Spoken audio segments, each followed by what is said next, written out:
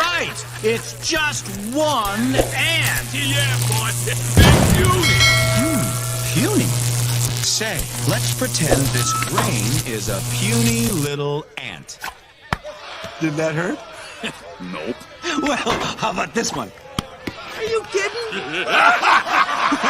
How about this?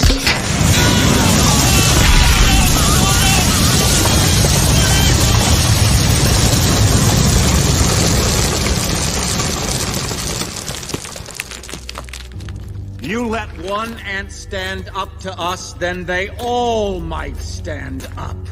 Those puny little ants outnumber us 100 to 1. And if they ever figure that out, there goes our way of life.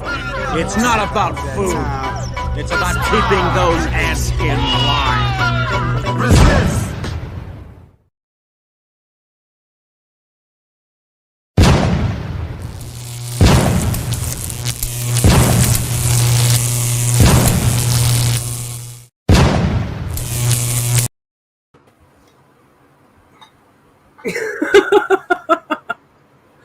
Hello.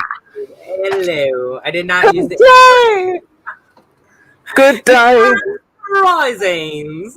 How you doing, guys?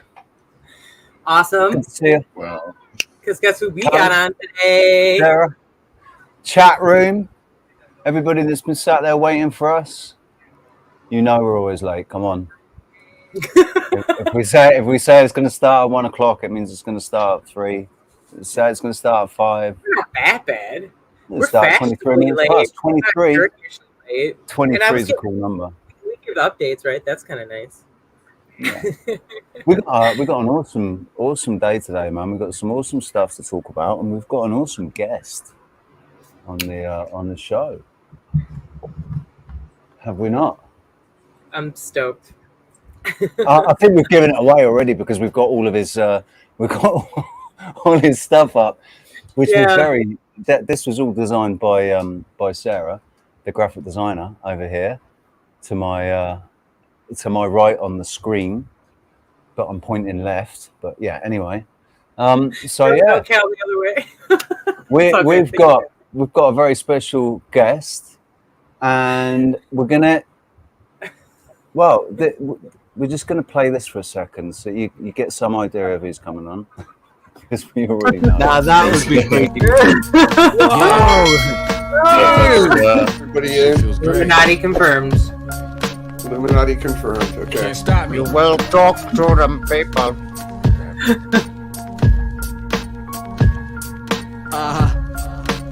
What, Blue? Printmatic. Be careful, they're going to take a scan of your eye. Yeah. Rainy I like to get inside and drive along open roads. Show my paws, let's see your paws. On life, wishing that the gas prices wasn't so high. The lust of Buddy, power make you holler you are back, man. You are absolutely. Sometimes success is deceiving to the eye, cause people say they rich when they just getting by.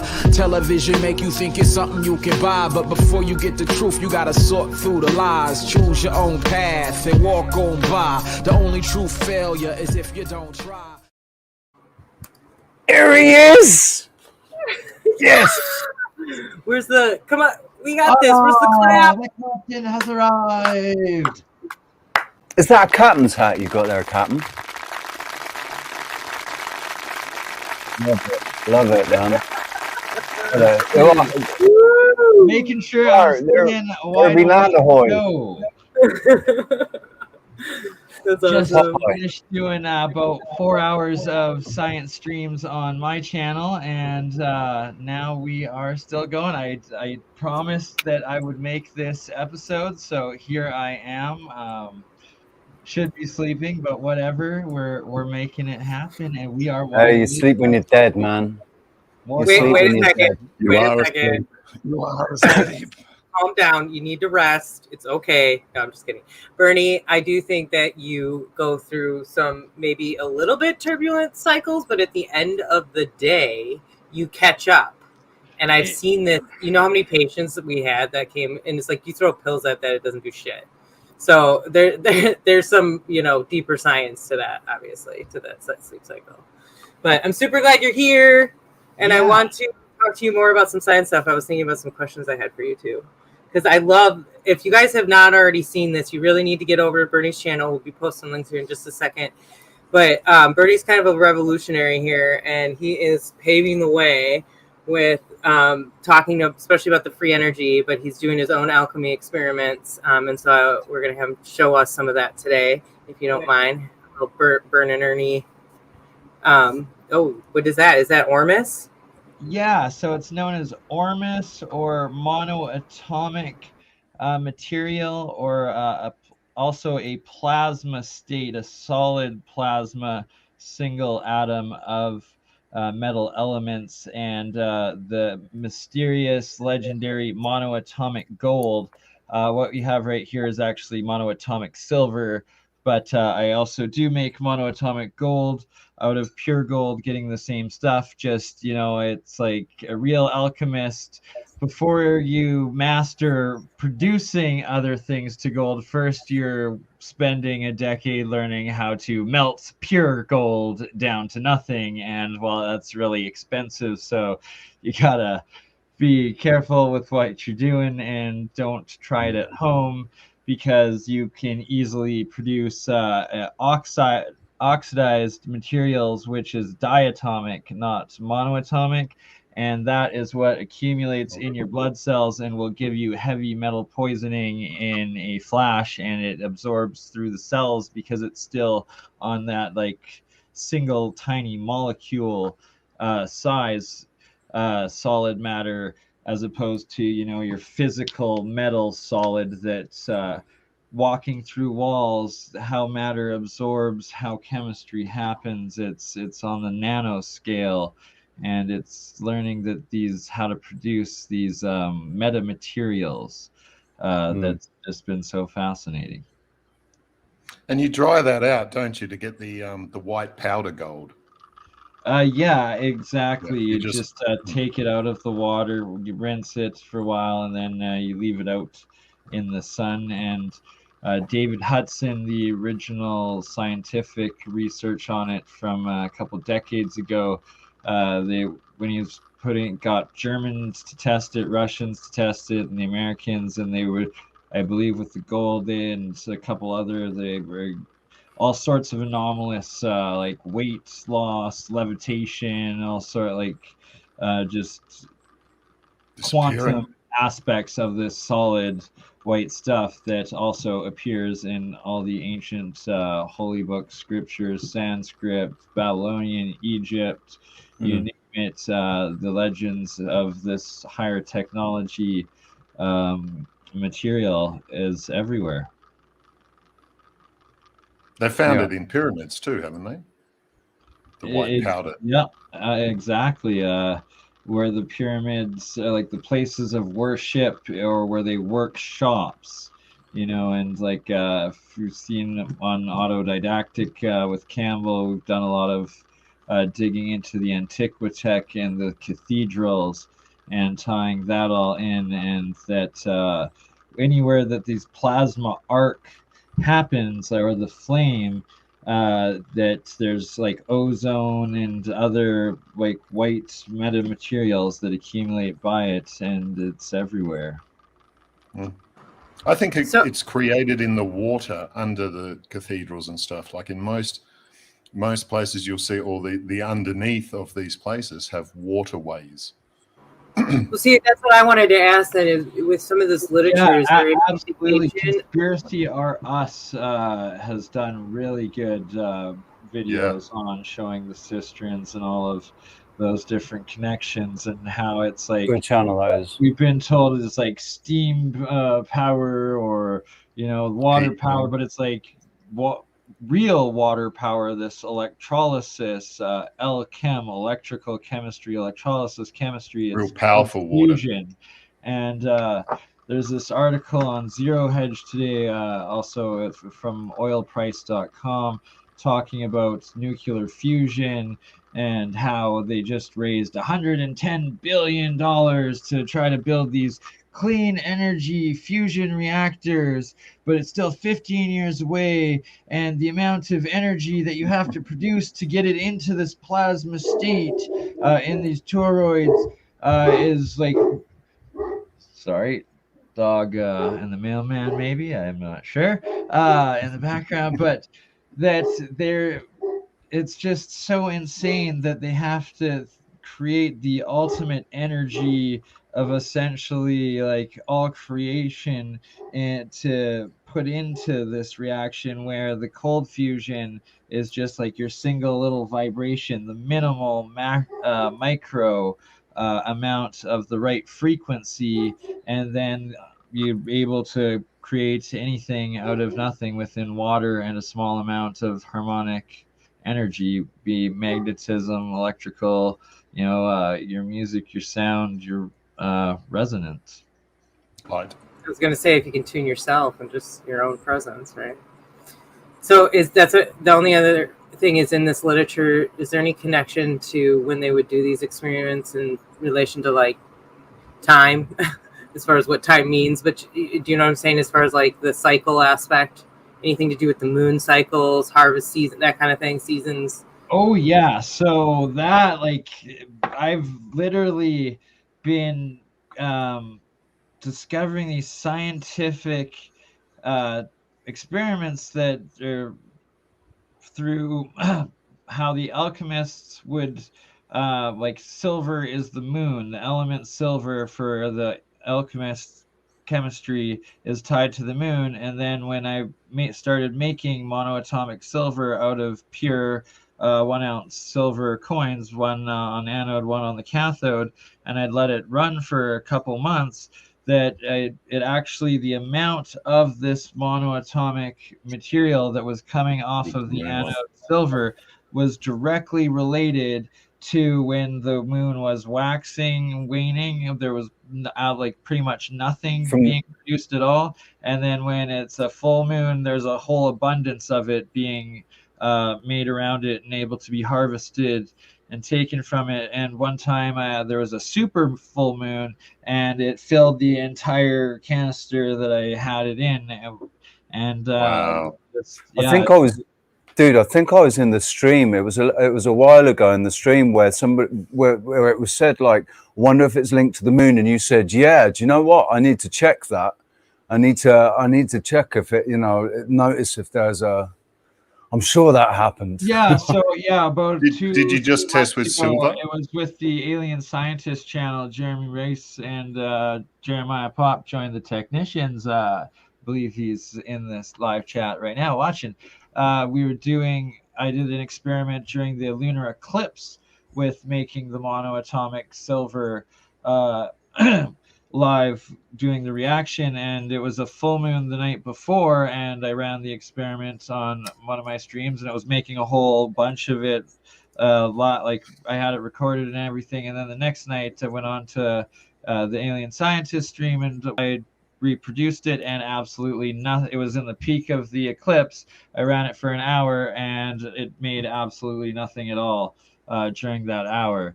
And then I left it running, and then it's like the next day, overnight, in the morning, there's a whole bunch that started producing again, because it was like then entering out of the full moon once the eclipse was over. So was it just silver, or did you test with other? That specific experiment, I've just been doing silver because the moon is the silver, and I noticed that cycle. Gold is the sun, right? So that's another one that obviously I'm going to be monitoring next and seeing, trying to figure out if the gold cycle is, day. I know when I tested with Ormus from Salt, I tested with the moon, and I got heaps of production as well. Yeah. Okay. Yeah. Good point. So crystallization, and I had silver zinc monoatomic combination, but I guess it was about 20% silver, and then I think 70% zinc and maybe 10% copper monoatomic combination. About 3 inches in the bottom of one of the containers I had. I put it outside in the middle of the winter here in I guess in southern Canada, but it was still minus 30 degrees Celsius. And for the first time ever, I watched the white material crystallize into pure solid, jagged, shard 3-inch crystals, and Wow. Like what DMT does when you but it's crystallize. like, was it freezing to ice? Right, that's one question. And no, sure enough, I harvested. I took it out. I brought it inside. This actually video. It's called Lunar Crystals. It's up on my Odyssey Crypto Alchemist channel. Like, thank God for Odyssey that it saved this, and I actually had it have it documented. And like, this is one for science. That I took the crystals out of the ice, brought them inside, and I'm also thinking, is it the salt that was in the water that was formed part of it? And I ran it under warm water for about 30 seconds. It didn't melt, it didn't dissolve. And then I put it out in front of the camera and left it for running a stream for an hour and a half. And sure enough, it started to oxidize off. It didn't dry out or evaporate. It wasn't water. It wasn't salt. It literally, you'll see in the video. I think I actually replayed it on my channel. I think it's restreamed to my Burn current YouTube channel. It oxidizes back into just pure white monoatomic dry powder in the crystal form, perfectly out, and then eventually just back into that dried out white powder state that you're talking about, Callum. How far back was it, dude? On my YouTube channel, I think I re-premiered it. I'm on your Odyssey. On Odyssey, it's on the Crypto Alchemist Odyssey, not the Burn Odyssey. Though.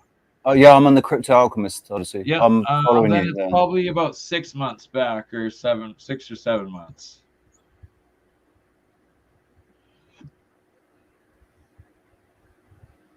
What's it called again? Lunar Crystals, I believe. See if I can find it on. Moon crystals made from monatomics. There we go. There we go. Yeah, that's the one. So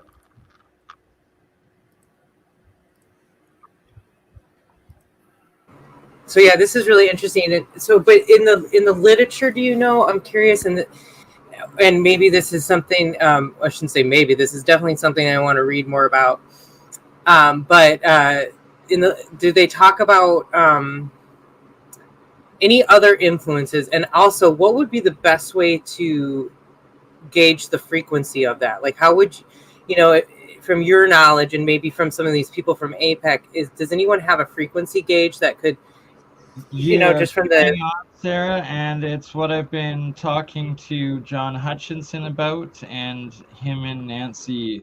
They explain the device that it's set up to. You first measure and record the resonant sound frequency of the specific elements, and then are able to re-enter it and use it into the signal generators and the Variacs. And what about the heat? Have they ever done? I think I talked to you about this too, because I found the patent for heat to frequency conversion gauge, and it's actually a Halliburton patent. Okay, I do not recall that, and I really want to see that one because that is crucial. Okay, I'll pull that up actually, so we can talk about that today.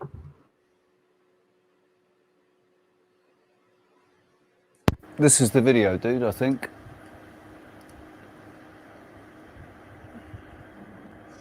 Then I guess you get that resonant frequency. Once you have that resonant frequency, that's what you use to produce it.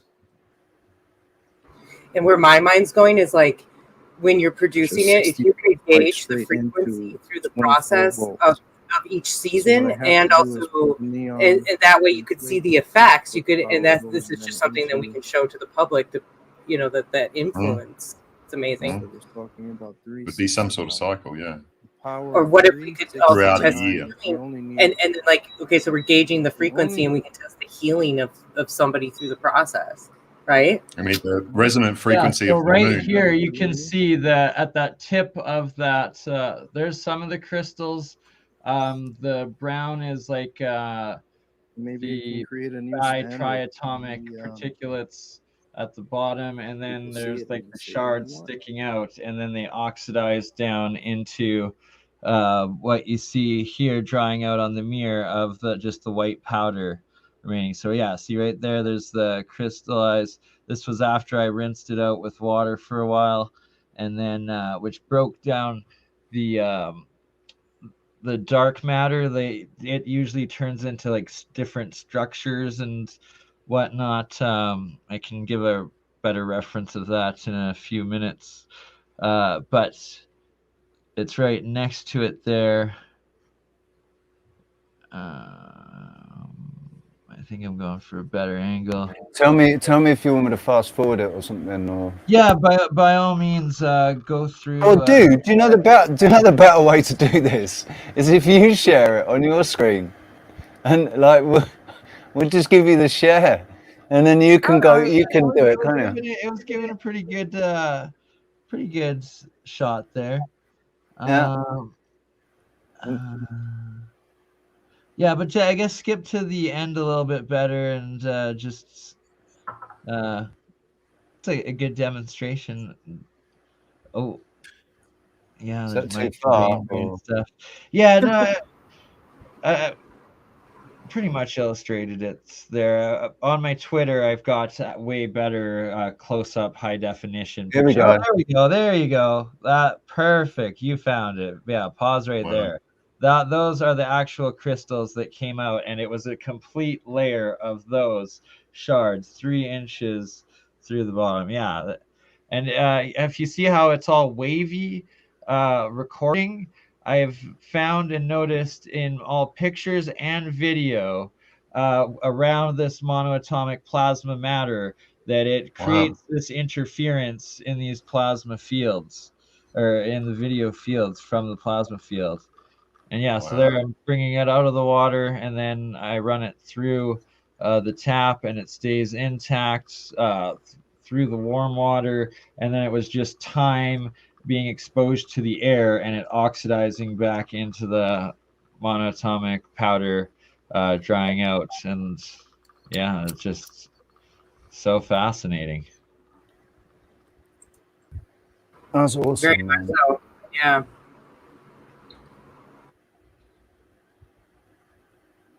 Because I mean, that's really interesting. Those lines, that's really interesting because that is a frequency thing. Yeah, and it's on different types of monoatomics and like different coils that I have. The size of the lines and the rate, the speed of them going alters, and it's totally just different frequencies of it. You're exactly on point with that. So at one point when it was focused on the container there was a few crystal shards that were above the water and on the side of the plastic there. If it goes back to it, if you're able to rewind it about 30 seconds, it was up. The fascinating part was that those remained up until about a couple weeks ago when it got to 35 degrees Celsius heat here, and it finally like dissolved away. But they stayed intact for quite some time, and just outside the water in the original encasement. So this is silver, right? Silver, zinc, copper combination was what the material made. So that's the insane part, is this stuff, all of the metal elements break down into this material. And it was me, when I was reading Sir Isaac Newton's alchemy descriptions, he states that all matter can be all metal matter can be broken down into its most basic, he called it mercurial white powder state, and I believe that mercurial molecular or molecule monoatomic particle. Is that actually powder, or is there fluid in there? That's fluid. So there's water at the top, that it's floating in the bottom Uh, of. Right, it's the way it was set up like that. That was really because I didn't realize there was the water above it. I thought there was. Yeah, that looked cool, man. So you'll watch it settle for a little bit, and I don't know if it's showing up, but on my screen, it's starting to get a little bit wavy. Once again, that interference. Is it showing up on your guys' end, or is it only by my monitor? I don't see it. I think you're seeing it through the monitor. Then it's giving. Yeah, it's the light coming through from your side is helping you to see it more. It's a bit more cloudy here, but is it going into that sort of vortex? It does, and then you're also going to start seeing at the top now. It's settling and it's going down. It's quite fast, isn't it? It's actually quite fast. That's almost like so fluffy, and you're gonna just see it settle more. See the lines now. It's almost like a sort of a timer, like an egg timer. Like a sand timer, exactly. I wonder how long it takes to settle, and if that has any sort of bearing on anything at all. How long it takes to settle? You make one, and it takes 5 minutes to settle. You're bringing up absolute crucial points that I've noticed all sorts of variations with different ones, and it's like I've been collecting different videos of different types of them, like throughout the years of experimenting with them, and I'm putting together and organizing now from the saved hard drives, lots of it on old phones and stuff, just into coherent, structured, time-lapsed, documented, recorded. That's settling crazy fast, man. Right? Like, yeah.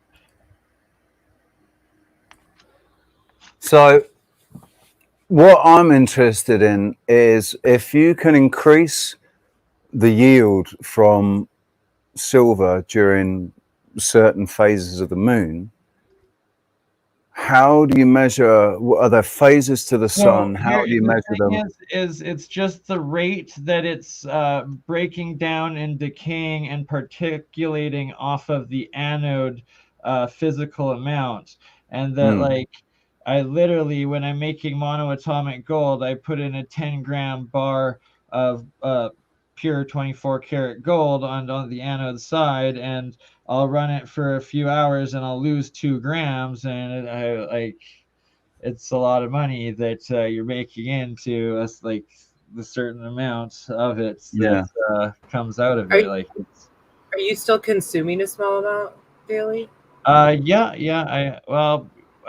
So I drink the water daily, and I consume a small amount of it once a week, I'd say. But when you say you're consuming the water, it's not a huge amount of water, like maybe 250 I'll milliliters. drink I'll be refilling these a couple times a day.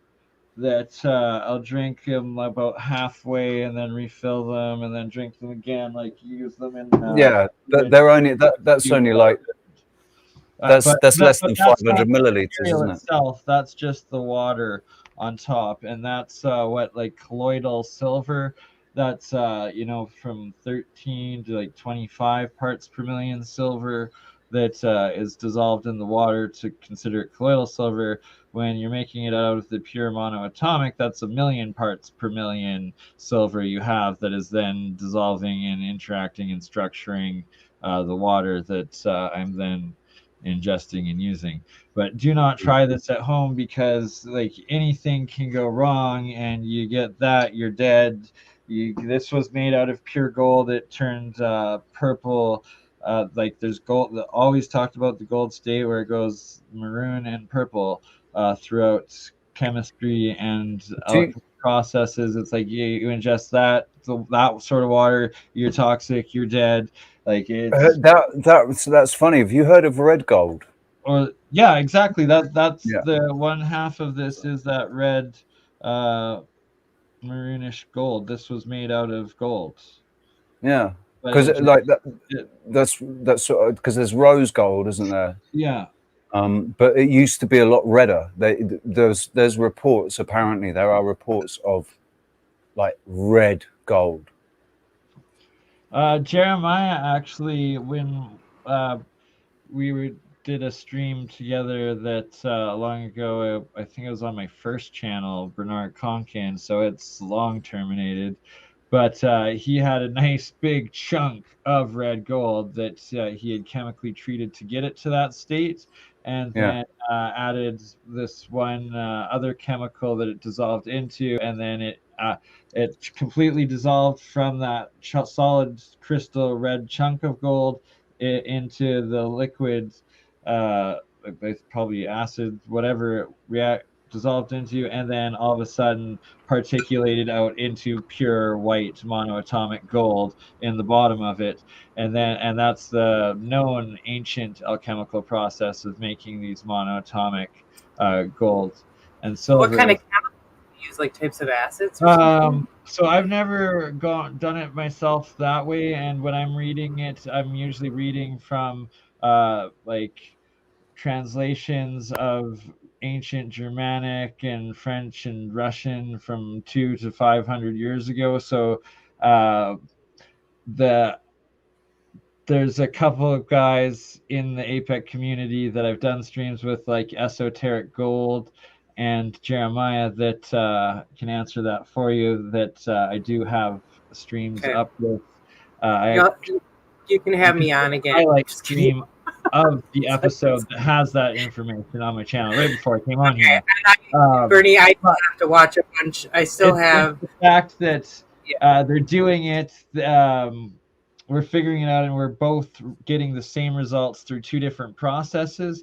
And the difference is that the old way and all those chemicals, it's like you have to treat the metals with several reactions and washes and interactions with different chemical compounds to break them down in the stages, and then once you have it down, then to rinse and wash it out from those toxic leftover chemicals that were in the acids and whatnot, where this is just water and salt. And so all you have to do is just wash the salt out and then pour out the water and evaporate the rest of the water, and you have that pure white powder single atom plasma state metal matter. Is there any talk of, with this, when you consume it, of obviously they talk like about you turning blue if you have too much colloidal silver, and so instantly if it's oxidized, it's diatomic, and that's something that's in many of the times that I've made the monoatomic elements in the processes, just a disturbance of the frequency, or if you cut the anode electricity or the cathode side a little bit, it'll instantly turn yellow sulfide, or just being bumped and like messing with it, all of a sudden it'll start oxidizing and turning green, and it's instantly poisonous. And clearly, while you're blue-green if you're ingesting that. And the difference is monoatomic, that plasma, that single atom. So quantum bonding, quantum coherence, and the structure of two particles is that you have those the pure elements that are one single atom, or then they turn into chemicals and attach to like an oxygen atom or a hydrogen or more complex chemical compounds that turn into everything else that is existing, us, animals, wood, plastics, everything, starting with minerals and whatnot. But wow, lost my train of thought there. Questions? I like that, dude. You listen. You're amongst friends and in good company with that, where that is concerned. Losing the train of thought right in the middle. Happens to me. And Sarah that's actually, I was going to say, I think if you come on the show with Richie and I, it's going to happen. So just plan on it, because I think our ADHD kind of rubs off a little bit. Yeah. Yeah. Okay, quantum coherence. And so the big thing is that they found that one atom can react with the paired atom somewhere else in the universe simultaneously through space-time, which shouldn't be happening, and that is time travel through energy, information, and physical matter, essentially, and that single atomic, it's not bonded to anything, it's free, and it's that higher, one step higher dimensional matter and access and just energies, I guess, and it's essentially connects to like the ether or like the antimatter or counter space or whatever you want to call it, but the ancients always knew it as the ether, and it's the fifth dimension essentially of such dense matter simultaneously existing within itself, and who the heck knows, but it's just unpacking that information, and it's been classified and hidden for so long that even the ancient alchemical writings, when I'm reading them, these books, it always starts out by swearing allegiance to the closest royal monarch and kingdom that they are residing from, and that it should never be shared with the average person and like a non-initiate and whatnot. So it's like this science and just knowledge and ancient knowledge, but higher technology has been suppressed and hidden from beginnings of time to modern day military governments and private interests. I put your I thought I'd put your chat up there, Bernie, so you can see your chat room, because we got some of your fellow scientific minded buddies. Join the technicians. Yeah, so join the technicians. Good to see you. JP, he's the one that was making the red gold that then dissolved into the pure white monoatomic gold. And Jeremiah, do you want to join in? Would you like to join? Should we send Jeremiah the link? Should we vote on that? How's it? What are your thoughts? Hey man, that'd be cool, because I know we've got skeptics in the audience, like always, people. So let's bring in the masterminds. I love it. You've got the link there, Bernie, so you can send it to him, dude. Oh, he's in the middle of a process, so we can't. Okay, but Jeremy, it would be cool. I've been on a stream with you and Bernie, so if you would consider coming on, we could do a show with you. Jeremiah, too. not Jeremy. Jeremiah, sorry, I did that. Jeremiah. Yeah. But yes, here she is. Yes. Roxanne! How you doing? I'm so sorry for the delay. Everything just all went pear-shaped before I was supposed to come on the show. No, listen, so I've had to come live from the car. We know how it goes, Rox. This ain't our first rodeo. Well said, brother. How is everyone doing? Is everyone all right? Yeah, we're getting totally fascinated by our resident science technician over here, alchemist, definite alchemist. Hello. Hi, lovely to meet you. Lovely to meet you. Chat room, shout out the chat room as well. Sarah, Rich, everybody. Shout out all three chat rooms, man. I see Cam there as well. Hold on, my phone screen is super small. Hi, Cam. Hi, Callum. This is you're doing what I did. I get them mixed up all the time, Callum and Cam. This is Callum. Just go Cal, and then you're sort of sorted. Cal. Come. Yeah. Just go come. Because we all know the dude. Just the names. Because I start saying Callum and I sound like I'm saying Cam. Like I want to short because I'm so used to. But then I don't want to call you Cal because. Can we call you Cal? So you know what I mean? Special K. El Duderino. Special K. Cal is good too. His dudeness. I like Special K. I mean, it does have other connotations, obviously, but I like that one. You people do. It's so yeah, Rox. basically Bernie's been showing us this experiment with making monatomic, basically different monatomics. So the one he was just showing was zinc and silver and zinc or something. And the observations that he's made with, like, the moon is its metal is silver, and so when he's been doing this this process, he's noticed the production of the, you know, it pumps out a lot more basically when it's a full moon or rain. You know, the phase of the moon has a direct influence on the amount that it actually produces, the amount of monatomic silver that it produces. So I was just wondering about gold and if there's a phase for gold and stuff, but then it does, yeah. If you've got the gold, or it's not making gold, is it? It's actually breaking gold down. So, I want to make gold. Exactly. It's actually costing you the price of gold disintegrating into this. So 10 milligrams of gold, how much does that? 10 grams. So it's 10 gram grams. bars that I break down. And so 2 grams, or this right here would be, I'd say, about 5 grams of physical gold. Hang on, let me put you on the, let me get you up on this thing there.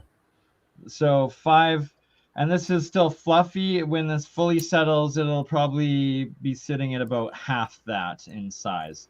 And if you dry it out of water, it would literally like be 2 little grams of white powder sitting there, but it is pure gold that it came from and physically is. And I've been able to reproduce that process with all of the soft metals that I've ever tried it with. So I'm be interested in what are the applications of monatomic gold? So balancing the brain hemispheres. I'll give you that one. Yeah, that's a theoretical one though, isn't it? It's not supercharging superconductivity to like your cell and maybe your consciousness. Who knows? Like, does it connect? Have your brain and your cells running at 100% instead of like 8 to 12? So what I'm getting at is there any, like, if there's not really any application for monatomic gold other than for health, for no, exact opposite. It's the highest technology possible. It's quantum gold. So you're talking about these nanotechnology, microchip processor, nano chip transistors, all of this. So for the super connectivity, quantum computing, you need quantum matter. What is it? I propose is actually quantum matter, and you're now having every milligram of weight of matter accessible to that superconductivity potential of quantum energy coming out and into the physical circuits and what application of what you have it running in, whether it's electrical generator or anti-gravitic or health structure. It's essentially the building blocks and the structure of the universe and nature. And you've been slowly, carefully absorbing yourself monatomic gold, drinking colloidal silver. So it started with about 7 years ago. I created a combination of monoatomic copper, zinc, silver mixture that I washed it all out. It was always the pure white, and it was through the Keshi Foundation Spaceship Institute, and their health. They actually have all the running these sanctioned health trials through different universities and like labs and everything throughout the world that I witnessed and was part of their live stream. Like literally, I've been using Zoom for about 8 years because every week I'd be partaking in the knowledge seeker workshops of the Ketchy Foundation, seeing all of this, and that's when I started drinking the water, like figuring out that okay, this is essentially colloidal silver, zinc, copper water, and that it's plasma structured water as well, and that builds up your body's immune system slowly, as opposed if you were to take just a small amount of this physical plasma and ingest it the first time. You're going from having maybe 100 parts per million in the amount of water you're ingesting, as opposed to 1,000,000 parts per million for the amount of physical matter that you're ingesting with this stuff.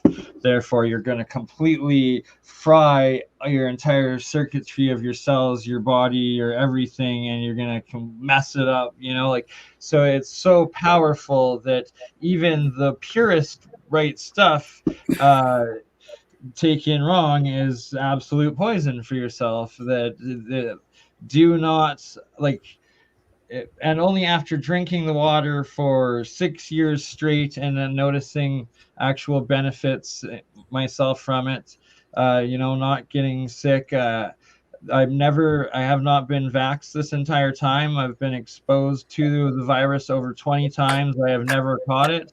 Like, it's like people are like, oh, you're so crazy and insane, testing, guinea pigging heavy metals on yourself. And it's like, well, do you know what the chemical makeup of what you're getting shot into yourself is? It's like, that's physical metal of it. Anywho, not going to talk more about that, but it's like, so after all of that, then about 6 months ago, I made another pure batch of what I use a pure silver cathode and then a pure gold anode. And I believe that's the combination of the Philosopher's Stone, because in all of the ancient alchemical depictions of the Philosopher's Stone, you have two snakes going into a pond, and one of its heads is the sun and the other of its heads is the moon, and thus you have your electrical currents going into your electrolysis reaction with a silver and a gold. And that if you're making monatomic gold, it's the anode that is physically breaking down and turning into that white pure powder and matter. And that is what I've started ingesting. So I'd create 2 grams worth of the gold into the monatomic at a time. And what this right here is probably 4 milligrams remaining worth of monoatomic gold from my last batch that I made about a month ago. So shouldn't that be white? So this is as yellow as it'll ever let it get to consider monoatomic, and this was made out of gold. And then look at this one, which was made out of pure silver, and how this is about as purpley, yet gray, that I would ever let it be and consider it monoatomic as well. Right. Right. I just want to say to Richie, that's a good point. And so why it got this gold and like how precise it has to be is that when you first make it, the salt water remaining from the gold within the first water before you do the rinses to get the salt out and everything, it's actually gold flaked throughout it all, and it will dissolve and do a crystallized nano layer of particulate around the entire inside of the bottle.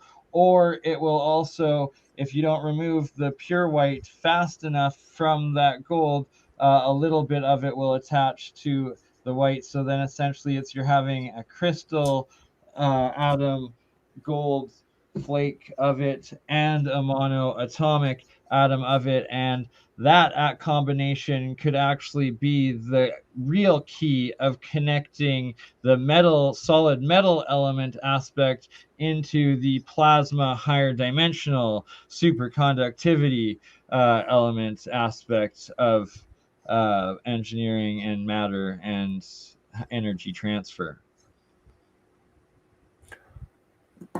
Right. Sorry, I just got distracted for a second then. So what I was going to say before, just quickly, because we've got some people in the audience that get triggered by certain words and phrases and things, and they like to, well, they get triggered. And what I think this is a good opportunity to explain to people, particularly in one chat room and Roxanne's chat room. One of the biggest issues that we've got is how they divide us all, and they've divided us in every which way that they can, and we've divided ourselves every which way that we can. And one of the things that really there has this division between science and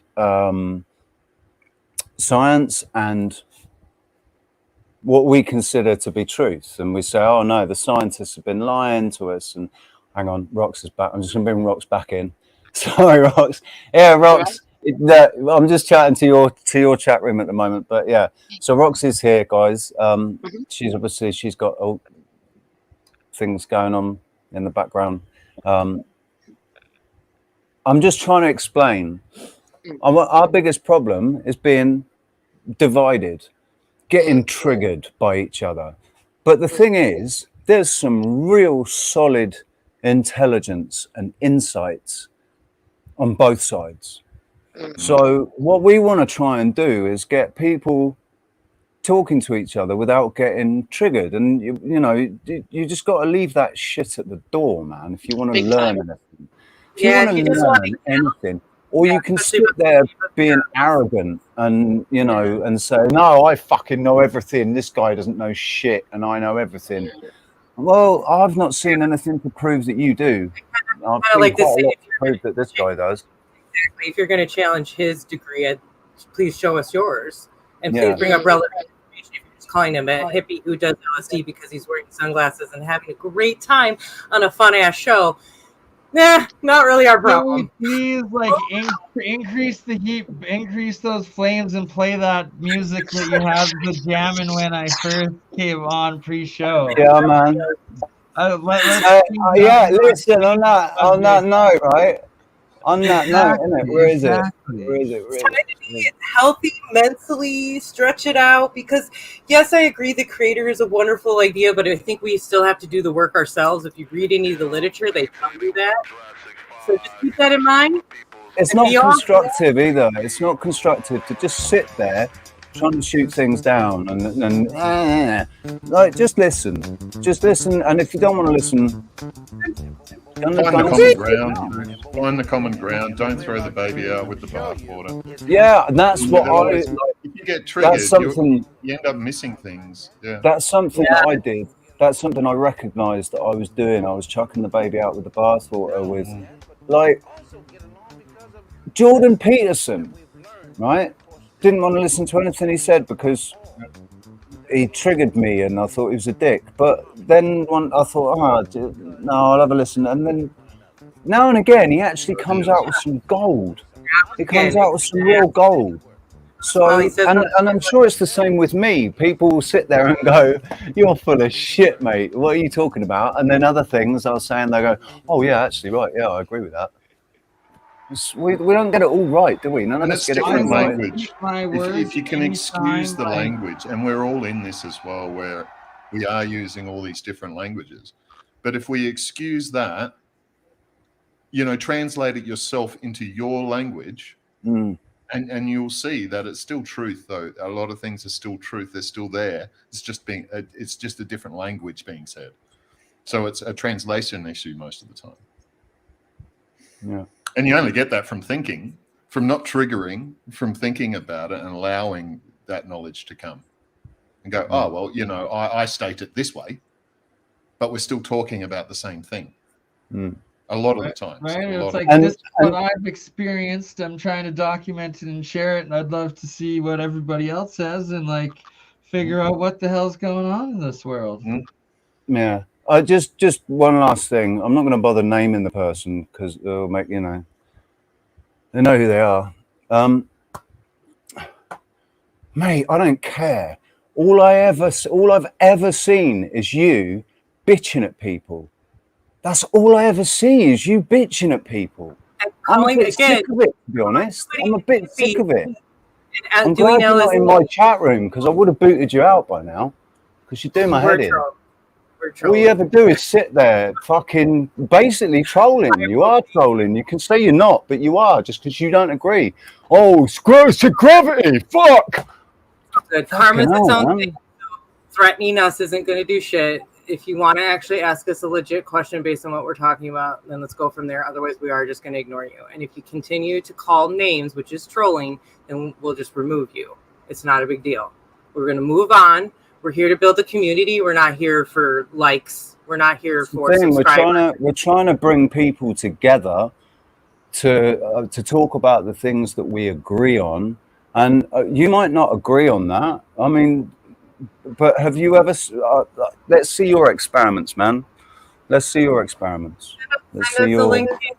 Explain, is your channel the name of your name? Because now he's saying he has experience in the field professionally.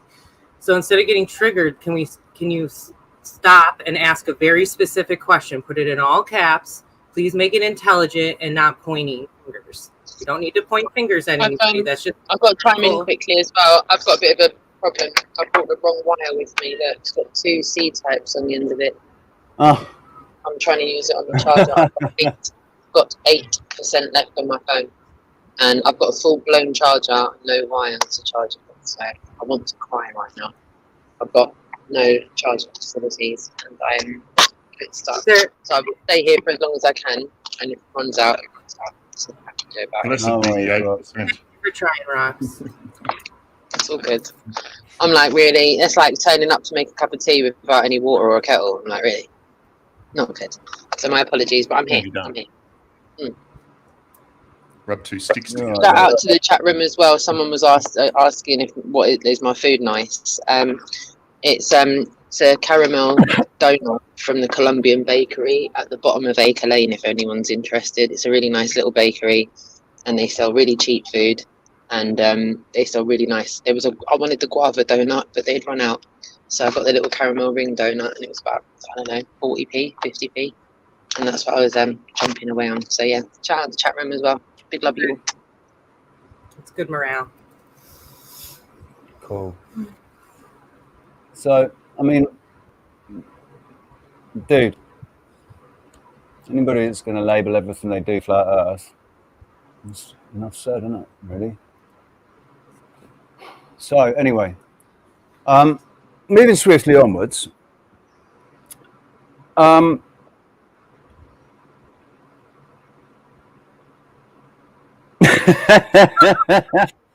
One thing is when Bertie comes back, I have some interesting things I want to show him that I was just talking about, so we can go into that. But in the meantime, one of the things I wanted to say really quick, sorry, is related to this concept of the creator too. And I just think that, yes, I think constantly Callum and I are talking about this. So we're not like, just because we're reviewing this as a potential health aid and again, disclaimer, no cure-alls, or we're saying this could help. It's sort of a morale thing. It's sort of like we could all ridicule each other for having something that we shouldn't be having, quote unquote. But once you put that connotation on it, and anything in excess too, right? But then you're going to turn it into something bad for you. So that's sometimes like when you're starving out in the woods, if you can make yourself some tea from some bark and some dandelions, your morale's going to go up. Fine. So it's not about your health at that point, it's about your mental health. I guess, sorry, it is about your health. Mind, body, spirit. So yeah, that's why Bernie's experiments are super relevant, and then obviously what he's doing with Apex and Jeremiah, and these guys are doing free energy experiments. This is part of our freedom and our sovereignty. This is how we claim it. Especially the technology. We all, like, none of us seem to be able to pull away from the technology, right? Over and over again. That's the thing. So if you can, cool. I'd love to hear that, because nobody that I know. The whole point of it as well is not relying on what we've been told by other people, and going and doing it ourselves. And I don't have the mind or the equipment to do what Bernie's doing. And Bernie's, taken an idea, looked at something, taken an idea, and he's moving with it, and he's trying to do things. He's trying to experiment, and he's only experimenting on himself as far as drinking it. Drinking the colloidal. So he's been drinking it for 6 years. So I think it would have, if he was getting it wrong, he would have noticed by now. He wouldn't have noticed the benefits that he's seen from it, which he's seen benefits from drinking colloidal silver and ingesting a little bit of monatomic.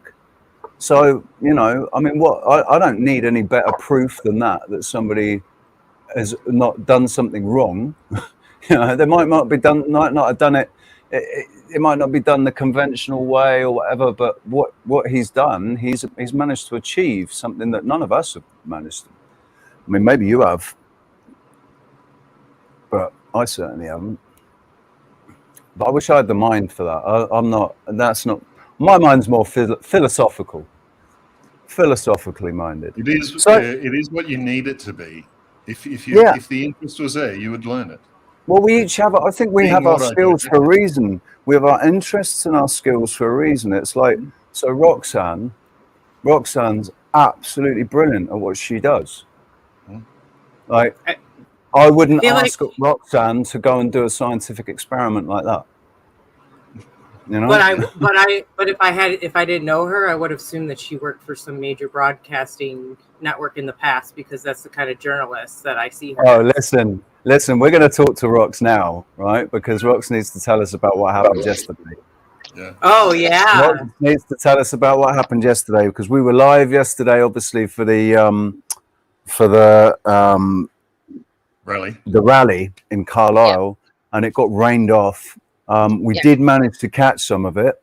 Yeah. You managed to catch some of it, but the majority of it got rained off. Absolutely torrential at one point. Thank God for Joe. Thank God for Joe. Yeah, shout out to Joe Langley. Massive shout out to Joe. Big shout out to Joe Langley, because he was there and he was speaking, so he actually filmed from the stage, so to speak. Yeah. And we've got all those.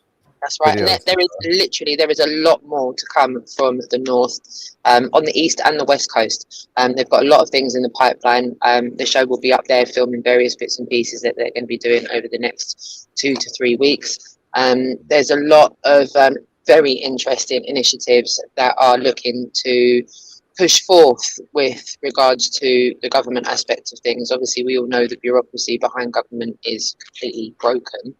And people are trying to invoke change in various different avenues. Obviously, there's a lot of people that now the common narrative is the education system is surplus to requirements. So people are, as we said on the show before, starting to come up with parallel initiatives to, challenge the narrative with the curriculum, the national curriculum. So there is homeschooling initiatives, there is growing initiatives where people are doing community grows, and they're already very, very successful with the kind of foundations of these initiatives that they've got in place. So yeah, we're really looking forward, as far as the show's concerned, to keeping up with these people across the northeast, and kind of keeping abreast of what's going on with regards to the Freedom Alliance, I think they're called. They are now registered by the electoral roll. So in the constituency areas that they're in, people can now vote for those individuals to go and lobby for them. So I think there's a lot of interesting developments. Whether we agree with it or not, I think we'll put that aside.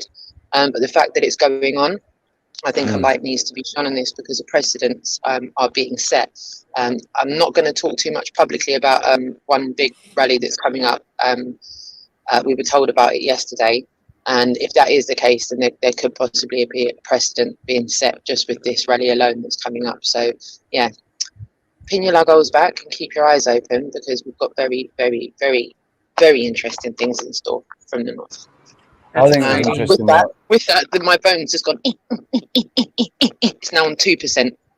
So that, I don't know if that's like a joke or it's done on purpose, but they clearly want my phone to run out in a minute. So yeah, my apologies if it runs out. But yeah, loads and loads to come of bits and pieces happening off. So yeah, shout out to everyone that came out to Carlisle, and thank you so much to everyone that took the time to speak to us, even though it was off camera. There's a lot of people that are resonating with all of the things that we're talking about on the show, which is very good hope as far as the Great Ranking is concerned. So yeah, I yield the floor. I think it was really interesting what you were saying about that lady that spoke to you, and she didn't know who you were. You know, she wasn't aware of what you were doing, and she was talking to you. It's like she was trying to wake you up, or she was red pilling you, kind of thing. And I think that was really sweet. It was really lovely. It was really, really lovely, and it's for me, it's hope. Boom. And on that note. Good last word, though, isn't it? That was great. So, yeah, but what Roxanne was telling me was that she'd just been filming, but it started raining, and so she covered the camera, the phone up, and went under the cover. And this lady was next to her, and she obviously didn't see what Roxanne had been doing, so she started speaking to her, and she was red pilling Roxanne, and Roxanne was just.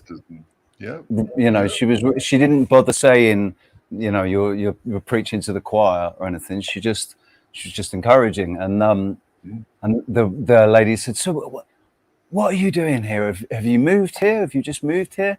And Roxanne said, no, I'm filming. She said, you're filming? What are you filming? And then she explained to her, because Roxanne was obviously at Hull with the same Joe Langley and UK citizen, the same organisers, and that Kevin Corbett was there. We got the interview with Kevin Corbett at that one. And so there were a lot of people that were recognising her from Hull as well, and saying, you know, going up and saying, oh, brilliant, are you getting up to speak? And Rox was like, no, I'm just here to film today. But it's a shame it got rained off, but good things, I think good connections were made as a result of it anyway, and it helped strengthen some bonds and create new bonds. And, you know, it's exciting what's going on with the people, especially with this Freedom Alliance. I agree with you. Now they've got, you know, some political standing. Yeah. Like you can see it's happening, but that's the thing where it's always like trying to show that and spread that always seems to be where they want to censor and that sort of stuff as well, the spreading of it. Yeah. Yeah. It always seems to be where the issues are. And that's what we're doing here. Yeah.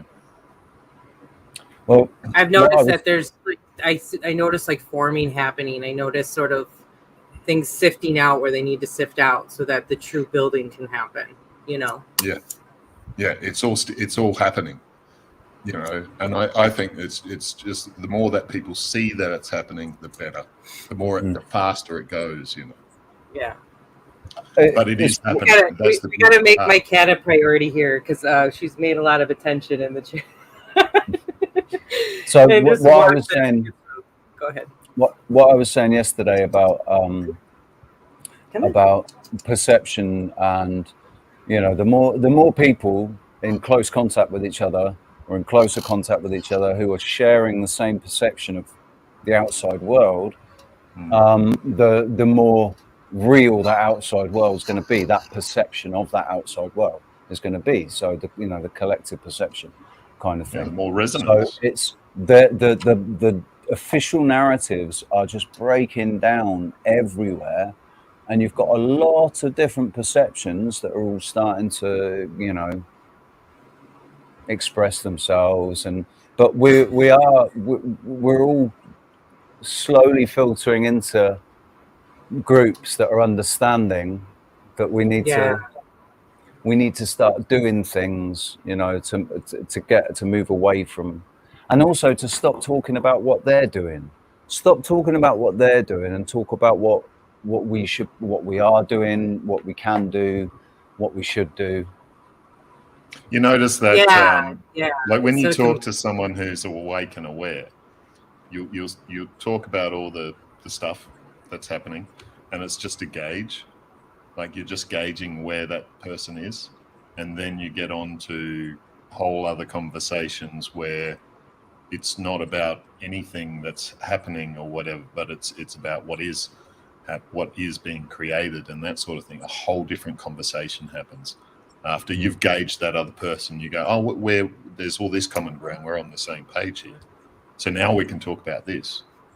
You see where a lot of it is spreading that first, like, because we do have these innate sort of needs, and it's usually in a natural environment where something's expressed and you're against that, or you have something to say about that or whatever, where we need to allow that to come out. And they're the moments really that people are listening,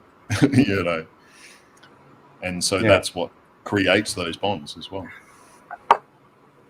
Welcome back, Bernie, dude. This is the thing as well. So, like the monatomics and colloidal stuff. That's not all that Bernie's about. Dude, you're all about free energy and all of it, isn't it?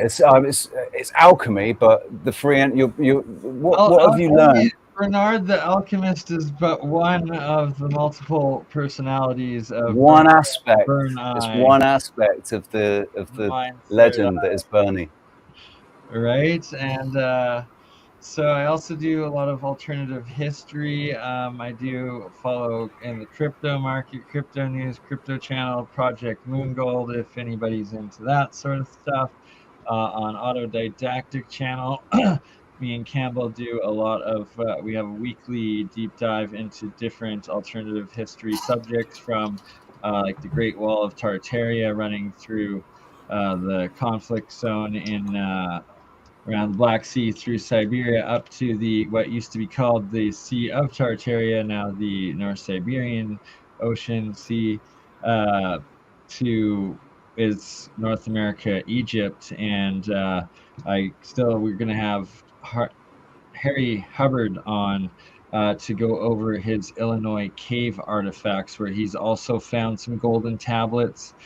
For those that are aware of the different discoveries of golden tablets everywhere, it's from the foundation of the Church of Latter-day Saints, the Mormon story. They supposedly found some that John Smith was his name, or John Smith, yeah.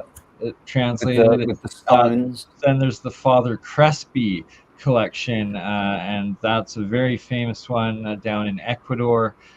He was a Italian Catholic priest that went over and had a church by the Chaos Caves in interior Ecuador, and the locals brought him a whole bunch of these golden tablets and artifacts. And then they're rumored to also be under like the Sphinx or under the pyramids in Egypt. Edgar Cayce, the sleeping prophet, talks about golden tablets and the Mayans golden tablets. And I also believe it's like somewhere in like Romania or Bulgaria or something like that. There's also supposedly Romans. So they're everywhere. And so Harry Hubbard, for those interested, on Autodidactic channel, the first one, it's called is America, Egypt. We go over and play several, probably about 50 to 100 of the artifacts that this Harry Hubbard has pulled out of this Illinois caves that are identical. They have like this Proto-Sumerian, they have Proto-Sanskrit, and like Proto-Greek, Slavic, runic languages. There's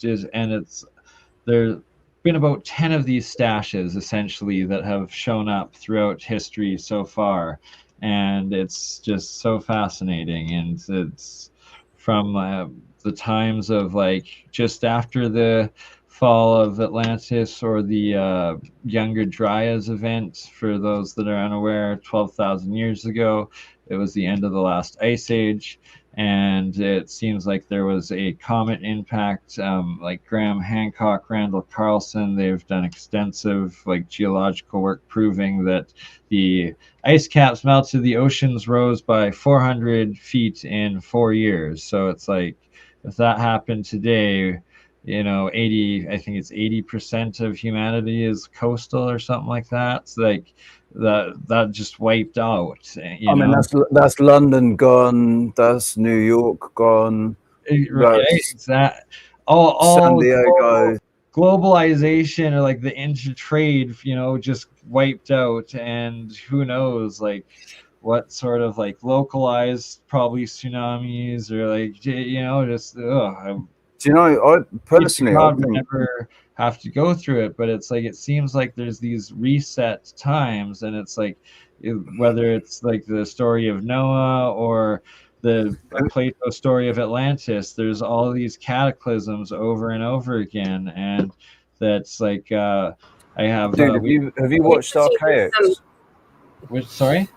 Have you watched Archaics? Yes, I love that one. I like his. I like how he's, you know, he's showing that there's something that's happening every 138 years, and there's something else that's happening every 796 years or whatever it is, and you know, it's in the historical records. Even if all the historical records are bullshit, they're trying to make us think that something happens every 138 years because that's what's happened, you know. But I do believe there's something going on. It actually makes more sense to me. Constant resets going on just throughout actively, like right now, the Great Reset all over. They're doing it right now. It's happening in real time. That's the thing. Yeah, it's happening in real time. They're rewriting history books. They're rewriting educational books. They're, you know, it's, and they're not documenting. They're not documenting any truth at all. No truth at all. And is humanity going to choose to have the Grand Awakening, or are we going to succumb to another reset, another Great Reset? And it's like, this is what Jason's saying, isn't it? That this reset coming up, the next two events, 2040 and 2046. Basically, 2046 is going to be the end of the Nemesis cycle. So potentially, like something's going to happen in 2040. That's going to be that maybe we're going to go into a new vapor canopy or something, but it's going to start a whole new thing. It's going to be whole new. So it seems like we're already transitioning into this new age of the sun, and like from the Hopi legends and stuff like that. But Nassim Haramein and his resonance program, academy, I've been part of that throughout the age, last 8 years as well, and he shows and documents that our sun cycle, where before it was a yellow sun and it was like the fourth age of the sun, and then now we are transitioned into a white sun, the white pulsar sun, and the fifth age, and that apparently children now draw the sun white instead of yellow in their coloring books, and like apparently really old souls will still put like orange and even red in like the flames, the plasma that you have creeping around. And who knows, maybe we get to the point where we have a green and blue sun outer flames. But kids nowadays drawing the sky with so the scientific thing, every 11 years there was the sun has this pole flip like 180 degrees of its polar magnetisms, and it's what is it called, the little cycle, sunspot cycle, the sunspot cycle, and the solar minimum. Yeah, the solar minimum, solar maximum. And then every 11 years it would reset. And so in 2001, for the first time in like written recorded history for like the last several hundred years or something like that, that instead of the poles flipping of the sun and it's snapping and re-going down to zero back to the minimum, it pulsed and it grew a little bit and the poles didn't flip. And then in 2012, again for the second time, the sun's poles didn't flip and instead it pulsed a little bit more and it got a little bit bigger. So then the next test is to see in 2023, next year now, is that this is the big thing. This is like documentable scientific evidence that, you know, these are the facts of like, go look it up and go observe it for yourself. If we don't have a flip of the minimum and maximum and 180-degree rotation, that's pretty much 3 times in a row confirmation that the sun is in a new age. It is now a white pulsar, and our grand scientific theory of how the sun works is complete BS, and it's more likely something like a Hunger Games cycle of who knows, and like, you know, it's maybe this seems like it's a gentle cycle, but climate change, no, it's not us. Like, yes, don't kill life. Like, we want to be harmonious with nature and the environment, but it's actually a solar cycle, a grander cycle, and in fact, the sun is now a white pulsar and no longer a yellow, whatever it was. Yeah, I mean, we can speculate till the cows come home as to what the sun is and what it's made of, and there's a theory it's cold fusion. The center of the sun is actually cold. The electric universe goes into it. The Sapphire Project, great groups, Thunderbolt Project. Those that have heard into it's a very similar thing of what you're talking about, Richie. So it's but what is, it's observable. Things like through a telescope, you know, through a infrared, whatever, through a lens, you can observe the sun, however far away it happens to be, whether it's 3,000 miles or 1.3 million miles or whatever it is, you can observe it. And if it pulses, it will be recordable. So, and if it grows bigger, like it will all be measurable. What they explain it as, that's all up for debate. But it actually happening, we'll be able to see it. Nobody will be able to, you know. Exactly. It's like, you're bang on. That's the whole point. So it's like, this could be epic, and it's like that then undeniable proof for the masses, to anybody to go out and confirm it for themselves. Like, oh, what the ancients were talking about is 100% legit and cool. Let's do this properly. We don't have to destroy ourselves to reborn. Like, let's just operate on a higher elevated collective consciousness and stop killing ourselves and being a destructive civilization and people. I mean, the reality is, it is. I was watching Timcast the other day, and Ian Crossland said he used to fantasize, or sometimes he fantasizes about everyone in the world wanting to kill him, and how long would he be able to survive for, and how would he survive, and you know. And I thought it was sad. I mentioned this yesterday. I said I thought it was sad. You know, wouldn't it be nice to actually imagine what it'd be like if everybody in the world was your best friend? You know.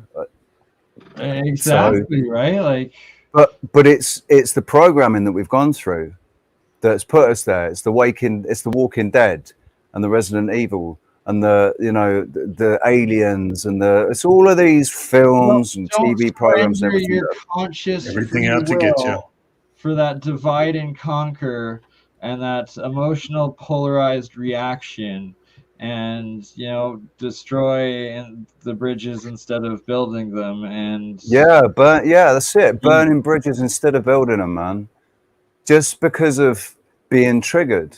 But they've done it so well. They've programmed us so well that it is so subconscious that we have to be very, very, very present to stay on top of it. You know, I'm getting better at catching myself and not, you know, not saying things that I want to say, thinking about it before I say it.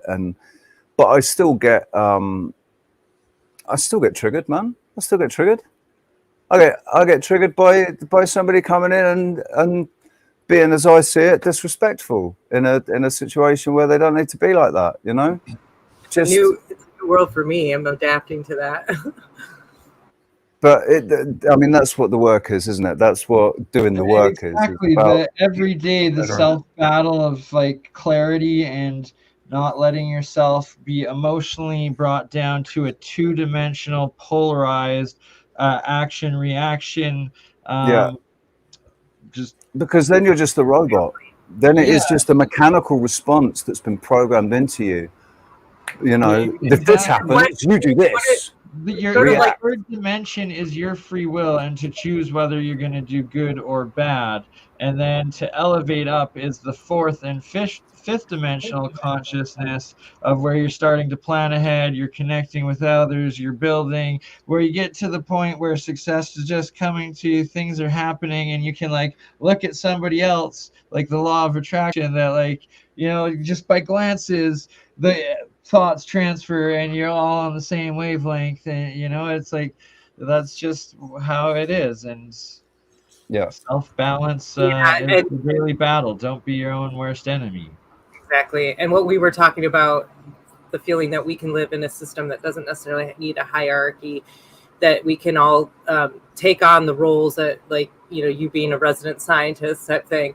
But if somebody, like maybe let's say Richie does feel like he kind of wants to organize the community aspect of it or something, is what I'm getting at. There's no hierarchy. There's just like a role that you fill in and you pick and choose. And I do think we all need alone time. I was talking with Alex about this, that, you know, absolutely. I want a spot that's completely in solitude that you go to by yourself. So it's like, even if you're in a relationship, that doesn't mean that you don't need alone time. You know, I think that's crucial that we forget. Everybody needs alone time. Be healthy, exactly. Especially if you have to have your own thoughts to. You can reset. And I mean, we could argue that you're never alone. You are never ever alone, because even if you're alone physically, there's entities around you. And there's always the oversoul. So you know, we're going to have to do an Odyssey special of the paranormal and that sort of talk show coming up soon, because it's like every time we even start to delve into that on the YouTube, instantly all the crazy bot attacks come. It's just nuts. So we're not going to go there right now.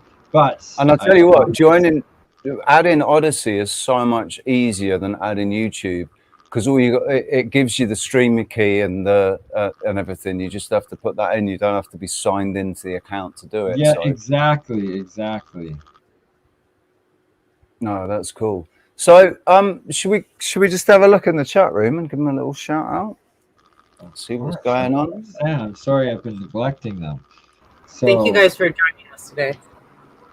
This is thank like you going guys on my sixth straight hour of, I guess, streaming here. Check out, I did one heck of an epic APEC highlights video that's just under an hour long earlier to start it all, and where we got to meet John Hutchinson, talking with him, Jason Rubelli, Nick Cook, and Kevin Day, the Navy officer that was the recording officer of the USS Nimitz that recorded and encountered all of those Tic Tac UFOs, and that forced the Pentagon to release it to the public and verify that it was all real and make it public. With the video clip of that is in it, and it's some awesome stuff. Yes, it is. Please check out Shannon. Is that you? Is that you? Yeah, I've got a good friend of mine. Is a singer-songwriter, and I just remember what is his artist name? something to do with the trees. I remember. So he's away. You know what? It did actually. Sorry. No, I was just going to say that if this is who I think it is, this is the guy that tried to wake me up in 2008, 2009. He tried to wake me up, and I just kind of went, "Yeah, you lost the plot, mate. You've been doing something really crazy." And I thought the same. And I just kind of, and I didn't talk to him for a couple of years, and then I woke up and I contacted him and said, "Dude, I'm really sorry, man. You were right. Fucking hell. Did you know the Earth is flat?" There's a few people I wish I could say that to now that I was like, sure. Yeah. So, Bill, welcome, dude. How you doing? Good to see you. Arthur Fe, Tree Dude, Angel Wings. Great to see you, babe. It's always good to see you. Here. Good energy. I'm going to step out for a moment for a cigarette. My guilty pleasure, and enjoy a moment in the sun as it is 11. That's a good idea. Dude, go out there and get charged up. Bernie, before you go today, I want to make sure I show you that patent, and because I have a few, I'll send you the links for it too. But I think this is something we can easily make ourselves. I love hearing that. Friends helps, but cool. Okay, I shall be right back, and I am always listening on the phone, on the YouTube. Don't wear sunglasses, right? Don't wear sunglasses, dude. God, no. Wait, you know why he should? Can I tell you actually why he should right now? Because if he's gonna go to sleep. Oh yeah, he doesn't want to kill the melatonin. You want to try to get, because otherwise you do kind of increase your cortisol. So if you want a little deeper sleep, I would recommend you wear sunglasses outside. Is it true that the melatonin, more specifically the blue cutting filter or something? The blue light, yeah. So is it true that sunlight? Right? Is it true that sunlight changes melatonin into serotonin? No, so it's serotonin. Serotonin first, and serotonin then gets made into melatonin. So excess serotonin. But does it go the other way? Just to explain that actually, the minute you see the sun in the morning, you actually release cortisol, right, to get you up and going, right? Because cortisol is your stress hormone. So the problem is that, or your cycles go that you normally release melatonin at a certain time later in the evening to get yourself ready for bed. So it's not going to, the sun, it's just going to potentially delay the release, change the release. And all I'm saying is, because his sleep schedule is all over the place, I would recommend not. In some cases, it's not going to affect anything. And that's the thing. Like, I used to go out in the sun. I used to work nights. An hour after doing sleep studies, an hour after my shift, I'd go sit in the sun. It was the only time the coast up in Astoria, where the Goonies was filmed, got sun. So I was like, I'm doing it. I don't care. And I was able to sleep 8 hours before my next shift. And I think that was because I didn't get any sun, but at that point. So it was really more of a rejuvenation aspect for me. And my schedule. Well, think about that too, because you're producing serotonin. So you go into the sun, you're producing serotonin. That excess serotonin, now you have stores. So now that serotonin will be converted to the melatonin. So you need that sun before. And I got exercise with it as well. And I also gave myself some time to relax after. I didn't jump right into sleep right after exercising and being in the sun. So there was eating. Phase. Yeah. Just to answer this question with her class, yes, we've all heard of J Dreamers. I've been subscribed to J Dreamers for for probably 4 or 5 years. And yeah, the plasma apocalypse, same idea, similar. They both. I think they've spoken. I think they've done a show together. They've done a show together, haven't they? And they've recognized, and also I think you're friends now. Jason's done shows with Cam as well. He's done one with Cam, and he's going to do another one, I know. Dave Weiss. Jason's going to do a show. Oh, Jason has said that. I wonder if he's been approached by Dave Weiss or anybody else, because he has made his statement really clear about flat Earth. He's not, but he's just like we are. We're saying it's very possible, especially in a simulation theory, and he said the same thing. So we're all on the same page. And with that note, I'm going to go use the restroom really quick. I mean, there are some people that are absolutely like dead set that it's a flat Earth. But then what is it outside of the flat Earth? Because you've got to think about that. If you're going to say it's a flat Earth, right? Well, what are the parameters? How big is it? But what are you going to base that on? And where's the edge? What's holding us in? I can tell you exactly what's out there, but not in a way that's going to convince anyone. I mean, it will be true for me because I saw it.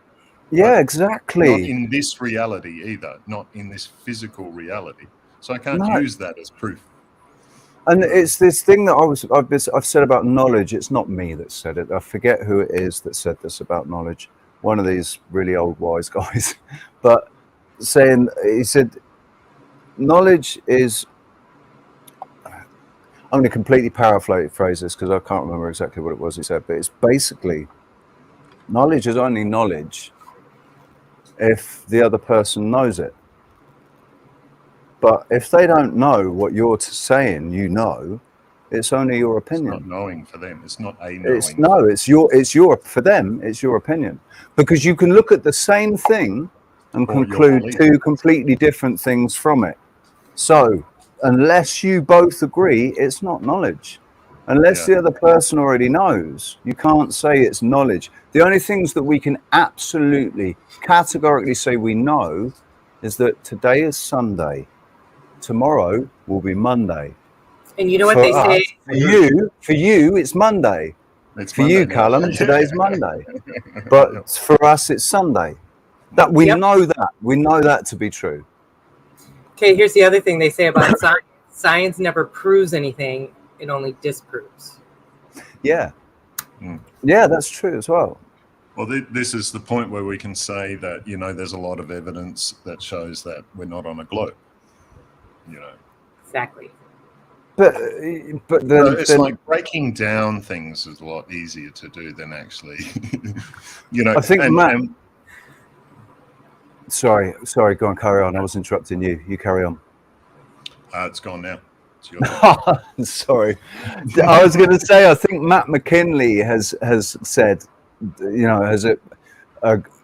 I would say agreed, but he doesn't know that I've said this, so he wasn't agreeing with me, but we do agree on this, that whatever it is that you think, whatever it is that you focus on and you think, this is how it is, if you go and look for, if you go and research that, chances are you're going to find somewhere something that confirms what you're thinking. And because of the way this realm works, it's just going to keep throwing more and more and more and more at you. The more you look, the more it's confirmation bias, isn't it? So we need it's all to in stop. The approach there too. When you know that, when you understand that, you look differently, you search differently, you're open. Yes. You're open to whatever. You're not confirming something. You're open to whatever it is. I'll be fine with that. I won't be triggered by it. I'll be fine with it, whatever it is. That's a different level. Yeah. But you have to understand that, exactly what you're talking about. You have to understand and know that to be true. Yeah. And then it's different perceptions as well. Like I might talk about something like talking with different people. They're talking about the exact same thing, but with completely different language again.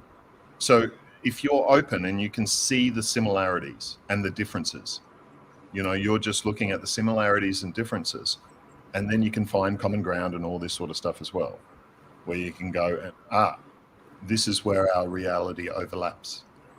I mean, as an example, we could use gravity as an example and say that people that there is this explanation what gravity is and why it exists, but there's also an equally applicable relative density theory or electromagnetic. This is the same idea as getting sick. This is the same idea as saying that, like what a virus is, as we were just talking about. There's a different or disease. It's real, it's in your face, it happened, but the what you think it is, it could be different than what it actually is. Yeah. So, and this just gets back to respecting and accepting the fact that every single one of us has a right to our opinion because it's our experience. And we might be misinformed. We might not have it right. We might be completely bloody wrong. But it's sort of, it's up to us to find that. Like, we can be shown, we can be pointing, somebody could say, no, you got that wrong, whatever. But it's really individually, each individual person, we have to do it ourselves. We can't let somebody else do it for us. And that takes time. It's just got to be done, you know, if you run with it. And grace, right? Because through the process, we have to be kind to ourselves. And we've been so indoctrinated not to be kind. And the frequency, all you have to do. Most of all to ourselves. Right? Exactly. And all we have to do is remember Emoto Masadi's experiments over and over again, which we're going to probably end up doing our own experiments to prove this as well. This goes back again to what I've been saying about all we have to do is keep our cool. Just keep your cool. Do you have 3 experiments labeled, Bernie? Ignore, love, hate. What, where? Have you done the Dr. Moto? I love monatomics. Yeah, the cook. Oh yeah, with the monatomics, yeah. Let's do it. Ooh, that's good, Bernie already man. knows this. Like with Dr. Moto and the water, you have 3. Have 3 up together, and you shout at one, and you tell the other one you love it, and you ignore the third. Yep. And see what happens. And then we measure the frequency. We measure the temperature, and we convert it to the frequency. And we label all this. And we get someone to pay for our experiments, and then Richie and I will make desperately needing angel investors. But so right here, this is just salt water and copper coils, 2 triple copper wire solenoid coils, 1 at the very bottom at the base, and 1 at the top, halfway submerged out of water, halfway into the water. And then there is another little audio copper cable, insulated double copper cable, connecting the base and the top of these triple solenoids together. And when I first made it, it was producing the electrolysis, bubbling all on its own. It did it so for 6 months straight, and the copper turned into the pure white substance as well, and completely sealed. So to say that the ancients couldn't do so, it's like this is literally a little Baghdad battery in itself, producing this material. So all you would need is rubber and the copper coils and salt water and a jar, and you have that right there. So it's the Siberian parts. There's these, they find literally, but not copper, but gold, triple solenoids together, these tiny coils all over the place. And it's like, well, that's exactly what this is right here.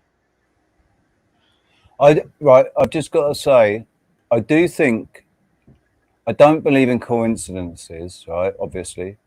And I just think his name, Emoto. Emotion. It's a bit. Hey, I had a naturopathic doctor, and her last name was Living Good. I mean, do you know what? Though? The like, thing is, I know that experiment works. I've not done it myself, but I've seen other people have done it, so I know that experiment works. And it'd be really interesting with the monatomics. Bizwoofer. Well, the thing is, what I'm trying to say is that if you want to take sides, that's being part of the system. That's being in the game. If you're taking sides, what we're meant to do, if we want to get through this and get out on the other side, sovereign, sovereign beings in charge of our own reality, we need to not take sides, because that's this bipolar fucking dualistic reality. So it's about being non-dualistic. It's about observing rather than taking part, watching what's going on, but not being emotionally attached to either side. Trying to remain balanced, trying to stay balanced. Because the thing is, in this yin yang dualistic system, if the good side's going to exist, the bad side has to exist. If an angelic type person that does nothing but help people and heal people and give all their money away and just give all their time and attention to helping people, there's going to be somebody on the other side that's going to murder babies and, you know, rape women and do horrible, unspeakable things, because that's duality. And I think we're totally out of balance right now. I don't think we've always. It's what you put your own conscious energy into, and then what you put your physical energy into, and what you're manifesting in your own physical reality and community around you. And are you building bridges or tearing the castles down? I think the idea is, because we are spiritual beings having a physical existence, the ego is only temporary, but the soul is eternal, right? So I've just lost my train of thought. So something really fucking poignant then, and a fucking cockroach climbed up on there, and I was just thinking, I'm going to hit that in a sec, and then my train of thought went. Thank you, cockroach, you swine. So the safest way and the best way to start with monatomic, and what I'm going to show before we end here, I'm going to go on my cell phone and go outside and show my garden, and that if you're confident that you've produced the pure plasma and you want to test your water, you start it on your vegetables and on your plants. And it's like just as the simplest as not rinsing the salt out of the water and pouring salt water on your plants, you're going to kill them every time too. Like, you know, it's the process of doing things right and having it down. And that with a stream I did with Bob Greenier and joined the technicians JP there a couple months ago, when my dad planted the garden season, and I've been pouring a little bit of this water on just one portion of the garden. I've done it about 20 times throughout the season now. And literally I was outside like with my dad as he's like glaring over, like admiring the garden, planning the salad he's about to make. And it was a rough start, cold and wet when germinating and planting this year. So we had barely any of the lettuce survive. And the area that didn't have this water, there's a couple of them that like barely survived. They've been like pecked off and like eaten, like they're in rough shape. And then there's one right at the end that's been getting this water, and my dad's looking at it, he's like, son of a gun, it's the best darn one that's ever grown. And like, that's brilliant. Right? So are you going to be growing some giant pumpkins for next Halloween, man? So there's one guy, he goes by Vancouver Island Ormus, and I've been watching him for about 8-9 years doing it. And it's like also in the Keshi Foundation Agricultural, as well as the Facebook Ormus groups, all of them that use this monatomic water properly, plasma. I wonder if Dr. Berlando uses it. Exponentially better increased yields. And honest to God, when keeping these bottles of water in my fridge, I visibly notice that the produce lasts 2 to 3 times longer before going bad on all the food when it's around it. Interesting. And it's just like this. Believe me, if you don't have to believe me if you don't want to, but it's like, well, look that's my own personal experience in life, and pretty much everyone that I've ever seen like doing it properly having the exact same like exponential gains in yields everywhere. So can I ask then, I think this would be relevant for the chat to hear too, but so urine also you can get Ormus off of urine, which is more or less the philosopher's stone. Is that correct? Yeah, but I've also done experiments and proved that I replicate that RNA with my blood, just a drop of my blood cell into it, and then it produces off of the I saw cathode that. side, and you get mass amounts of your amino acids, your exact DNA replication that is your specific resonant frequency and your climatic harmonics. And well, I was going to ask you don't about have to deal with using the urine to get that and go through such extreme means. This type the of only reason I brought up the urine, blood plasma. and I actually didn't mean you're actually 100% right, and that's one of the ancient methods of it.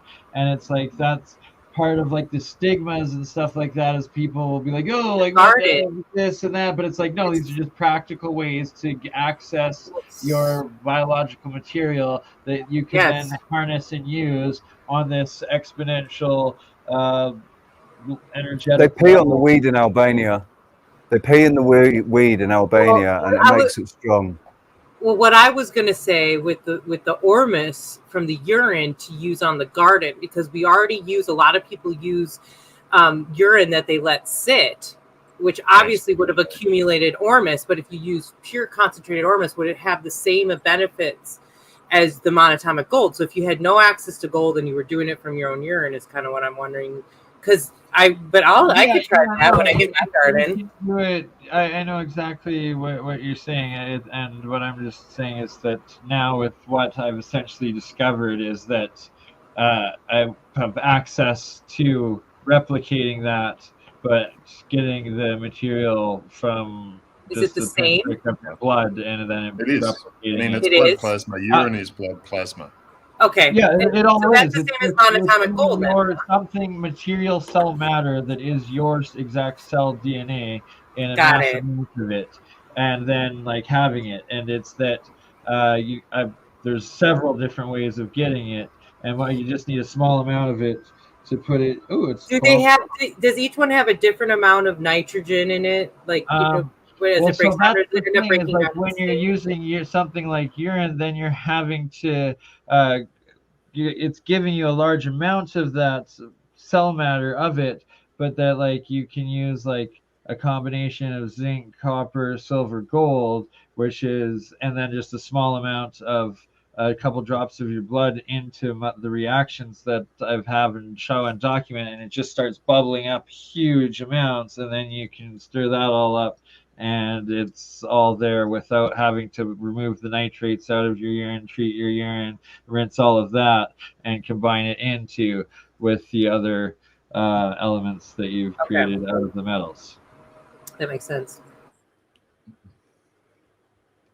That's where people will start getting triggered and some blood. Exactly. Blood, like blood magic. Not having to harvest from my urine as opposed to just a pinprick of my blood, just from like it gives the same results, but it's like if you're out in the wild and trying to do it and like boiling it in like the brew to the mass amounts to like ingest it with your food and all of that, a little piece of your own blood, when you kill it and cook it, it's not going to be able to have that same sort of effect sort of thing. Like you'd have to like that. Maybe that's why they drain blood, the sacrifices and the bloodletting is that to get that mass amount of that DNA in it in some of these ancient chemical practices. Who knows? Just speculation here, but that's essentially because they also this ormus comes out from like bone marrow too, stuff like that.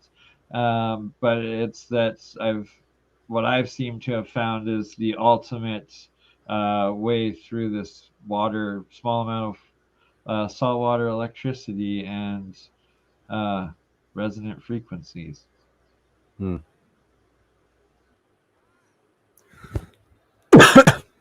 So, I think it's time for a break. Indeed. We're going for an hour and 53 minutes, and I'm sure we need refills and to empty bladders and to roll up. Should we play some of the Science of Sound, like 3 or 4 that the fourth one that Richie, that'd be a great break. You were, I think Richie joined in for a bit on that one too. But Let's see, where she be? Do I have her preloaded?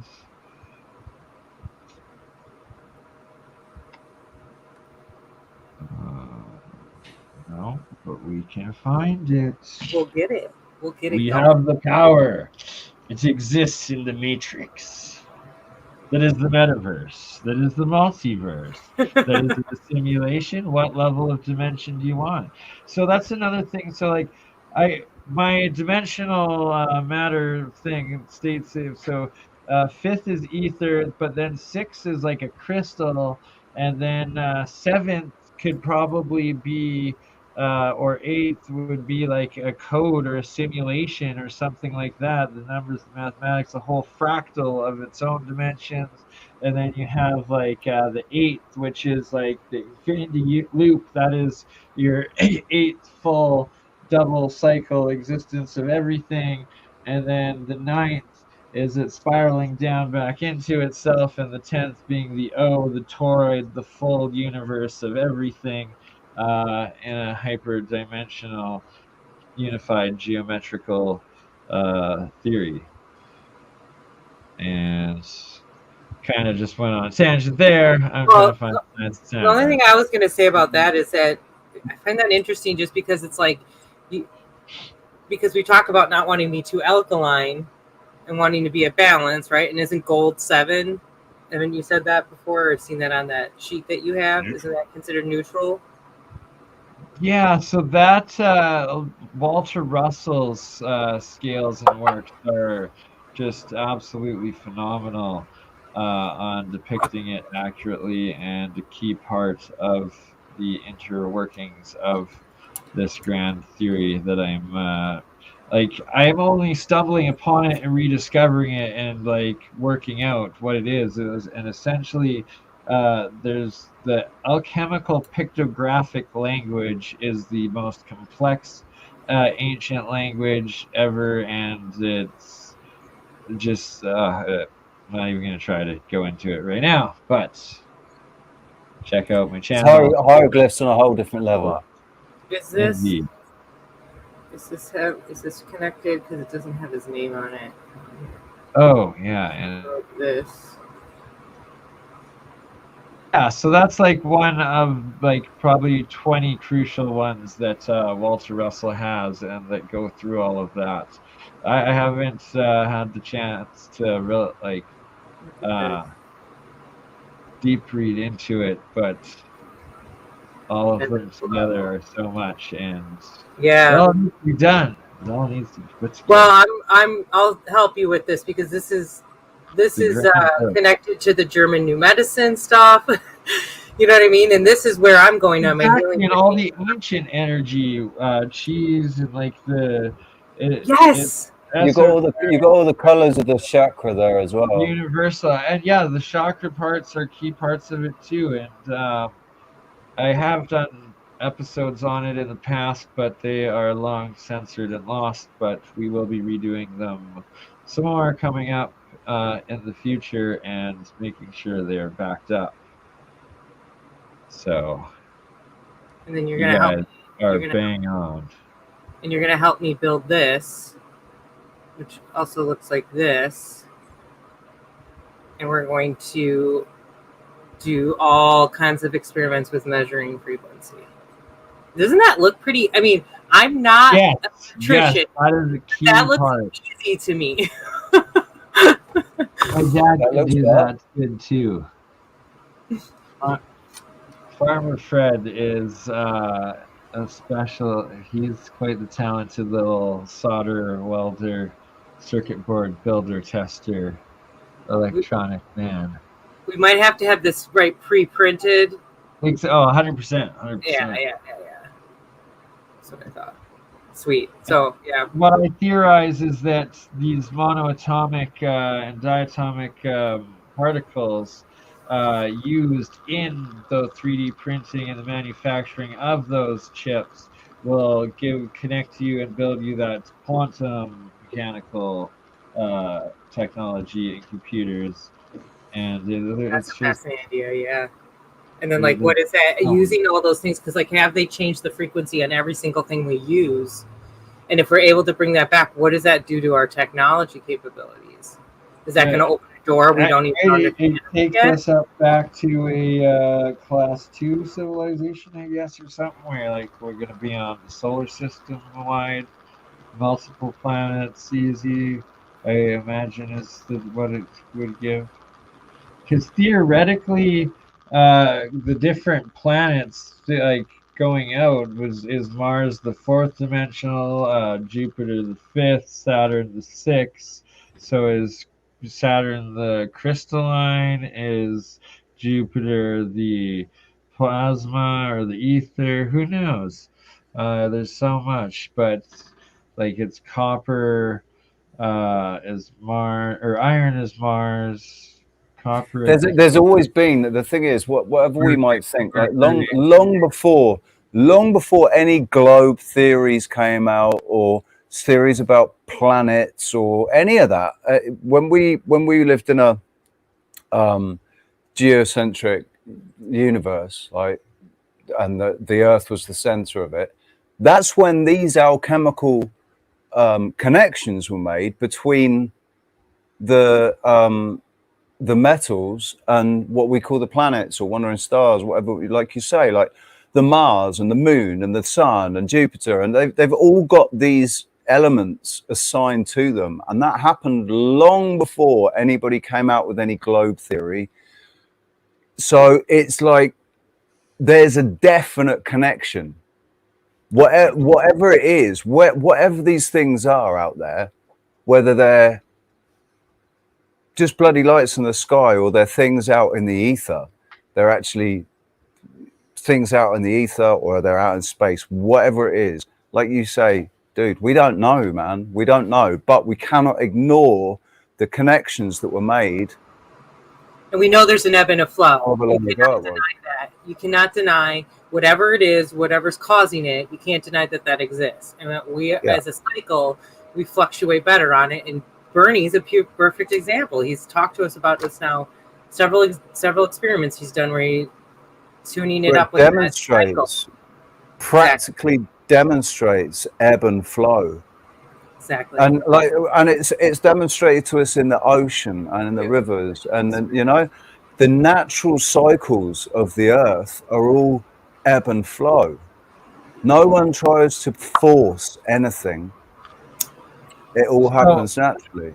What's crazy with this one is it was essentially this guy right here sort of setup, but before I wired it, connected it like this, the two solenoid coils I had actually hooked up to electricity, so it broke the anode side down into this red crystalline state that Sir Isaac Newton claims is the crystalline transmutational state of metal elements, and when you have them in that state, that you are able to transmute them into other solid state metals. And that they call the sixth state the red mercurial state of transmutational metal.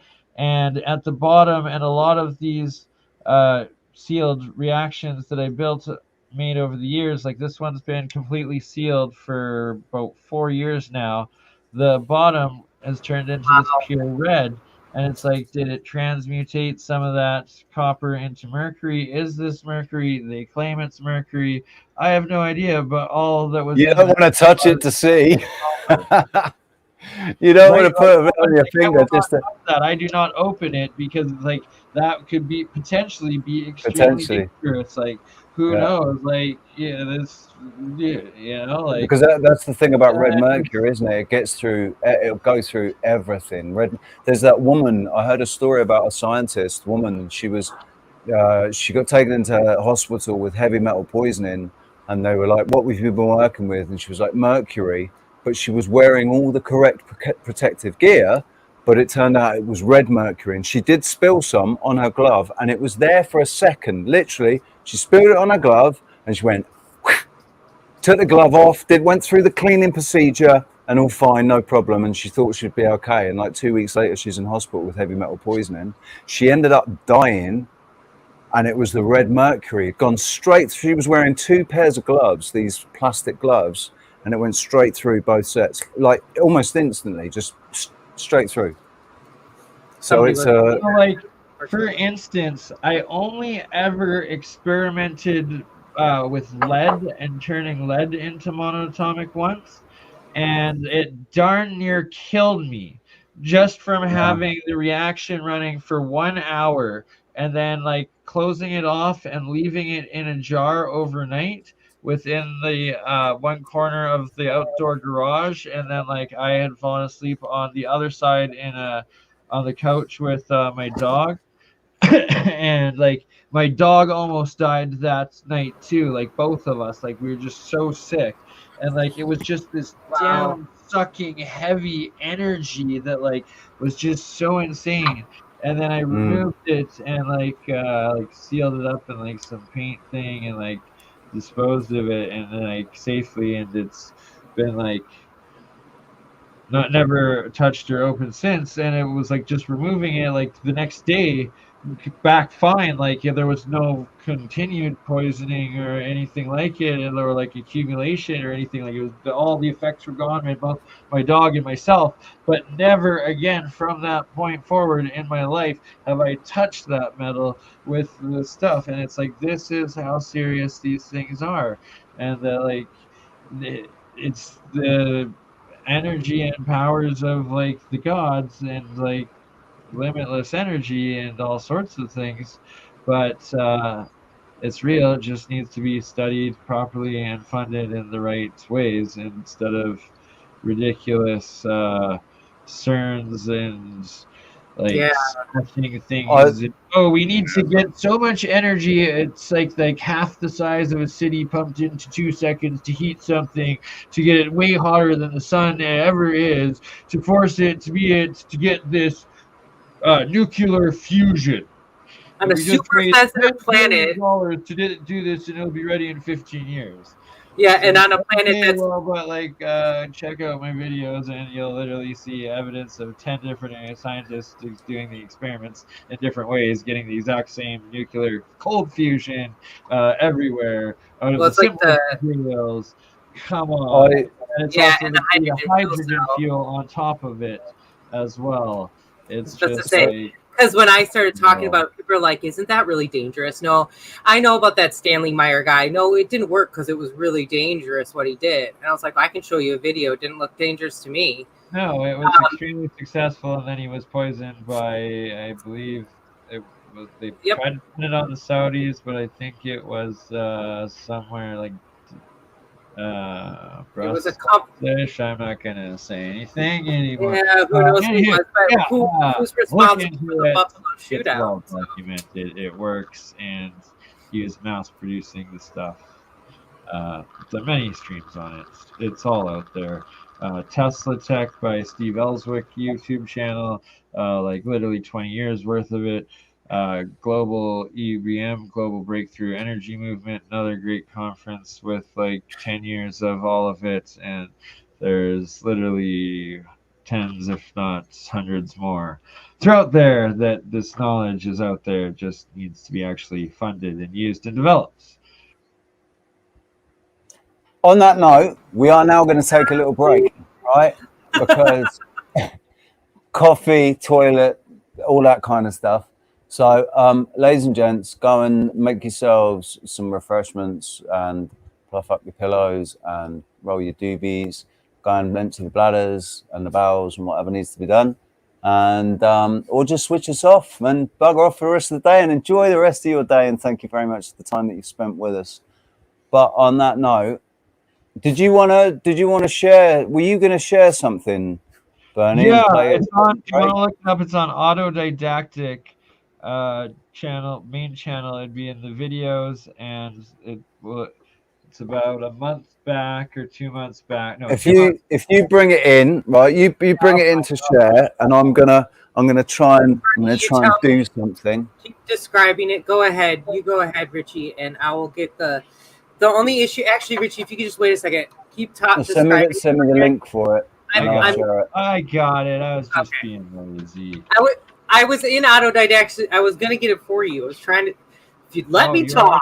Okay, it's Science to Sound. It just says Science to Sound. It's like about 2 months old. I don't think it was labeled number 4 on the name of it on his channel, but it is the 4th one. If you can find it.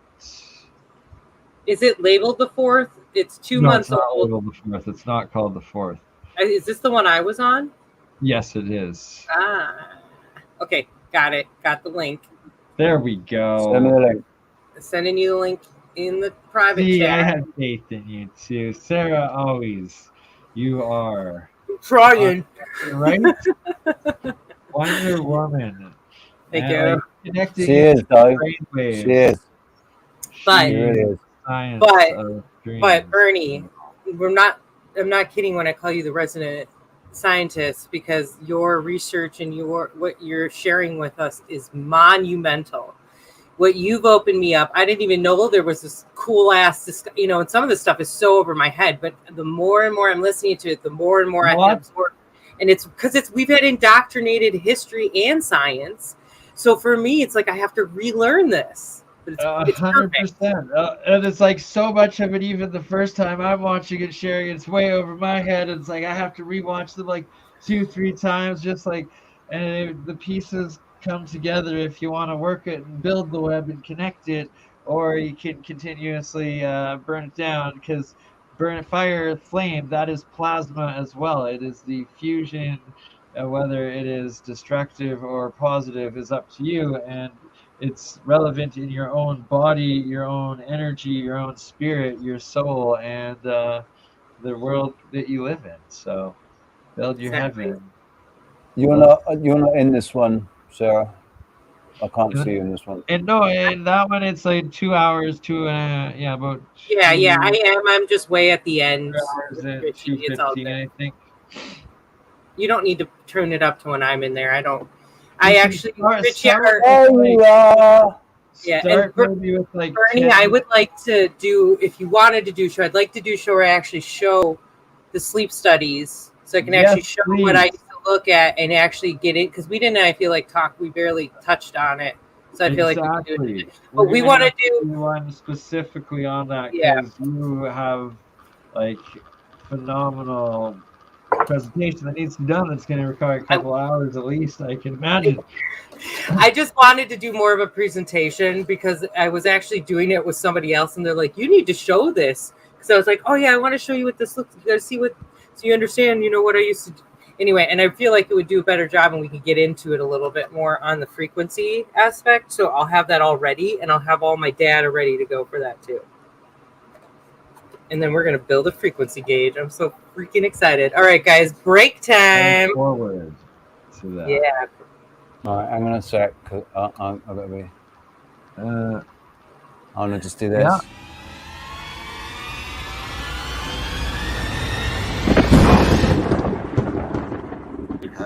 But I do actually plan on eventually experimenting more with appropriate that. we want to. Because all you do apparently, I've seen there's videos out there. You just need to spin it, and it creates. It starts levitating stuff.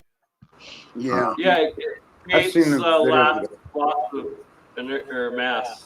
And also in a oh god, what are they called? A spinny wheel, not centrifuge. Yeah, they are a type of centrifuge essentially. Is that what they call? Yeah, when you spin it in those, and yeah, they become like a power generator motor type thing. But yeah, I mean, if anyone has big reserves of mercury, keep it to yourself, and somehow surreptitiously get it to one of us, and we will spin it around. Right round, baby. I am actually multi-dimensional. I go by multi-geometry. Exactly. We don't know where the power comes from Mercury. It seems to be pulling it out of the ether or out of some different reality, right? And then we have red Mercury, which takes it a step further. So Mercury, and of course Mercury, the planet, and then of course, Also, if you add ammonia to the mercury becomes superconducting. What was that? Add ammonia? Yeah, ammonia with the mercury. Wow. Yeah, that was mentioned today. Michael mentioned it on the APEC conference earlier. Oh, cool. All right, we have Esra. Hello, welcome. How's my sound now? Esra. Hey. Do we call you Esra or Sra? Sorry, we can't hear you. I think you're muted. So I need to unmute you now. Are you see the little microphone yet? If you hit that, we should be able to hear you. And I've put you on full screen. Can you hear me? I'll take you off so then everyone's not staring at you. Everyone can see it. Can you hear me okay yet? Now we can hear you. Hello. Okay, good. That's why it took me a while. I was having issues with my mic, and now it was set on the wrong one. It's always Hi, how you doing? Thank you. Good. Hello. Yeah, welcome. We're talking frequencies, and talking is frequencies, right? So there you go. Something in there for everyone, I think. And now that you're here, I'm going to quickly run off to the toilet and leave you to talk. I'll be back in 2 minutes. So, Bernie, are you there? Yeah, Campbell, can you hear me? I can. Good. And can you make it screens for all? I can, I hope. Before you leave, good sir. Oh. There. All right. I shall be back in 2 minutes. You've got the floor, Bernie. So be interesting. Perfect. Welcome. First, would you like to give yourself a little introduction and what you're planning to share tonight, good lady? Thank you, Bernie. Very sweet. Yeah, I'm Sarah. I'm my background is actually in sleep medicine. I've been doing that for about 13 years. So I started doing sleep studies. The funny story is that actually I started as an office assistant at a sleep lab, and then the doctor that I work for, he was actually considered one of the original neurologist sleep doctors in Oregon, and this is in the United States, of course. And he asked if I wanted to become a sleep tech. And so I ended up doing my own follow-up care, though, and just kind of grandfathered into it that way. But I got really into, I was already into alternative medicine, but really through my field, because we didn't emphasize any kind of big pharma, any kind of medications. We definitely focused on alternative therapies and trying to get to the core of the problem instead of just providing medications, more or less. But also, like oxygen, was a very common issue. Patients just were placed on oxygen, and the doctor I work for was trying to get to the bottom of that, because your lungs are going to actually weaken with the use of continued oxygen instead of strengthen, because they're getting what they need, right? So, yeah, That's through very interesting, actually. Sorry to interrupt. Oh yeah, no, definitely. Oxygen is so key, and in my alchemy studies, it's like as soon as these elements, when they're monoatomic, supposedly they're super powerful, good for you, but as soon as they oxidize, turn diatomic into oxides, they become absolute poison. So very fascinating that if, like you just said, getting to gin as well can become harmful to the human body. I was on oxygen after a few years back, and I couldn't believe how weak it made me. And it got to a point where I'd have to take it off, and when I went to go to the bathroom, because the line wasn't long enough, and I could barely make it out of the bathroom back to the oxygen. I mean, I nearly passed out every time. It's like, yeah, you became dependent on it. You almost forgot how to function. And that's what I've seen myself. And so our goal was to get patients off of that and more or less retrain you how to breathe. And now, I dealt with a lot of sleep apnea, which I'm sure a lot of you have heard, is snoring, and a lot of people end up on machines. And by the way, if you're stuck on one, I'm happy to go over that in detail. was really good with the mask, but just getting used to it. But regardless, if you really think about what I would train patients how to get used to, it was breathing techniques. And I think a lot of us have heard about Wim Hof. That's just one example, because it goes a lot further back than that. But just doing daily breathing techniques can just retrain everything. Can actually open up your airways. Heard of Wim Hof? Do you mind just giving us noobs a little rundown? And that is absolutely awesome that you're getting people off of dependent medications, both like pills, pharmaceutical drugs, as well as just pure oxygen, but getting rid of these dependencies, and that it's as something as simple as just how you breathe, train yourself to breathe and how you breathe, and breathing in resonance, I'm guessing. Yeah. So here's the really interesting factors that, before I get into the other part here, but didgeridoo, so throat muscle exercises, throat singing, our dear beatboxer, all of these things are actually ways to strengthen the inner throat muscles. Because I actually went to my doctor, or one of the doctors, excuse me, that I worked for, and I'm like, we're talking about alternative therapies, and I'm like, have you ever taken a TENS unit? If you guys have never heard of a TENS unit, it's something that they use in physical therapy. Okay, yeah, to help relax your muscles, and it's like gives it like a vibration. It's really about right flow. It also helps with Anyway. my paralysis. Yeah. Oh, okay. Well, and so similar to sacral stretching, which has a lot to do with the hips, right, in that area. And so you're really you're opening up that area, getting that flow to move. Sorry, now I forgot what I was going to say. More or less, yeah, I totally forgot. It'll come back to me here in just a second. I pulled gold out of an avocado seed. You're doing awesome. Sorry, say that again, Daniel. I'm sorry. I was able to pull gold out of an avocado seed using a TENS unit. Interesting. Can you describe the process on that, please? Yeah, it was years and years ago. I have a TENS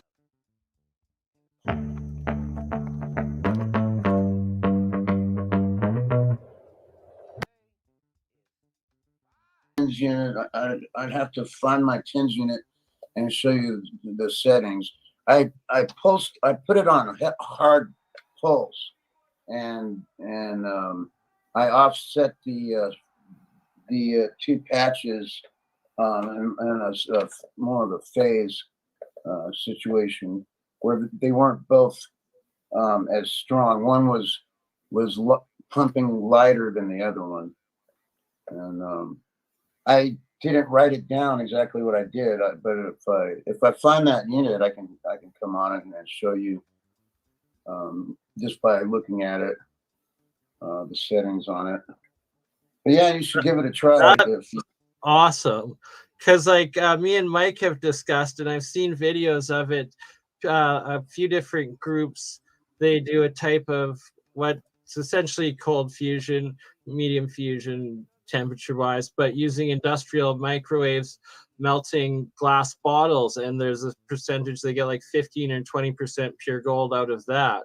And yeah, it's interesting, all these different types of combining high frequency, high energy waves together, and these mass different types of transmutational, trans-dimensional fields and interactions and stuff that happen. And it's also essentially where consciousness combines in with that same 0 point or dimensional barrier wall fractal into the higher dimensional realms.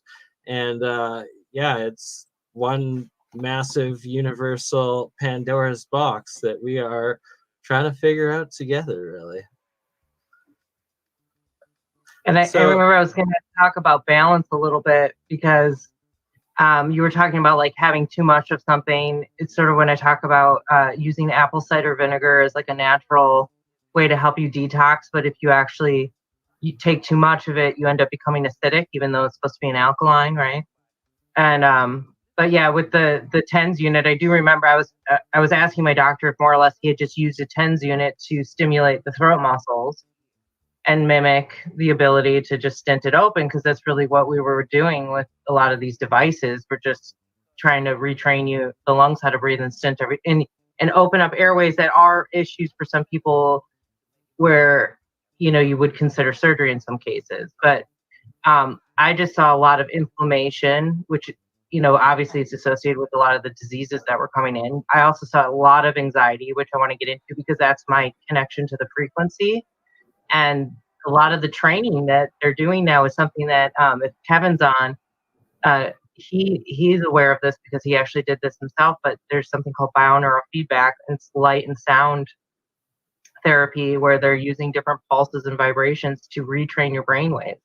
And I definitely saw that when I did sleep studies. I definitely saw those kind of impedances in the theta, the delta waves, the really big wavy, really where your brain is supposed to be relaxing and your body's focusing on the function here at its optimal. But I would see that alpha show up in those waves at that time.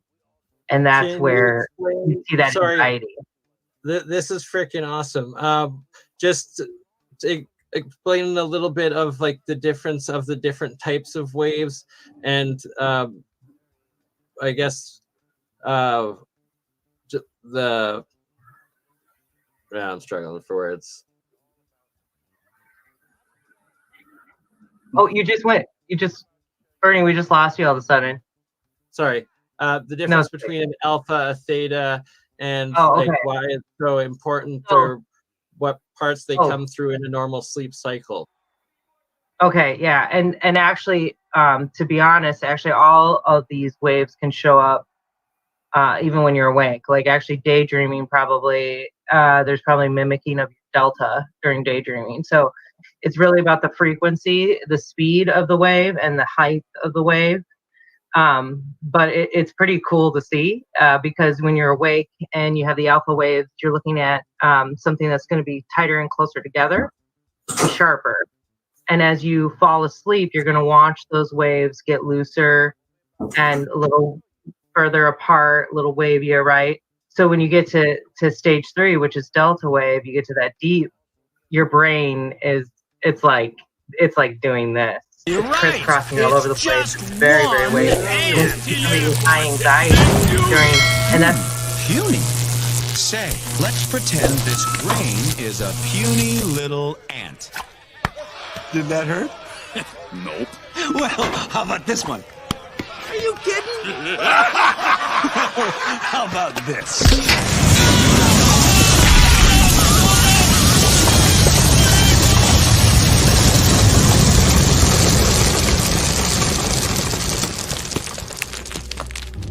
You let one ant stand up to us, then they all might stand up. Those puny little ants outnumber us 100 to 1. And if they ever figure that out, there goes our way of life. It's not about food. It's about keeping those ants in line. Resist!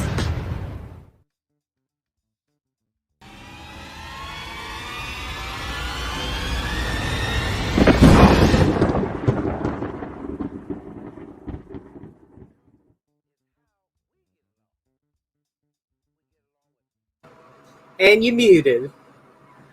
Richie. Welcome back. Welcome back, ladies, boys and girls. All right, which camera? We have a friend from Israel joining us soon.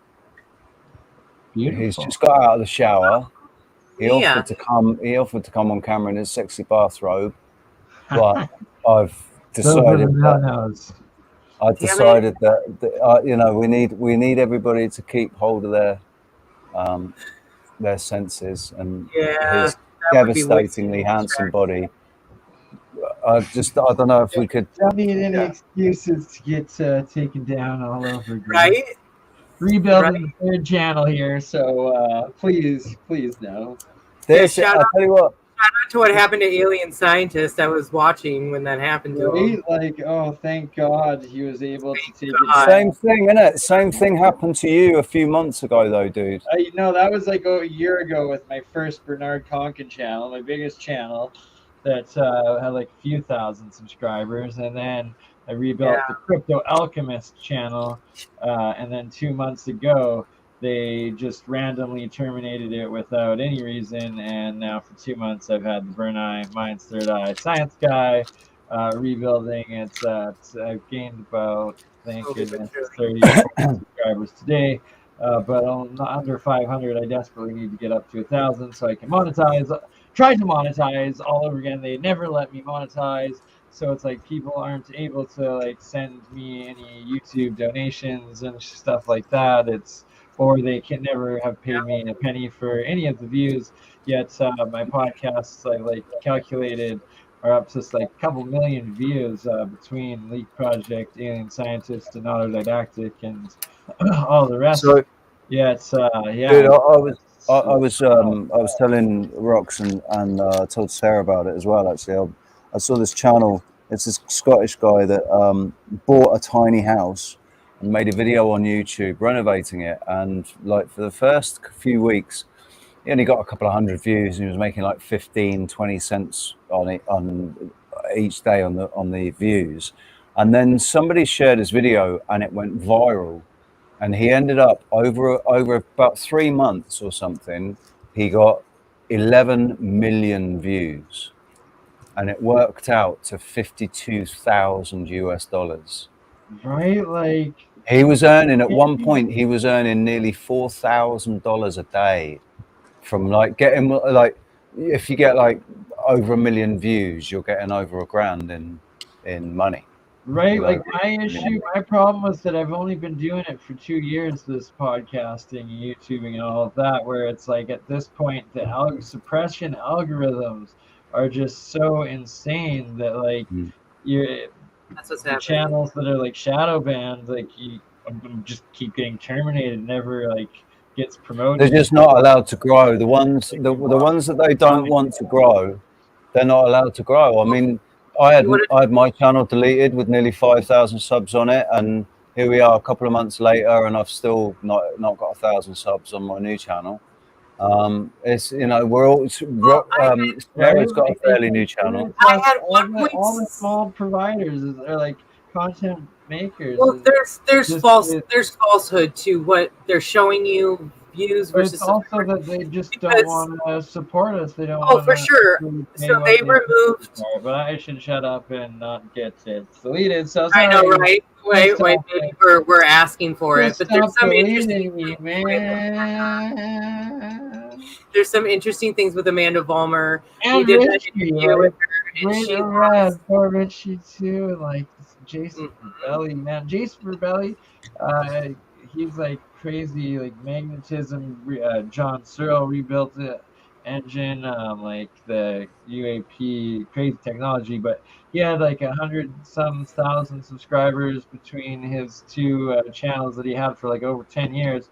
And they just like terminated both of him like a few months back. And just like, it's like, why? Like, it's just science. Like, WTF? Because it's humanity. Like, this should be getting funded, not terminated. Like, I've got a screenshot. I just don't get it. It prevents us, or we're going to be free if we continue this. They know that. You know why?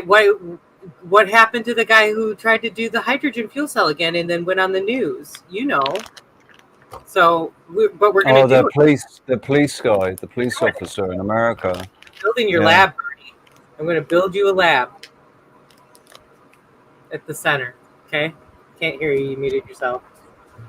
You got it? Yeah. Okay. I get to do some stuff in there. Please bring a lab. I would love. And then when Callum comes to visit, we'll have his little garden healing center set up. Like start building a little. My teepee. Or some, there you go. We'll do a sweat lodger. Oh fuck yeah! I already saw. By the way, we are going to have a Norse style longhouse. That's the one thing I keep seeing over and over again. like a I wood log. like barely mentioned it, and actually, it's gonna have.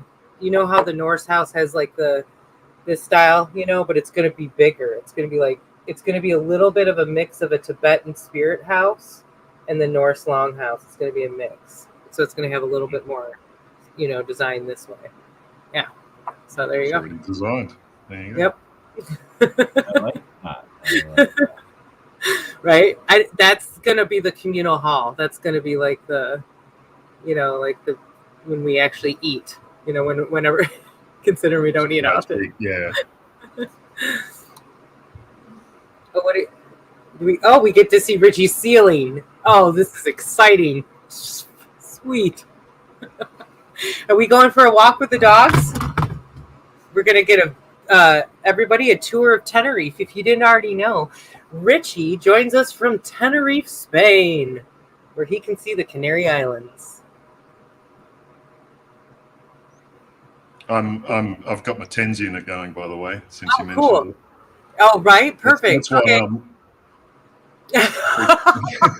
I'm having an episode. Cal, where in Australia are you located again, brother? Right in the center. Right in the center. Alice Springs. Back in the middle. The original land. About 500 kilometers away from the Rock, from The Uluru. Rock with the Crystal City. The Rock. Oh. Crystal Cities everywhere. Wait a second. Right, like a really deep dive. Another great deep dive I do, alternative history, is the Grand Canyon Pyramid Complex. Ooh. And we have a canyon here too. It is just something else. We should just we should go on a hike, Bernie. Just get a group. I'm putting together right now. I'm fundraising for within the next month to go down to Medicine Hat, Alberta. It's about 100 kilometers from where I am.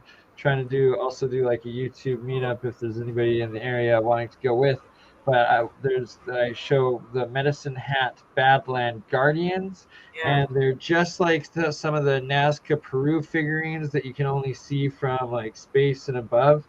And there's actually what looks like about 10 different ancient indigenous like faces terraformed into these valleys of like North American plains Indian, and then like Olmec from like down in Mexico, what looks like a Slavic runic Viking style Caucasian, also what looks like a Easter Island head sort of guy, and like Toltec and whatnot, and it's just so fascinating. And the research is done by the FaramFoundation.com, where this guy has found what he calls geoglyphs, which are these lineaments of megalithic stones that he then measures the length of and the angle of them, and calculates and plots out all over the world, connecting to, including Cairo, Egypt, the Bosnian pyramids, the Yanaguni structure, the sunken Japanese pyramid, as well as like Mexico City, Easter Island itself, and literally thousands of others. And that at each of these ancient sacred sites, there's also other sets of these geoglyphs, and it rewrites history on like several tens of thousands of pre-cataclysm civilizations, not just Atlantis, but probably going back to what's been told of Lemuria or Mu, or that supposedly 30 to 60,000 years, and which the Grand Canyon Pyramid Complex is one of many of these pre-cataclysm ancient sites. Very cool. And the water too. Yeah. Hi, Near. We were just talking about some cool places in the U.S. Your mic, I think, might be doing that vibrating thing. Say hello real quick. Ooh, hey. Hello. Yeah, it's doing Horrible reverb. I think in the settings there's like an audio. Yeah. I figured that last time. He knows, yep. And it fixed it right away last time. No. Perhaps. I think it did it. Yes, it is. Yeah. Thank you. Oh, How you better. doing? Thanks for joining us. And shalom, everyone from Israel. I'm doing fine, pretty good, and I just watched the show. Enjoy your guest over here. Seems very exciting and lots of important things to say. And yeah, I'm gonna fit in the conversation or whatever until you give me enough time to blab about what I want. So yeah, go ahead. Yeah, definitely. Welcome. Nice to see you and be able to talk. Yeah, Nia, It's always this awesome is to like see every play, like connecting with people all around the world. It's just so beautiful, like a wonderful thing. Yeah, that's great. it. And Thanks for. Yeah, Rich. there's not many like Nia, you are the only Israeli that we've got, Yeah. you know, on our team. Yeah, So yeah, and quite it's pretty I cool. know yeah, but it's like a unique Israeli. I don't know.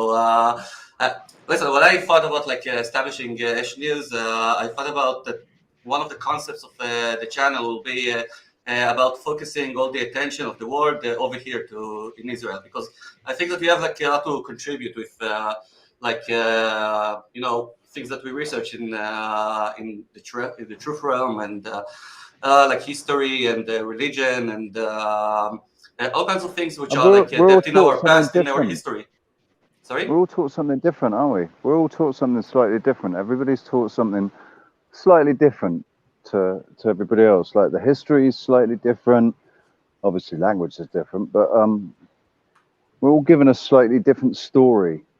You know, Yeah, there's yeah. different flavors, It's but they're all for us Israelis it's all as coming well. from the Okay. same people. But it's all coming from the same people. Yeah, For exactly. sure, and like it's also we do it to ourselves, like unintentionally, just cognitive dissonance, like going with the flow of just the Perpetuating. people around you, and like it's being able to tune into the balance of your own self and connect down to your inner truth and source, and like you resonate with nature and like the right frequencies, you connect and you balance, it seems, or at least that seems to be the experience I've shared with many and love to continue. O. That look at that beautiful Tenerife sky, palm trees, landscape. Just had to blow that up for everybody real quick. Oh, looks like heavy chemtrails. Okay. Anyways, so I was talking about I think Israel, and I kind of like Rich said earlier, kind of like correct thing that everyone is getting like a different narrative, especially about Israel, and it's really connected to religion. And I think that today I want to touch this hot potato because I think that it's I don't know. I think that first of all, people need to comprehend like I don't know what's going on, what's the story. At least from time that I became awake with flat Earth and all kinds of other stuff, I began like researching also the story of religion and the actual sources of what we are like being presented today as religion, and it goes. It was getting wild over there. Oh, thanks, Rich. Anyway, it's okay. Anyway, oh, and Sarah, I love your cat earlier. It was adorable. Yeah. She does that all the time, so just so you all know, I don't like ignore her. She literally does it all the time. But I did make it so she had a little setup. But yes, thank you. Okay, cool. Anyway, yeah, sure. Anyway, so I think that like for the last years or so, I kind of like researched this topic of religion, and it's very like distinguished in Israel because you know, I'm a Jew. Okay, like I'm considered a Jew. I was born like that, and it's also like a question of like what is a Jew? You know, what is like if it goes by your DNA or goes by your own definition. Okay, it's a question, and all sorts of other things that I got to be, I don't know, to just research it through the Bible and through the religious like commandments that we got, that they're like well known in the society, not specifically for like religious people. So, and what I discovered was a huge difference. Okay, but between what is written in the Bible and between what they're claiming out of it, that it's the interpretation of what it's written. Now, and I think that in order to understand what is the actual point that religion kind of like took over the scriptures, the same thing happened also with Christianity. Like the books were like earlier than the actual religion.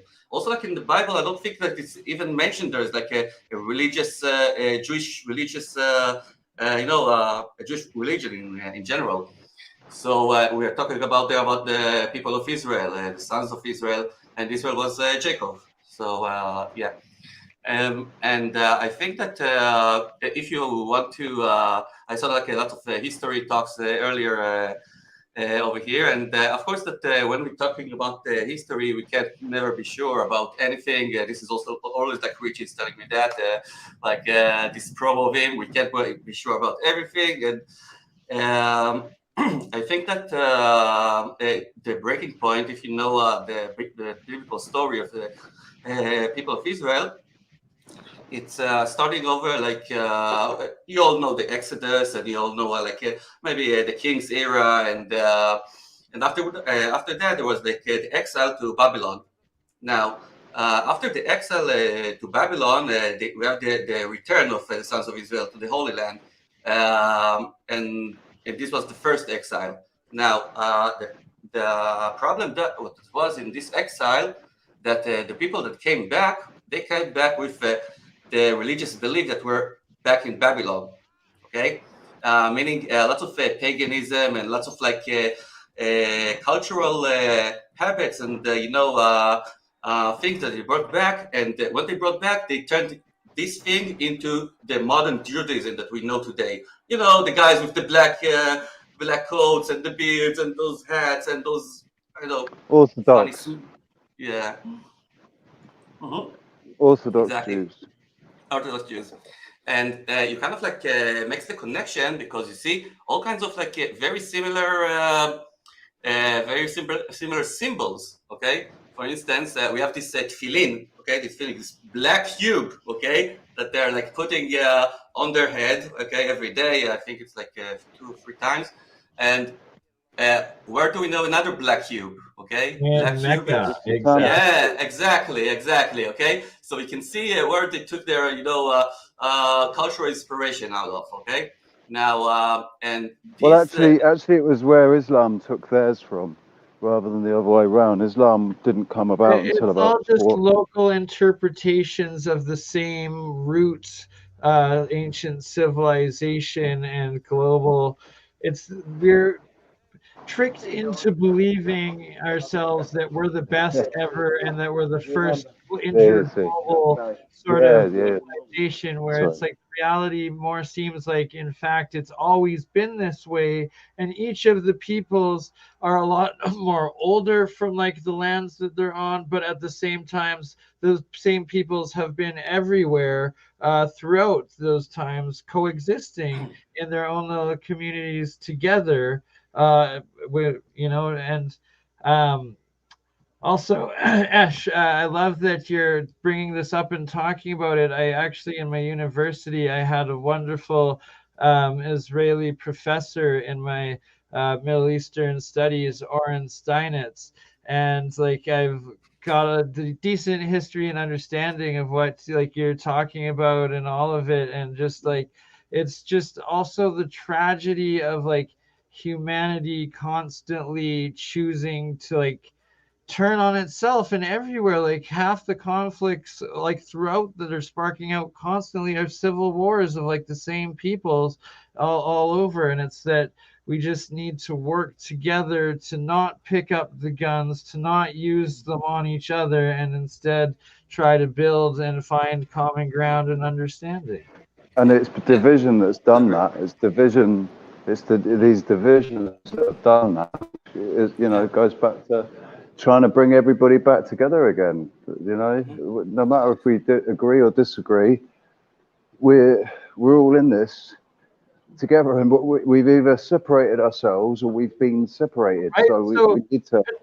One thing I have to say is, so the story of the Tower of Babel, whenever there was that like civilization of however far long back it was, that was the last time humanity was together within a single global language society, high technology sort of thing, where it's like we're at that precipice again, and are we going to fall upon each other because we're abusing the powers of God, or are we going to use it responsibly and work into being harmonious and join the whatever intergalactic universe multi-dimension that it is, but accept who we are first and stop being a suicidal race and start appreciating. I think that the story of Babylon is just a defiance with God. Okay, it's as they always told me, and I always tell people about the symbol of Israel, which is the Star of David, and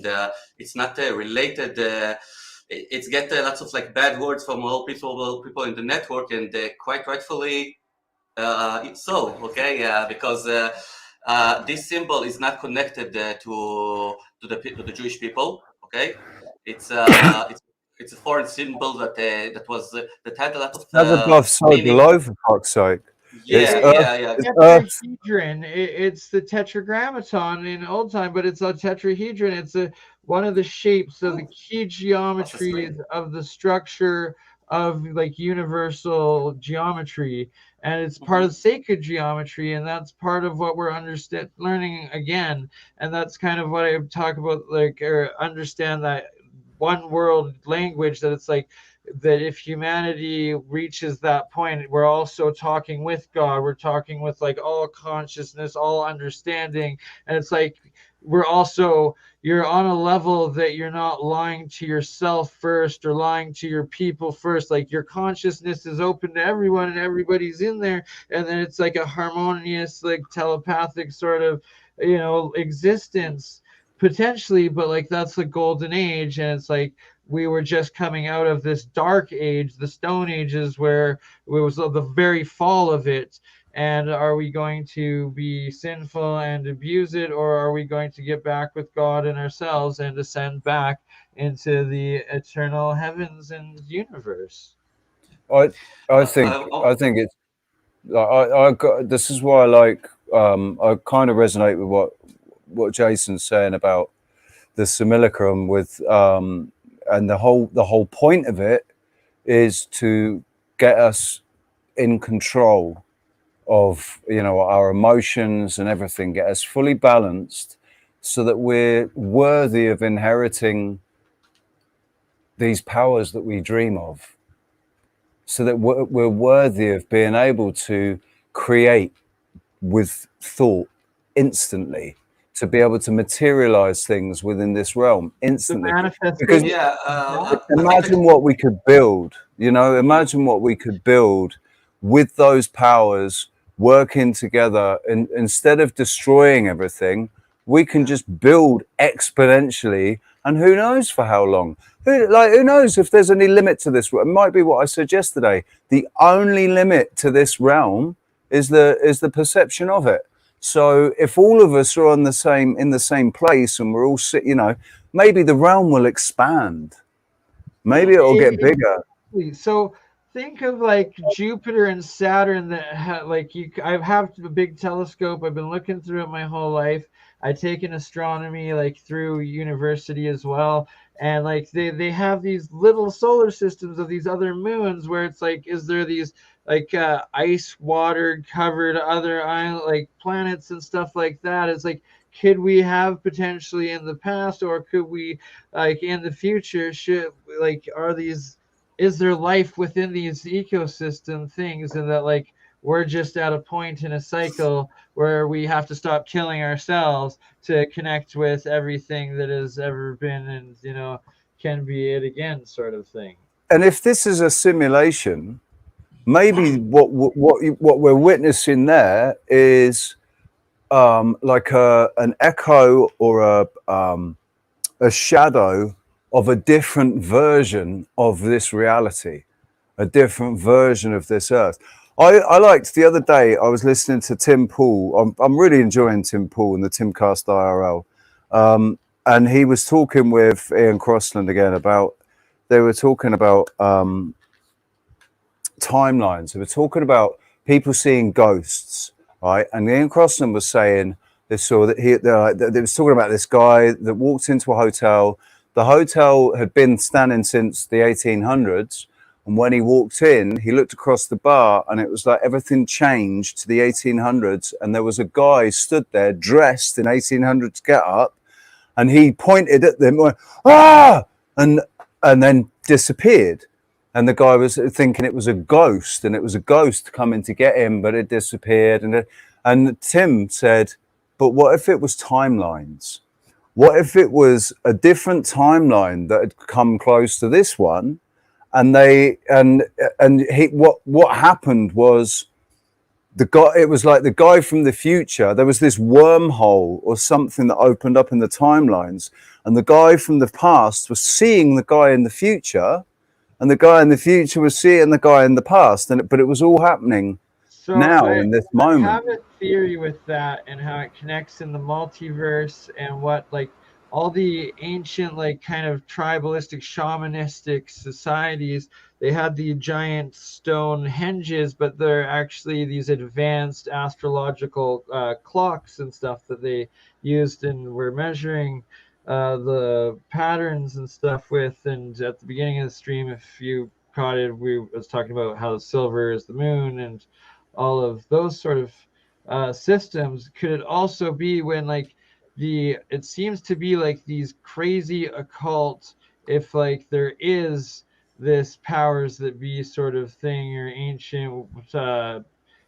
priestess group that's somehow in control or whatever, that it's like on the eclipses, the occulting of the moons, that there's these gatherings in those. Are those these portal spots? And then I've personal experiencer, if anyone's aware of the professional wrestling, it used to be called WWF back in the day, now WWE. There's the famous Hart family wrestling.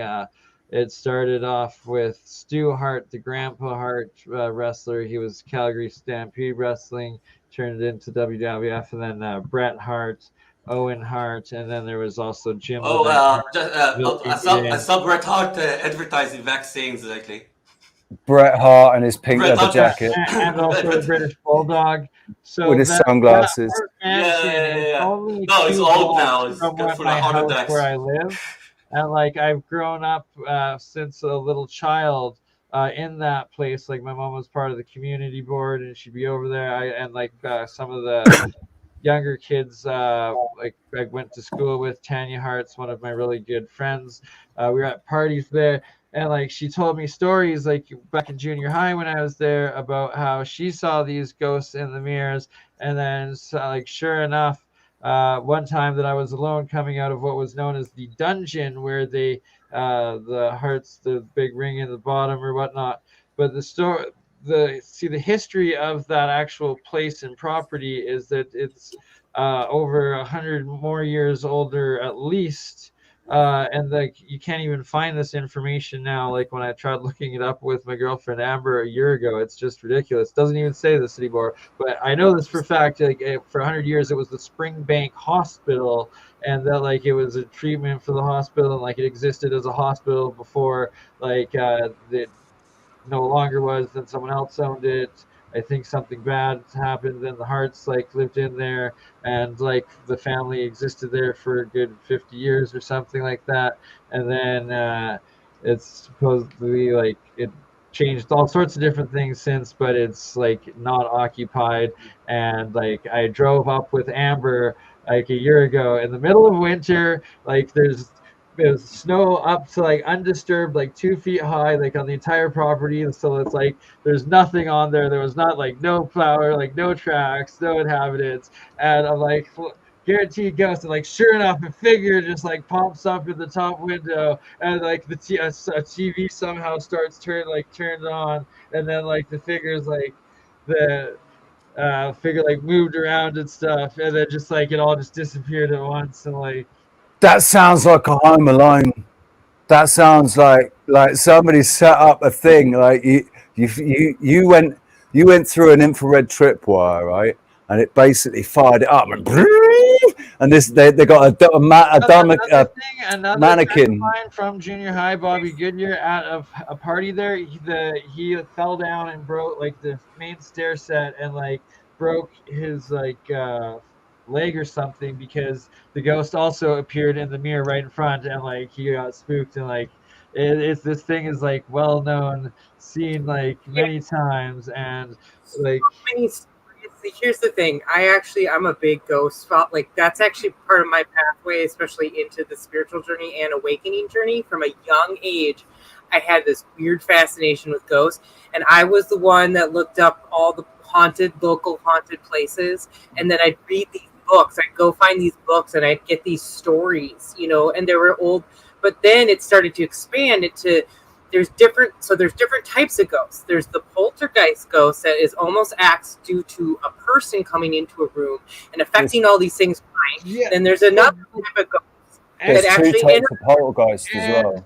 like some sort of demon or like spirit, possible angel and demon consciousness that come through that what we try in the Western world to diagnose as different mental illnesses or disease are in fact what has been like kept in the occult spiritual side of humanity and practiced by the priests, is control of these what It was could actually be other conscious things coming in and out, and it it's to be very careful with. it was either it was either Aleister Crowley or Albert Pike who basically brought the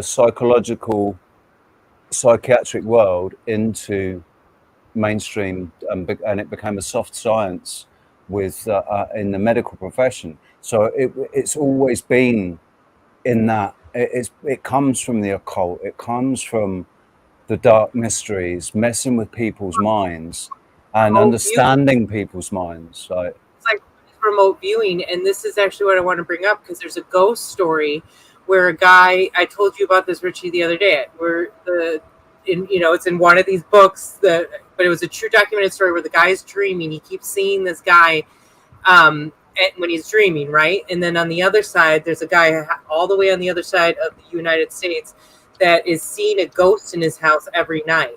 And it's or maybe not every night, but it's like frequently, without a doubt. All of a sudden, these two meet at some point, and they're like, "Holy shit, you're the guy from my dream." That's not remote viewing. That's astral traveling. Yeah, but I'm just saying, like, what is remote viewing? Those are both one and the same, and that is taking a fourth dimension consciousness and learning how to use it into the fifth dimensional consciousness and spiritual realm and universal realm, what some call Akashic records.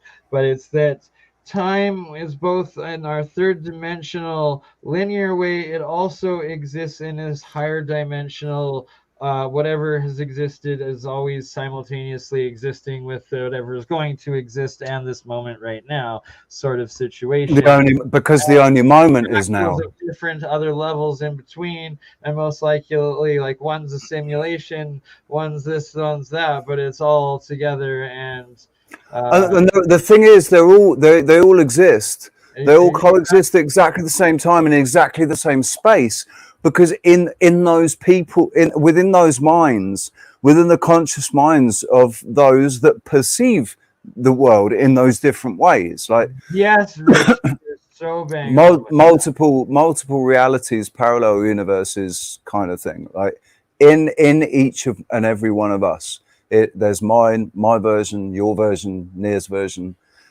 What? So, Nir, have you ever had any experience with ghosts? Have you ever had any experience with ghosts? No, I didn't. I want what to. About? I listened up like carefully. I did like all sorts of like faces, but I tried not to barge in or whatever. I kind of like narrowed myself down, like in some point of my life, with the conspiracies that I can, handle and put into my life. Okay, at some point it gets too much, And the thing is, Why? that, What can I ask? Can I ask a question? What's yeah. too much about it? Because you haven't experienced it, so you can't. What is too much about it? Is it scary?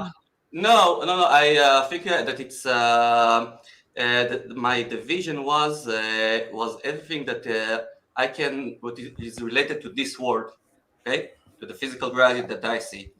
All those things. Those are the things that don't you interest think me. We all have our own experiences and our own journeys. Yeah, Like yeah. whenever people put their focuses on, and it's like if you look at it or like go for it and like put all your energy into it, eventually it's gonna happen, or that's just going to Or become. even if it's only for you, even if it's only for you, it will happen, won't it? Or That's it's the like it thing. could be happening around you all the time, and like others could be seeing it or interacting it with like you right next to it, but you're not, you're on your own conscious wave, and then also the people around you are on that same conscious wave too. And that's why like people will drink together, or they'll smoke weed together, or they'll do these different drugs together, and then it's putting this little group of conscious perspectives on that same wavelength, whatever it is, but then they all share that joint experience of that. And it's also how if you have positive ones and work on it, that people are then able to take it and use it within themselves and start accessing these higher dimensional realms from the ongoing experiences and joint experiences. The same idea of activating your kundalini. Listen, I tried in my life. I used to lecture about astrology. Okay, and the way that I learned about astrology was by not by books. Okay, I just observed people, and I started like questioning people, like what's their sign, and then I made like the connections between the people, and then I discovered like all those connections and what are like the characteristic of each sign, and I was focusing mainly on the elements. Okay, now and I used to lecture only about about the relationship between people, how it is every sign is characterized, and all of that. And the whole side of astrology that I didn't put my effort in was the technical side. Okay, because people are like drawing maps and and calculating angles, and this affect that way, and then the moon comes over, and this planet send you this kind of energies and things like that, and I couldn't get it. Okay, I couldn't get it. Why? Because I couldn't believe that those planets, as I said, that are so far away, they're like transmitting this energy right towards us over here on this globe that I used to believe in. Now, and I let it go for like a couple of years. I continue lecturing about astrology, but then one day I discovered the flat Earth, and in the flat Earth, we're going by the biblical story, and in the biblical stories, God put the stars in the firmament. Okay, it's on the fourth day. Now, and so what we see, okay, on my perspective, okay, what we see when you go out and at night and we see those shiny things in the skies, I think those are just shiny things, and those because I don't know what they are. Okay, what I do know, okay, is that they are like for thousands of years earlier. Okay, before even religion, before anything. Okay, people used to look at stars and actually saw those shapes on the firmament, and those stars are like they're moving, they're doing stuff. Okay, they're like reshaping. They're like and also like their form, okay, is like it signifies all kinds of like objects which are here on Earth, all the signs, okay. And now, is that a coincidence? I don't think so, okay. And that tells us, okay, that there is a connection between the skies, between the firmament and Earth, okay. And this connection, it's kind of like those are just those symbols, okay. Now, and that got me to Dude, it's definitely more than that though, because when there's certain astrologers and astronomers, whatever you want to call them, that are like Levet, who can go back through history and go back through the stellarium, which shows you, it'll project what the stars look like 1,000 years ago and all that. So she'll link stellarium and she'll go back in history and she'll go through what's happened, the major events, like the major things that have happened. And there's always the same wandering stars or planets or whatever we want to call them, like Mars, Venus, and when they no worries, dude. And when they're in certain positions, certain things happen on Earth. Like there's either a war or there's peace or there's yes. Of course. Okay, This is why right. So the I came to tetrade the of blood moons. I have to state this: the tetrade of blood moons is so crucial within both Israel's history and then also most recently when Putin interjected Syria, and he did it at the tetrade of the blood moons, and it's just it's still happening. They use it. But why it sticks with me specifically is on that same tetrade of blood moons in Calgary, the city chief of police son randomly at a party murdered 4 people with a knife and then claimed psychoticness and like got off like in a year. And it's like what, like seriously, what is going on here? I want to Rich, I want to barge in. I want to continue just what I started earlier by saying. Okay, the thing is that if the stars, are like in the firmament and they are like closer to us, so this way I can believe that those things are like affecting us, like you said. The way that they're like forming, if they're like nearer to us, it's more logical that we have some kind of like interaction. I agree with that. I don't believe in these distances. I don't believe in these figures that they've given for these distances. Personally, now what we can understand from that, if the stars are like inside the firmament and they are like interacting with us with energy, and those things are moving and they're like inputting and outputting thing. So this whole firmament is acting like, keyword, a machine. This whole firmament is like a machine. It's like moving. It's like which is why I asked you to listen. Like I've sent you those 2 links to the playlists of Jason Archaics, and what Jason says. Jason says that there is basically a projection, and it is done to make us believe that we live on a globe. It's a projection that's done in such a way that because of the north and the south hemispheres, it's designed to be able to show us, you live on a globe, to allow that perception to actually, take hold. And I think, what if every reset, because we all agree there's resets, however frequent they are, we don't know, but we all agree that there's resets. So what if every reset or let's say there's, I don't know, just things are completely bloody different.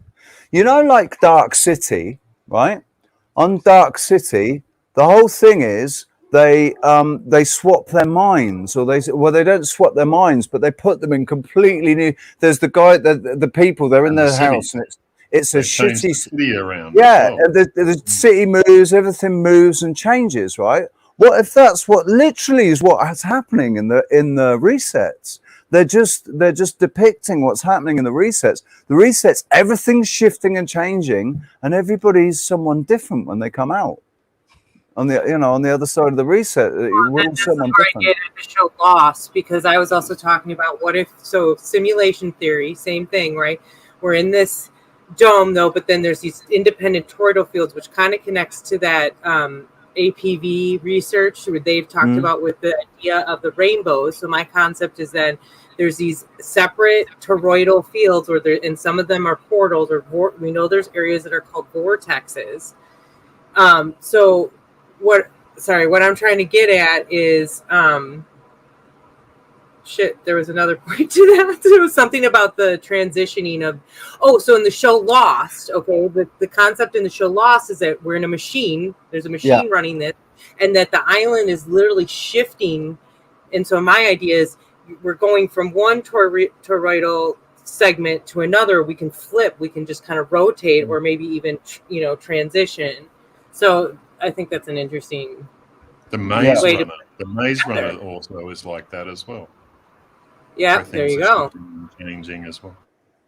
Oh, that's lovely. That's the one really well doing plant. Look at that. Look at the That's difference. the best ever lettuce.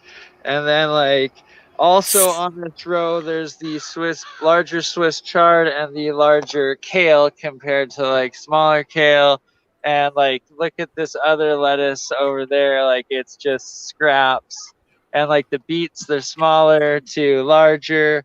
The poppies, look at how large they are compared to over there. And They're that's just tiny. colloidal So colloidal literally, the silver. line that has been watered is exponentially larger than the top majority that did not have the charged monoatomic water. Fascinating. Right, so it wasn't just colloidal; it was monoatomic water. It was. Yeah, but it was. I would just do I'd empty about 75% of the bottle each time when I'd be watering it once every second night with it. And then at the very end, I'd be very careful to put a bit of equal amount of undisturbed water over top of them. And then I think 2 or 3 times when it was slushed up at the very bottom on nights that it was raining, I put a couple drops of the actual mixture of the pure monoatomics into the soils. So I mean, I don't. Because I don't this is think on he's. plant first, and it's only from the pure see-through white, not oxidized, not sulfurized, not diatomic, triatomic, anything of the sort, but only the pure single white monoatomic mixture going on. And that's the key always, is to experiment on the agriculture on the plants first. And it's if you're doing it wrong, it's instantly going to kill the plants. Or if you're doing it right, you're gonna get exponential better yields and life. Oh, dude! Quality. Imagine what that could do with the weed. You gotta grow you some weed, man. Honest, Richie, so Vancouver Island Ormus, the guy's been doing it for over 10 years, and it's insane. It's the buds are bigger than his forearms, and it's crazy. I'll need your help, So Bernie. this is my farmer Fred, my wonderful Doukhobor father. He's got the orchard in the backyard where we have a few different types of apples, cherries, pears, and That sounded like a crow. That sounded like a crow. Oh yeah, he feeds the crows too. They nest up. Crows are so intelligent, man. They're so They cool. are indeed. They're so intelligent. I had a wild. They're a good sign as well. 100%. No, growing up a raven up in the mountain pass between where I live in Calgary and my family ranch out in BC, the Fort Steele Mountains. Right in between the two in the national park, there was this raven that every year when I'd be traveling twice through with my parents, I'd feed it and it would come back, and it came back for I think at least a decade. It was crazy. That's cool, man. But yeah, sorry. Lastly, part of this orchard, my dad grafts. So it's each tree actually has a few different types of apple on it. For instance, it's the base could grafted. be a crab apple. So It's grafted other branches onto it. It's grafted apple, but it survives the harsher Canadian climate. And then the big branches have the bigger apples that provide and bear better fruit on it. They And look it's really really tasty, cool man. in the spring because trees will have multiple colored blossoms all over them. And it is just that time of August right now where it's they're small apples, but they're actually so freaking delicious and amazing. So Bernie, there's a guy on YouTube. He's called Skill Cut, and he does like a lot of farming, but one of his specialties is grafting, and specifically grafting apples. People seek him out for the types of apples he ends up hybrid creating. And he's made like a pink apple that's real pink in the inside, but like just the most delicious, juicy, good tasting. It's cool to watch him because that's definitely something I want to experiment more with too, is grafting. It's actually a lot. I'm gonna have to check that out. Thank you for sharing that. You're welcome. Sounds freaking awesome. I'll send you a link. Right up my family. I don't think. Bernie, you muted yourself, just Yeah, he's muted himself. I did. Sorry, I did a couple seconds earlier than I intended. It's all good. I don't think he's in the. I don't think he's in the chat anymore. But I wish Arwin had been there to see how good the plants were doing. The Bernie's pulled the water on. You don't need to prove anything to anybody.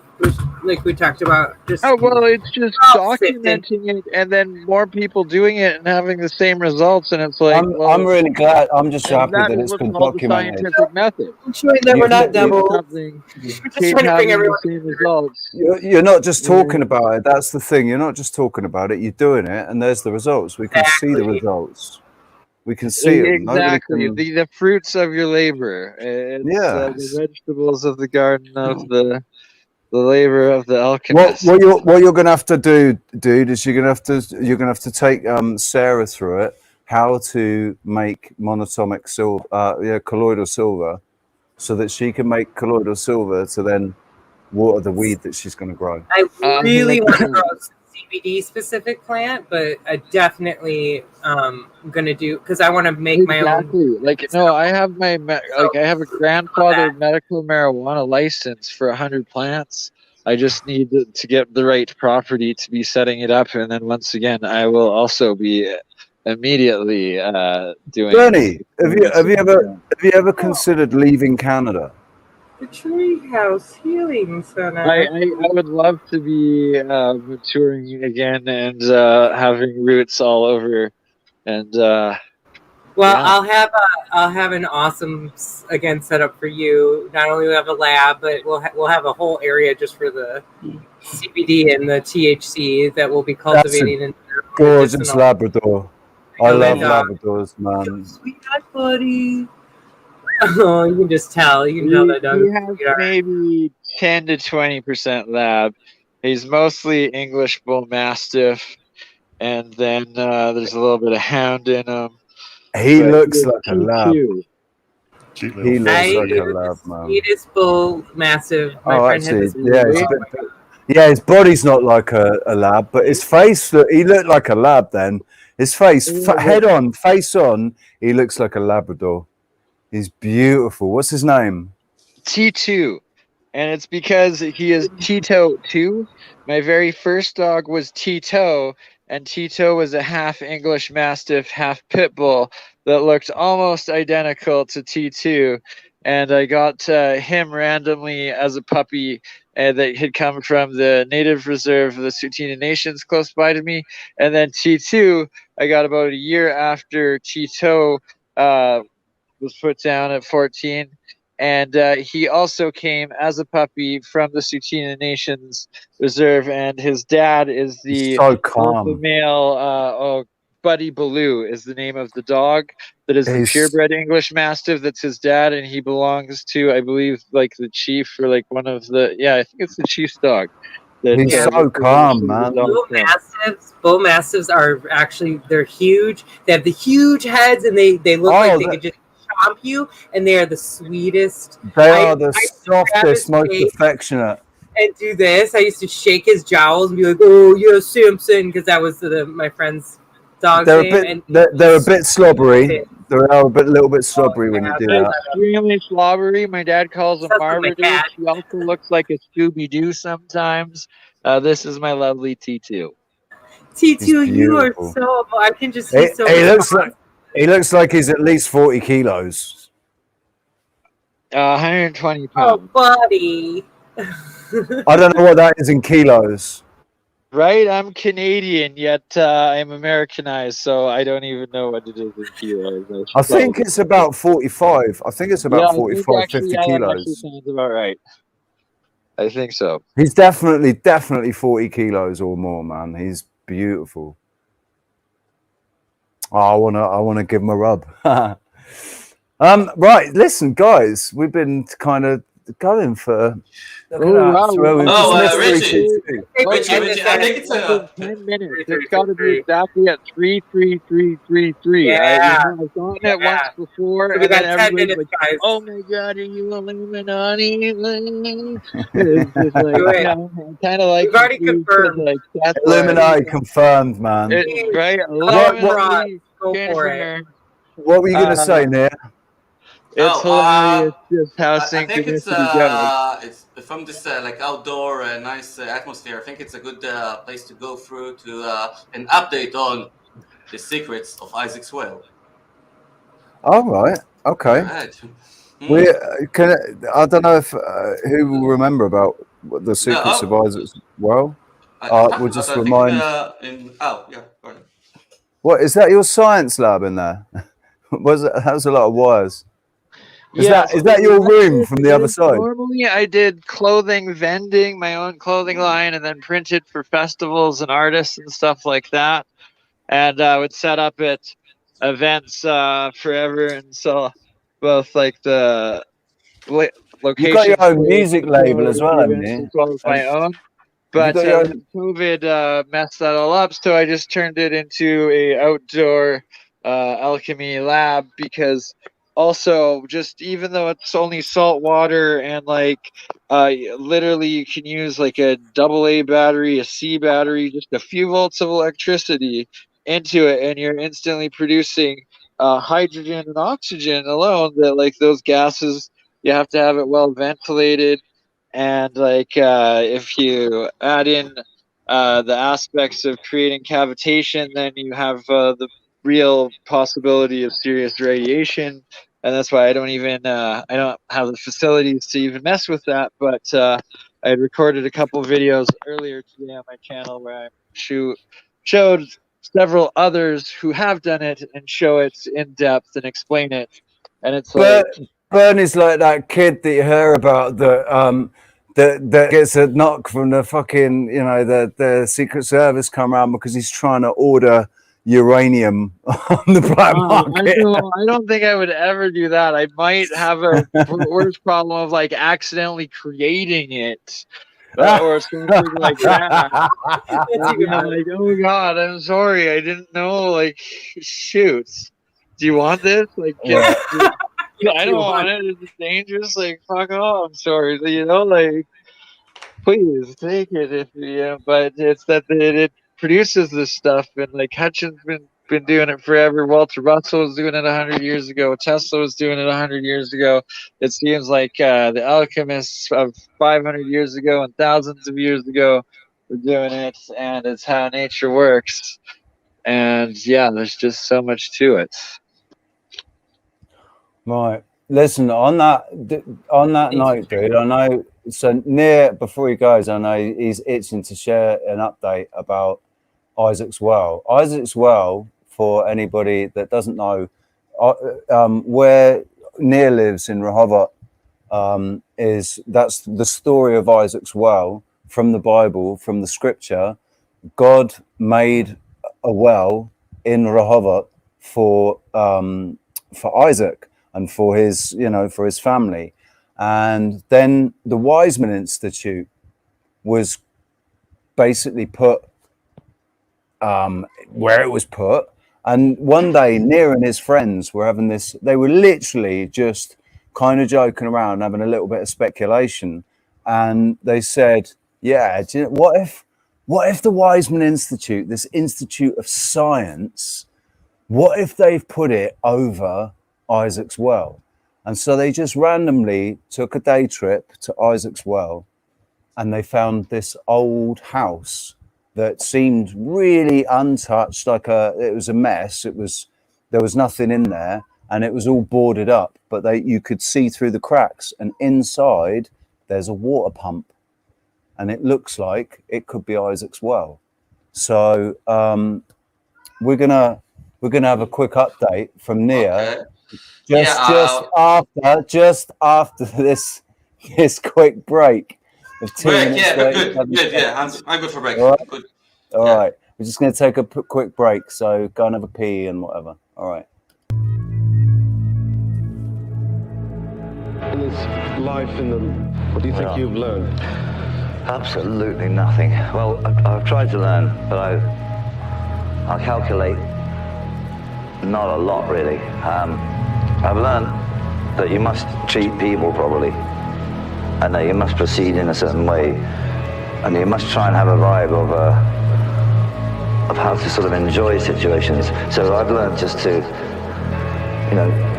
don't get miserable or fight the misery with some intelligence. This is like the most difficult area of the whole malarkey, really. It's hard to turn something around when it's going. And it's not something that you can learn by well, as far as I can see, it's something that comes to you with a bit of luck and a bit of instinct, yeah? But therefore, it's not something you can ever bank on. I'm not smart enough to figure out what the hell it is or how it works at all, That's why I treat it like voodoo.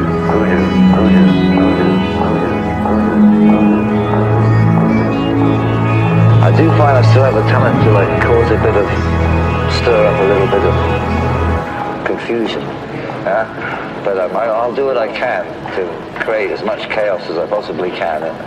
But my chaos is always well-natured, or has a positive goal at the end of it. When I start causing chaos in a situation, it's because the situation really needed to be changed, for example, or something is going to happen that I thought would be a good idea. And 9 times out of 10, I'm on it, I must say. Hopefully, that hasn't unjinxed.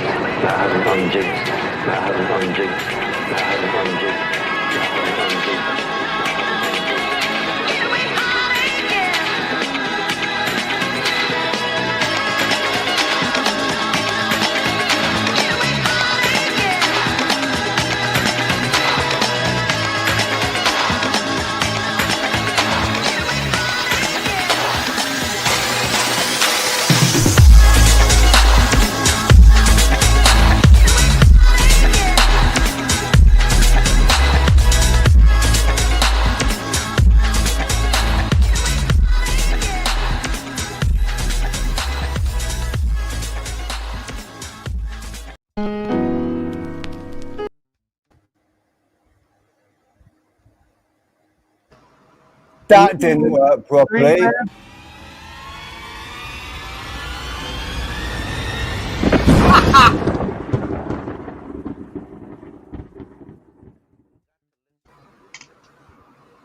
we go. Whoops. Well, we have 3 minutes. 3-minute countdown. Something like that. So, thank you everybody for tuning in. This has been an absolutely epic time, and just community conscious world connecting. I don't know how anybody could possibly ever hate on what we do and what's been accomplished here today and continues to be. I hope to see all of you beautiful souls both in the show and in the live chat again, as always. And we'll definitely do this. So, Nia. Yeah. I'm adjusting my eyes to the place I got on my... You guys, oh, that was funny. Sorry, I didn't mean for this to pop up right away. I can stop sharing this. I just wanted to show. I wanted to show that at least if we had time. But go ahead. Okay, cool. Talking about Isaac's well, right? So I mentioned in the previous time that I think that I talked about it. About the Sculptures Festival and about the incident with President Biden. That he stumbled and fell off his bicycle in the city of Rehovot, Delaware. And it was Rehoboth Beach in Delaware. Rehoboth Beach in Delaware, and let's go, Brandon. Laptop something like Jesus, but let's not go into that. I'll shut up. No, don't get me started. I truly like last time I've been here. I told the whole connection between this fall and the story of Isaac's well. It's like all connected, and the thing is that what got to do what that I noticed in the story of Rehovot that Richie mentioned. This story always like reminds me the whole story of Israel in general. Okay, because the biggest conflict that we got as Israelis is that this place has always been told to us as a place which has all the biblical stories happen there. It's the land that God is present over here. And while at it, the big conflict happens when you witness like the big modernism and the big scientific culture that we're seeing in all over Israel, but specifically in Rehovot, it tells the story exactly to this point, that it brings the biblical story with the beautiful story that God shows Isaac the different the only well that people didn't thought of, the only well of peace was the one that God showed him, and he called it Rehovot because he made this place wide for us.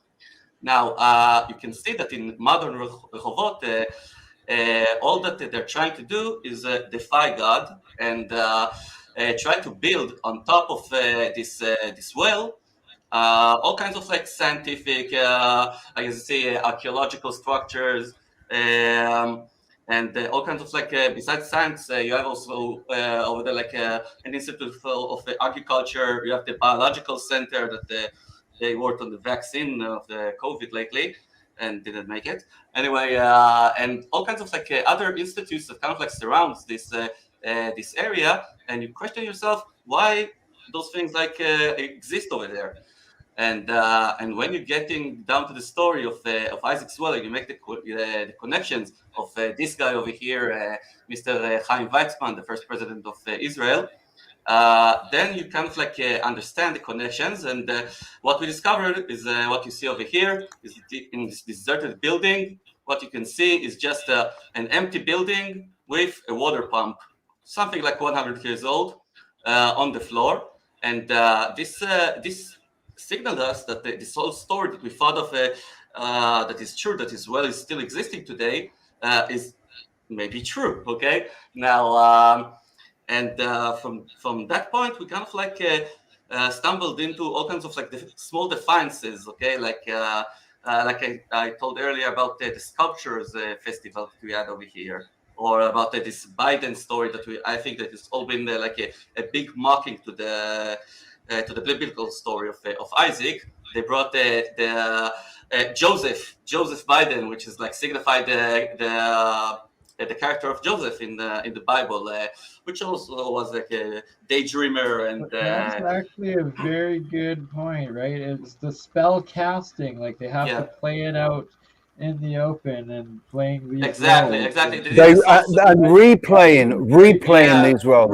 Yeah, but at this time the mocking was that in this time, instead of Isaac's finding the well in Rehovot, Joseph fell down again, like he fell down into the pit of by his brothers and all of that. So they kind of like remake it, but in a twist, and not a funny one actually, and maybe it makes them laugh. I don't know.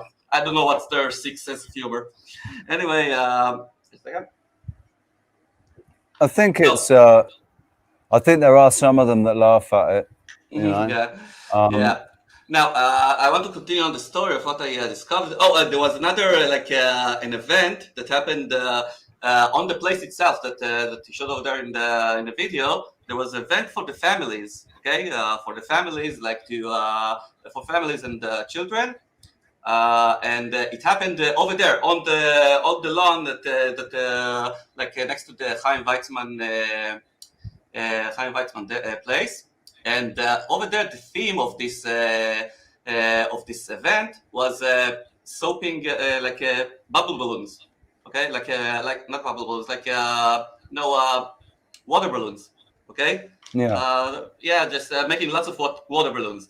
Is that coming to signify the well below, the water below, whatever? I don't know. Also, seems suspicious to me. It's like what is the point? Why would they do that? Why would they? It's pure. What's the relevance? It's pure. Balloons of water. Yeah, it's like pure mocking. Okay. Oh, you're like getting water balloons on top of what you don't know is the actual well. Okay. Or maybe the balloon. games, Like, hang on. What if those balloons were filled with water from the well? Exactly. It's like, that brings me to the next thing. Okay. The next thing that I kind of like discovered is that there is a factory. Okay. That I kind of like in the Rehovot for like lots and lots of years, which I kind of like started noticing things about him. And I first checked the map, and it's like very close to the institute, the Weizmann Institute, and what do you know? It's a factory which is called the Jafora. I sent you the link, Richie, over there in the WhatsApp, if you can show it, whatever. Yeah, no, it's better. Can you put it in the private chat because I can't? Yeah, sure. Anyway, so this place is a beverage factory. Okay, a beverage factory which is existing from the year. Oh, how unexpected! 1933. Anyway, so it's existed till from this time, and they telling there over there in the story that they made, the oranges out of like pure oranges, but I don't think that they did it like for a long time, and I think that they made those beverages out of Isaac's well. Okay. Because it's like very close by, and you can see like all kinds of like facilities over there, like in this area, that are like needing water for their like operation, and they're all like probably using that well. Okay, now so we now kind of like try to figure out like geographically that this well is kind of like an underwater pond or something like that. Or maybe it's got been covered with the resets or like whatever. An aquifer sort of thing. Hmm? It's an aquifer, underground cave aquifer, like with that pure crystal water, fresh water underground. Yeah. This is your reminder to take a drink of water if none of you've been drinking your water today. Anyway, and please notice that I have literally been drinking my golden and silver waters in front of you for the last 3 hours and 40 minutes, and I am feeling great. I am feeling golden. I'm drinking Isaac's well water. Beautiful. I was gonna say, what a great sink, Nir. Yeah. We were just talking about this, and now we're talking about basic Listen. I just noticed that the logo of Yafora, okay, is flat Earth logo in orange colors. Yeah. What? The logo of Jafora, of like the factory, you see it on the top of the middle. The green. Really? Yeah, it's like flat Earth, but with orange colors. If you have imagination. I suppose it could be. It could be. What I was going to say is, I just think it's absolutely fascinating, and I don't think anybody can ignore that there's this story in the Bible, in the scriptures, about about a well being given to this chap named Isaac, and then you've got in this place called Rehovot, and then here you've got this science institute that's been built, and there's this it just seems synchronicity. Sorry, I just got to state, I actually have one of my best friends' names is Isaac, and he's a dual Israeli-Canadian citizen that I've known for over a decade in my life, and he is just one brilliant individual. actual fact, if you look up burncron.com, the web server address is registered to Isaac Amour, my brother of another mother, Israeli, man, like genius, good friend, He's a and funny person. much He's a love funny. if you He's watch a this, funny Isaac. person. Is he Indeed. funny? Is he funny? Didn't hear the question. Oh, absolutely. It's Oh yes, it is. Because oh yeah, the Isaac. fruit of the garden. Okay, because Isaac, it's called like in Hebrew, it's called Yitzchak, and it's come from the root of tzachak. Tzachak is to laugh. Okay, it's because like when the angels came to prophesize to Abraham that his wife is gonna have birth, so she laughed, and that's why he was called Isaac. Okay, and then so probably most of the people called Because Isaac she they're wasn't. like She funny people. she would like couldn't have babies, could she? Yeah. She was And like then 100 years. She was 100 years yeah, old. And and she she's, was she, old, and yeah, and that's she, why she laughed, because it was yeah, like, yeah, all right, I love it. I'm gonna have a baby. Yeah. yeah. So Well, the yeah. So fact. this about the I want just to close up the Isaac as well story. And with that, yeah, this thing of Jafar that we discovered about the new factory thing, kind of like led us to the urge to do a whole new episode of the Secrets of Isaac's Well. It will be called Jafora, the water below. Are you going to take a trip to the bottling facilities or? Yeah. I want to go to the beverage factory and try to research them on them. And Ask them. Just ask them where they get their water from. no, yeah, but it's like no, but the thing is that we're gonna research also the whole geographic area, and we're gonna try to illustrate or something like that how it actually looks, and how this underground well is kind of like expands, okay, and. The thing is that all the facilities which are like around it, okay, and they're probably using those water are like very high, sophisticated, high tech industries. And it's I told you about agriculture. They're like inventing all kinds of like new breeds of plants over there, and with biological, they have like the biological institute. It's like something like it's considered now in the city of Ness Ziona, which is the next by city. But it's still in the geographical area of what we think is the well over there. And this is the biological plant is it's like I don't know what kind of like doomsday weapon they're like developing over there. It's like I used to live in Ziona, in this city, next to the factory. I felt like the Simpsons, you know, that they are like in the city with the nuclear plant or something like that. That it's gonna burst in any second or something. It's yeah. So, funny story, junior high school, one of my names is Mr. Burns, Side Bernie, Side Burns Bernie, and Boo Earns from The Simpsons for the Mr. Burns. That's funny. Okay. Mine was Shaft. So Mine was Birdcage.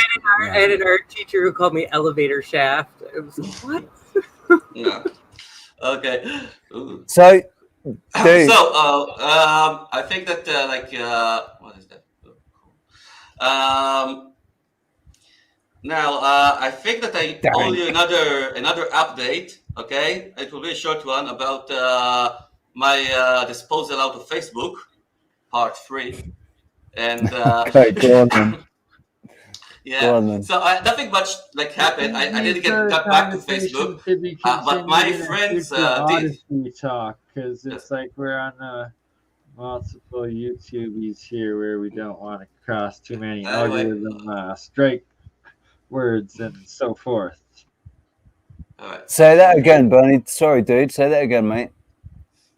There's just certain like topics and words that it's like you can't say too many times, or like the YouTube algorithms like will strike it, and like it gets pulled and like flagged and stuff, and Yeah. We'll have to do another future episode on Odyssey, where it's we now have the channels as well, and that it's completely uncensored. It's Yeah. amazing, and they back up everything from our YouTube accounts on Odyssey too. And then we're connecting. Well, hilarious enough, I'm going to be looking into. I think it's either Pornhub or maybe the OnlyFans or something. But it's like they now have like the servers set up for this, like because it's all explicit like rights and like privacy based video hosting and streaming content, that they now have a section for like these podcasts and for like alternative, like just informational discussions and whatnot. And it also has the potential for decent monetization because it's based off of video with privatization, with rights, with pornography, which is just ridiculous amounts of cash flow, and they've connected it to crypto. So it's like it could be the very next thing. That you may be looking for Bernie on one of those. We'll let you know. But in the meantime, Odyssey is amazing. I also just started on Twitch, and I'm going to be always doing on Twitch. I'm also usually doing Twitter, and depending on, I alternate between doing half of them on one of my 2 Facebook accounts or on the Twitch or the Twitter, just like alternating if we have 3 or if you have 10. And there's just so much to be doing. It's awesome, this metaverse that's I mean, I've got to say, man, I don't think that anything that has any connection to either of those 2 channels I'd want to be getting anywhere near, because just of where their connections to certain deep state and trafficking industries and stuff. What is YouTube? Like, I mentioned consciousness, and I literally have porn bots start flushing the live chat, and a guy coming on and using someone else's name and exposing himself. Like, I know, man. The censorship algorithms where we have to be worried about what words we say and it shuts down. You play a video that's copyrighted and like YouTube like instantly blocks it, like, but they can't hide that. Like, come on, like there's a messed up things going on. No, we have to get away from YouTube, but I don't think I'm not sure that. Not at the same time. It's just it needs to be like the darkness needs to be brought out and exposed and like canceled in the wrong ways, and like the injustice suppressions need to be fixed and reversed and advanced, and who's funding those channels needs to be exposed. Do you know what I mean? Like, there's polarization needs to stop, and emotional idiocracy needs to stop.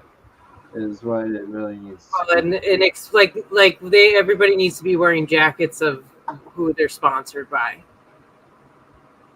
so we know where it's coming from. So you know what you're choosing to invest in. That's all. Because I agree with Richie. That would be my only thing. But I know I'm on YouTube, and we don't. That's Google. We get into this with it all. We all have. There is a point. It's just I would just be very careful. That's all. I want to share my story with Facebook, if I may. I think it's also already like the after deeds or something like that. After you've been kicked out and censored till your bones. Dude, listen. All I'll say to that is, you do know that I don't think that that's any of us in here that give a fuck about Facebook. Yeah, no, me too. But I think this story must be told. Okay. Go on then. Once I will begin with that. Once we got kicked out, okay, they asked for our ID to deposit our ID. Okay. Now, some of us did that, including me. Okay, there were 7 of us that were kicked out, and few of them deposited their ID, and then a month afterwards, those 2 out of the 3 people got back to Facebook with limitations, whatever, and I didn't. Now, I throughout this month that I was kicked out, I was in contact with those lawyers. Okay, we sent them a letter to Facebook, and then they came back with those lawyers from the most distinguished lawyers' office in Israel, and those are Jewish lawyers. They're good. Anyway, so they came back to me, and I kind of like threatened on them to to sue them, to whatever, to file a complaint in the police, whatever. I didn't really meant to do that, but so I was like negotiating with them, and I was like asking them all the time, hey, why we've been kicked out, and who did that, and did you do that? And they couldn't answer to me about it. Now, and then after after they brought my friends back and me didn't. Okay, so I kind of wondered. I asked them, do you know why they got back and me didn't? And then they told me something really peculiar. They told me that I addressed through I addressed through the legal system, the legal pipe, and they went through the software pipe, okay, with addressing Facebook. So if you approaching to the legal side, then you are it takes longer. Right. I don't know. Now, it seems logical, maybe. I don't know. It seems weird. And I was while she was explaining it to me, and I was complaining to her how ridiculous it sounds, because they were the ones who kicked me out, and they don't know what happened to me, why I'm not in. So it's kind of and I'm here, but it's the same thing. It's Facebook, but no answers. And I don't know. It's kind of and I was saying to myself in my head, I'm pissing off, and yelling about this poor lawyer. But and I'm asking myself, why do I do that? I'm not really want to go back to Facebook. Okay, so how much did you spend, dude? How much did you spend on lawyers? With time? On money? Money about what? For the lawyers. No. The lawyers they're representing Facebook. The legal.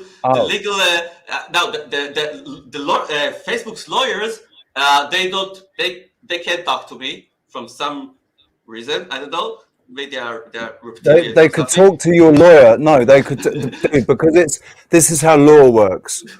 You're talking in the corporate world. As soon as you go into law, it's the corporate world. You're a dead entity. You're not. You can't speak to them. They can speak to your lawyer, but they can't speak to you. Yeah. Okay. Anyway, so they sent their minions, those two lawyers from. I don't know, from this very distinguished lawyer's office. Anyway, and finally I asked them and we kind of fought from between ourselves, why did they get back and I didn't? Okay, and then they kind of we thought about it for a while, and then we reached the decision, the conclusion that this is their way of divide and conquer. Okay. One sec, Ned. We're just going to say goodnight to this legend who's been streaming for 7 hours, and he's got to go to bed, man. He's got to go and get some sleep. I gotta get a 3-hour power nap in at least, if not. Bernie, we'll for sure. She goes, I love you all. We will. Love you too, man. Thank you very much. Thank you for being here. We'll talk about Rumble later. Lovely time together, and we'll catch you guys on the next one. Yeah. We'll see you in the Magic Treehouse, dude. See you in the Magic Treehouse. All right, bro. Later. Awesome. Okay. Always in the Magic Treehouse. Always in some sort of Magic Treehouse. We'll see you in there, dude. Take it easy. Sleep well. Yeah. Sleep well. Sorry. Carry on there. No, I'm down about Facebook complaining about that. I just thought that, I think that the whole thing that they're doing to us right now is it's an actual a lesson. Okay, maybe they're teaching the fact checkers or something like that in a course or something like that, how to treat a bunch of conspiracy theories first you kind of like banish them, and then you kind of like bring back half of them, and and it's like a teacher comes into the classroom. Now. Do you notice that? Have you noticed that? Okay, so on Instagram, who's now owned by Facebook, you now have to agree to share content. You're willingly signing a quote unquote contract, and they're probably on a list. Sarah got put on a list for sharing something that I put up. Sarah got put on a list for it because she was sharing something that I've been sharing. That means I'm on a list too. More and more we all keep talking about it and showing our faces and showing that we're not scared and giving even our full names and saying, yep, what do you want to do with this? Good luck. Hang on. I've got so. Hang on. Where's it gone? Where's it gone? Hang on. Where? Oh, there it is. Sorry. That's for Google. Yeah. That's for Google, man. That's for Google. That's for all of the people that social networks being controlled by the devil itself. Okay. That's for all the haters. All the haters. All the Fuckers. Okay. Anyway. Yeah. Okay. Get it. Needs a little oil. Anyway, so yeah, that's it. I think that you just want to divide us and divide and conquer. It's like a teacher is coming to the classroom and says like only half of the kindergarten of the classroom is going to a field trip, and then she leaves the classroom, and then what happens? Like the children start to fight between each other. It is, isn't it? It is basically. It's exactly that. I mean, it's just they want us bouncing off each other, but not in a good way. They want us in a struggle. Yeah, fighting. Also, it's like one of the most remembered things out of the COVID time. Like about a year ago. There was this big. They started vaccinating the children to school, and part of the children wanted to vaccinate and not, and part of the parents wanted to vaccinate the children, partly not, and then they kind of offered all kind of sanction, to convince the parents to vaccinate their children, and they're like in the government meeting. The Prime Minister said, "Oh, I want to create like a WhatsApp groups that vaccinated parents will convincing the other ones, and I want them to fight between one another." Okay, this is what he said. Like he wants the parents to fight between one another about this vaccine thing. It's devilish, and it's the same method that they're using in social networks and in all sorts of other places. Okay, to just this divide and conquer, I guess. Well, they want to see, the thing with profile pictures, that was perfect for them because they could see exactly who their minions were. It's like, oh, Ukrainian flag, nice one. It's all right. We got old Jim Smith, number 32. Yeah, it's just all potential Agent Smiths. All potential Agent Smiths. I'm taking a break. Okay. It's 4 hours, Rich. It's 4 hours. It's 4 hours. Yeah, I know. That's what I was just going to say. It's been 4 hours. What do you guys want to do? What do you guys want to do? To be honest, I think we've had a really good stream. I think this would be a great place to end it, and really appreciate you all being here. Of course, Callum, thank you so much for joining us as usual. Love your insight, and Nir. You've been very quiet tonight, Callum. Yeah, you haven't had much of a chance to get a word in. I don't think. I don't know. You're the reason I come to this show. No, seriously. But it's great to have your questions, available, and then the insight with Bernie too, because you have some knowledge with that. But then Nir, again, you have a totally different view of things as well as information to share with us, and it was kind of cool to sync that worked out. So thank you. I mean, what I like as well is there is a cultural difference. There's a cultural difference between. I mean, there's similarities between We got the three of Australia, us. United States, UK, Tenerife, and Israel. I mean, I think that's Yeah, but our but our culture is fairly similar though.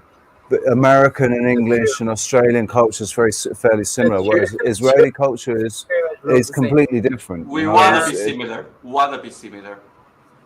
I mean, we're the same, really. We're the same. We'd be doing exactly the same things if that's how we'd been brought up, if that's how we'd been programmed. You know, if we'd had the same education as you, that's exactly what we'd be doing. So, But I can relate. I can relate to Nier. yeah. Especially because in more modern day, what we're This going is my point. This is my point. It's a different culture, but we can still we can all relate, and we all see like when there's a different culture, but we're all the same. We're not that. We're not different, man. And That's how I feel. I've always felt that way. Yeah. it's like with China and Russia, and Israel. All we hear is propaganda. That's all we ever hear. We don't ever hear anything real. So it's nice to, you know. But at the end of the day, someone real. I had a neighbor growing up, and her, they were from her grandparents didn't drive; they rode bikes around town, and there was other things that I don't need to get into the details. But what they did is in a family culture, like when we'd come and ask her if she could play, things like she had very specific things she had to do, and it was all very much based on her culture. Regardless of that, what I'm getting at, there was still connections, because at the end of the day it comes down to what's the true goal and what's the true purpose that we're all trying to meet, which is to have fun, isn't it? When we're kids, it's just to have fun, and you go through the things to be able to to all get together and do something all together and have fun and share an experience. Share an experience. It's all about sharing experiences. I think that's got to be like one of the most important I got a things. story I got a story, nice one, from yesterday. I've been a great psytrance party as usual on my Saturdays, and like over there, like in the middle of the sets over there, I was sitting down, and lady that I was coming with, she was saying to me that the DJ's name is Nir Shoshani. It's like my name, okay. And oh yeah, and I actually knew that there was a DJ named Nir Shoshani, and I kind of so I got over to the DJ stand and I told him, "Hey, hello, Nir Shoshani," and I said, "Yeah," and I said, "Hey, Nir Shoshani, how are you?" And then I jumped over to the DJ stand to speak to him, and I told him I don't know what I was thinking to myself, I was a little bit high, but yeah, but I was the first thing I was told him about the shared thing that we have about our name is the geometric symbolism of it. Okay, and I told you that Shoshani in geometry it's 666, and he's like, whoa. Because it is true. It is true. It's Shoshani. It's Shin and Shin are it equals 300 each, so it's like 600. And then Nun and Nun is 50, and Yud is 10, so it's 60. And then Vav is 6. So it's it goes out 666, and I kind of had to deal with that. I kind of discovered that in pretty much of a small age, about 17 or something like that, and I had to live with that for about 20 years. That I had some. Did it play on your mind?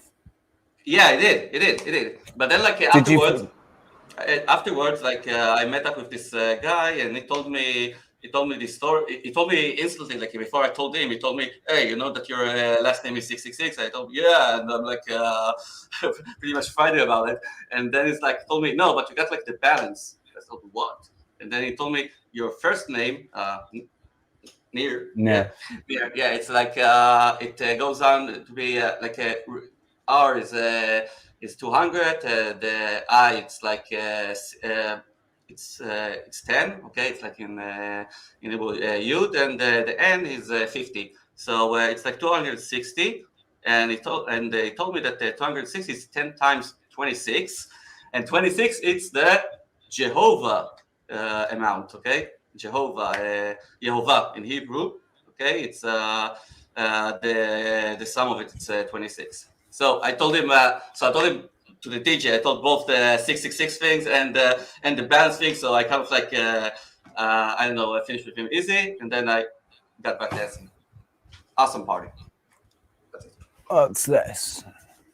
The numbers in the human self. Well, this is really funny that he just brought this up because I recently did this thing called like it's this Chaldean numerology, and I did my full chart, and this is how I found out my master number, that I'm a 33. Chaldean, darling. It's Chaldean numerology. Well, you don't have to. I'm just kidding. Regardless, I just wanted to show this with what he was talking about, because this is like more or less how you're kind of getting at how you figured it out. There's like a number system. Oh, sorry. Go ahead. Yeah. I didn't really. Okay. Yeah. No problem here. So, yeah. Anyway, I don't know my exact. What's interesting to me is my name. I feel like my name in every way that I read about it, in a sense, and of course this is the unbalanced, okay? But that's hilarious to me because everything else in my profile, it's not like that bad, but my name is like working against me in that way. So, but what's funny is my first name is actually Princess. It means princess, but look at that. What does princess then mean? Because I think there is a connection. I think that victimhood makes sense to me for some reason as princess, because the princess always needs saving. And the princess has no free will either. She has to marry the prince, the guy that the king says, and it's a very it's kind of an enslaved life, isn't it? A princess. Yeah. Oh, by the way, I mentioned earlier the mother of Isaac, and her name was Sarah. Oh yeah. And Abraham and Sarah from the Bible, right? Yeah. Also, like my name in Hebrew, in Israel, in Hebrew, like pretty much everyone has a meaning to his name. It's like an actual word in the language. So my name Nir, it's a field, okay, and Shoshani, it's kind of like Shoshan, it's a rose, okay. Shoshan, it's like a bouquet of roses, something like that, and sounds like an Indian something, right? Anyway, it's and I think, and I have this thing, and it's also like related to the Bible with the names in my family, because my grandfather, his name was Jacob, okay. Also a very interesting story. His name was Jacob, and he got Jacob and Isaac. Isaac was Jacob's son. No, Isaac was Jacob's father. Yeah, Isaac was Jacob's son. Yeah. Okay. Now, he came over to Israel before the Second World War, and he got married once, and then his wife passed away in birth, and then he got married to her cousin. Okay, and she was named Rachel. Okay, Rachel was also the name of the wife in the biblical story, and they had a son, which his name was Joseph, which is the name of my father. Okay, and so I kind of like, and the story goes on in the Bible that Joseph had two sons named Menashe and Ephraim. Now, so I kind of like figured it out that according to the biblical story and according to our family tree, so me and my brother, I have also like one brother, and so one of us supposed to be Menashe and one of us supposed to be Ephraim, but our name is not Menashe and Ephraim. Our names are Nir and Guy. Now, so I kind of like looked at the map of the tribes, okay, that got over to Israel, and I saw where each tribe kind of like settled, and the tribes are named after Jacob's sons, okay, and after Jacob's sons and the sons of Joseph. So I saw where like the tribes of Menashe and Ephraim were settled, and Ephraim were like settled between the mountains of Judea and Jerusalem, and between the mountains of the Carmel. And the name of my brother Guy It's in Hebrew the interpretation is a valley. Okay, so they kind of like this Ephraim tribe. They actually lived in a valley, and his name is Guy. So he's probably representing this Ephraim. And I kind of like I'm a Libra sign, and I told you that my interpretation of my name is Nil. Now the Menashe tribe, they sat down in both sides of the river of Jordan, and this is kind of like representing me because it's also like because it's a river, it's like a low plain and with fields over there, and also like I'm like a Libra sign, so it's kind of like I always have to be like in both sides. So he's like both sides of the Jordan. So I'm Nir Menashe, whatever. Yeah, sure. Yeah, right. What I think is really important about what you've just said, Nir, is that every single one of us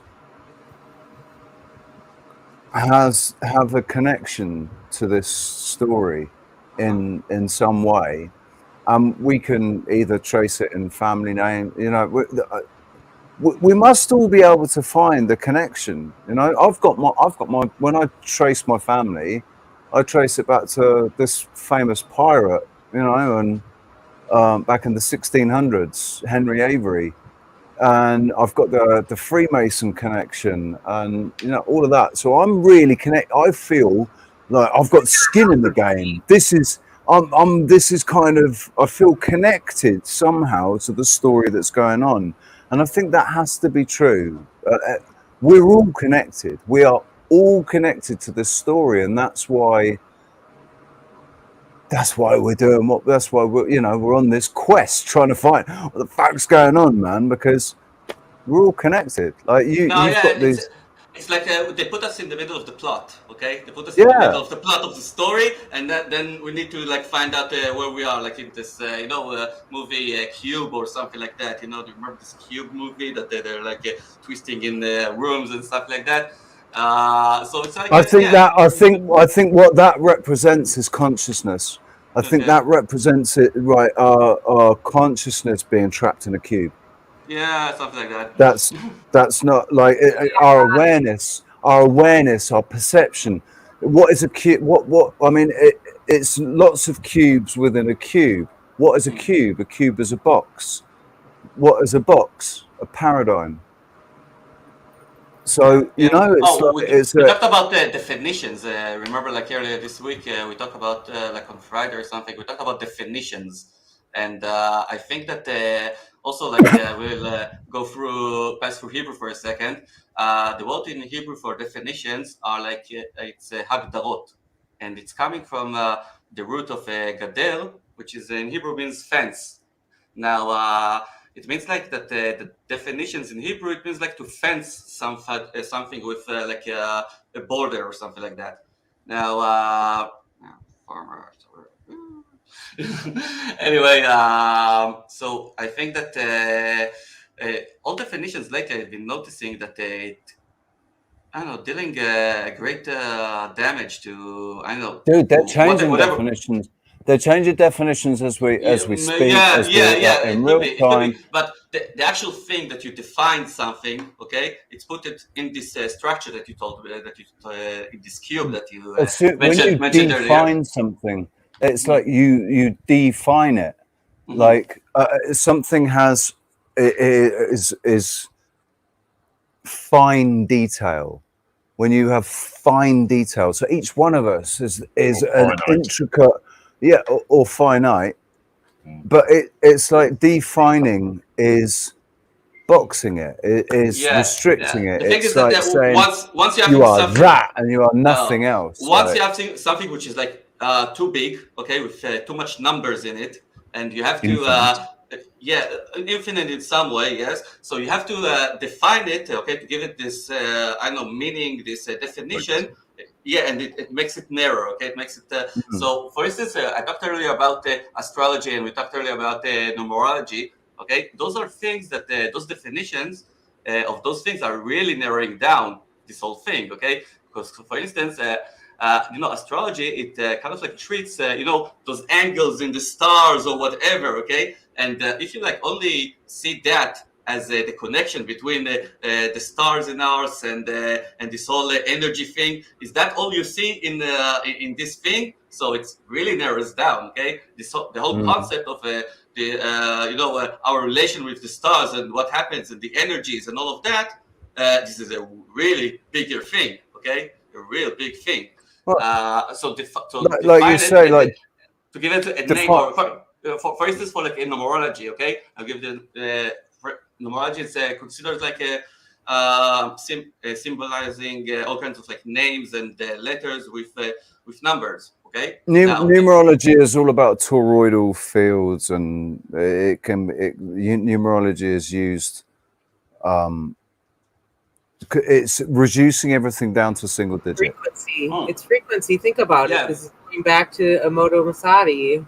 So we know that everything like that comes out sound wise, we could gauge that way. It's the same. Now we know heat. Now we can do that as well.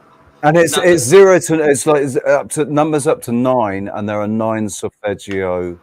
Wherever you take the definition of numerology, okay, it still narrows down the big definition, the big concept of like relation between numbers and letters and people and all of that. So it is a wider thing than numerology has to define. So every time that we are like defining things, we leave lots of the things like outside this box, this definition. Outside of the box, Yeah. So and this is, I think, a big sin that that we are doing. It limits us with research. It limits us with I mean, I wouldn't want to. I definitely wouldn't want to class it as a sin. I wouldn't want to label it as a sin. I think it's a stupidity. I think it limits us. We're basically we are. We're just reinforcing the cage, or the tether, the tether that's holding us down. It's just limiting us, holding us back. I agree. And we're doing it to ourselves. It could be bigger than that, and that, like, somebody wrote in a comment earlier. I apologize for not pulling it up, but they were saying more or less like you got to be conscious that everything we know was potentially written either by us or by something that influenced us. So everything we know, so it's like we might not even fully. It's like spectrums of color outside of what we can see. There's a possibility we don't even know what we envision unicorns and airships. What if it's more magical than that? You know what I mean? But when you said that as well, like it's like when you say it might have been written by us for us. It's so we're eternal, not the ego, but the soul that we're carrying is eternal. Maybe the soul was in an avatar that had an ego that wrote, it's like, maybe, how do we, none of us know really. One of us might have a soul that was in one of the, that wrote something that we're reading now or quoting now, or I like thinking about it like that. I think that our soul is like present in our, in this body right now. And once we will die, everyone will die, I guess. And after that, the soul leaves the body. And I guess I'm going over there always to the question of God over here. And I personally believe, and I don't think there's any. For me, there's no question of the creator. But I do think that at the end of our days we will be judged. Okay, we will be judged according to our not according to our actions. Okay, but according to our spirit, we will be judged. I think we've already been. It's happening while we're living. We've already been judged, dude. It's already happened. Yeah, I think it happens based on past lives too. If there's any truth to that. Yeah, I put more stock in the Egyptian, the idea that the heart gets weighed against the feather, and it's not about what you've done, it's about how you feel about what you've done, how light your heart is, and whether it's from which kind of motives did you did things? Which kind of like motives got you to do things, right? Yeah, I mean exactly. You know, it's like if you did something, like if you kill somebody, but you did it because you feared for your life, and you know, and but that no, I think because if you feel guilt, then you go down into what's it called, Mahat? Is it Mahat? Into the into the sands Jahannam? where you no, Yeah. it's Mahat or something. But I personally feel like I'm certain in my own heart, I'm absolutely like certain on this because I've had so many. I don't know if it's. I have to think about it actually if it's just this confirmation bias, but I seem to have just got so many signs and signals to say that what we're doing. It doesn't matter how you do it. This version, the last version, you are going to do it every single way eventually. Like the whole point is your soul is reincarnated to try and do it again, do it again, do it again, do it again. And why are we doing it again? Why has the soul got to keep reincarnating, reconnecting with the egos that exist within the avatar, try to communicate with it, do it over and over and over and over again? I think it's all to train us to get control of this physical avatar, to get control of our emotions, because our emotions are the most destructive. Whilst that's what comes from the creator, this emotion, this energy in motion. So we have been given, like, it's a godlike ability that this emotion has the potential to actualize. Like, if you are able to love everything and everyone unconditionally, you won't necessarily nobody would have to destroy anything, would they? They could dismantle and take down and change and rearrange and whatever. And there might be things that have a natural, like, And that's good chaos. Life in this realm. We aren't part of the food chain. We've never been part of the food chain. We think we're at the top of the food chain. We're not at the top of the food chain. We're just not part of it. We've fitted into it, and we take advantage of it. We're not. We're meant to be watching what's going on here and contributing to it and trying to make it more, and trying to expand on it and make it even more beautiful than it is already. But if we don't have control of our emotions, but we have full control, we have full power, we're just going to destroy everything and everyone eventually. And maybe that's, I said the other day, maybe that's what happened.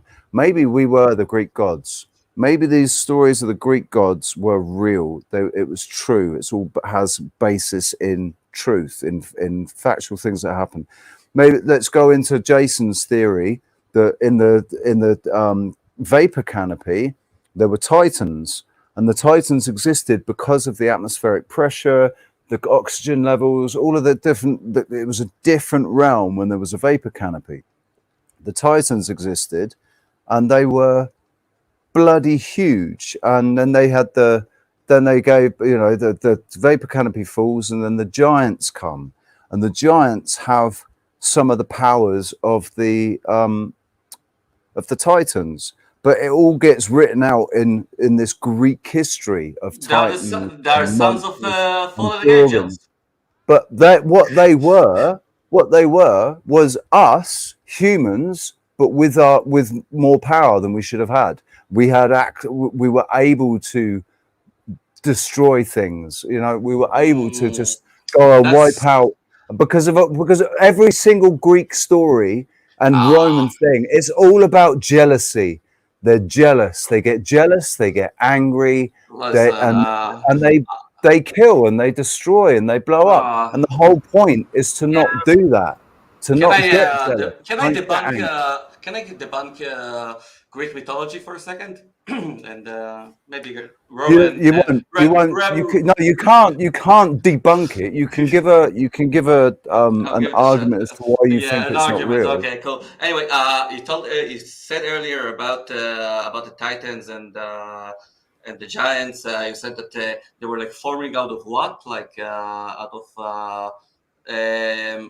ecological transitions, things like that.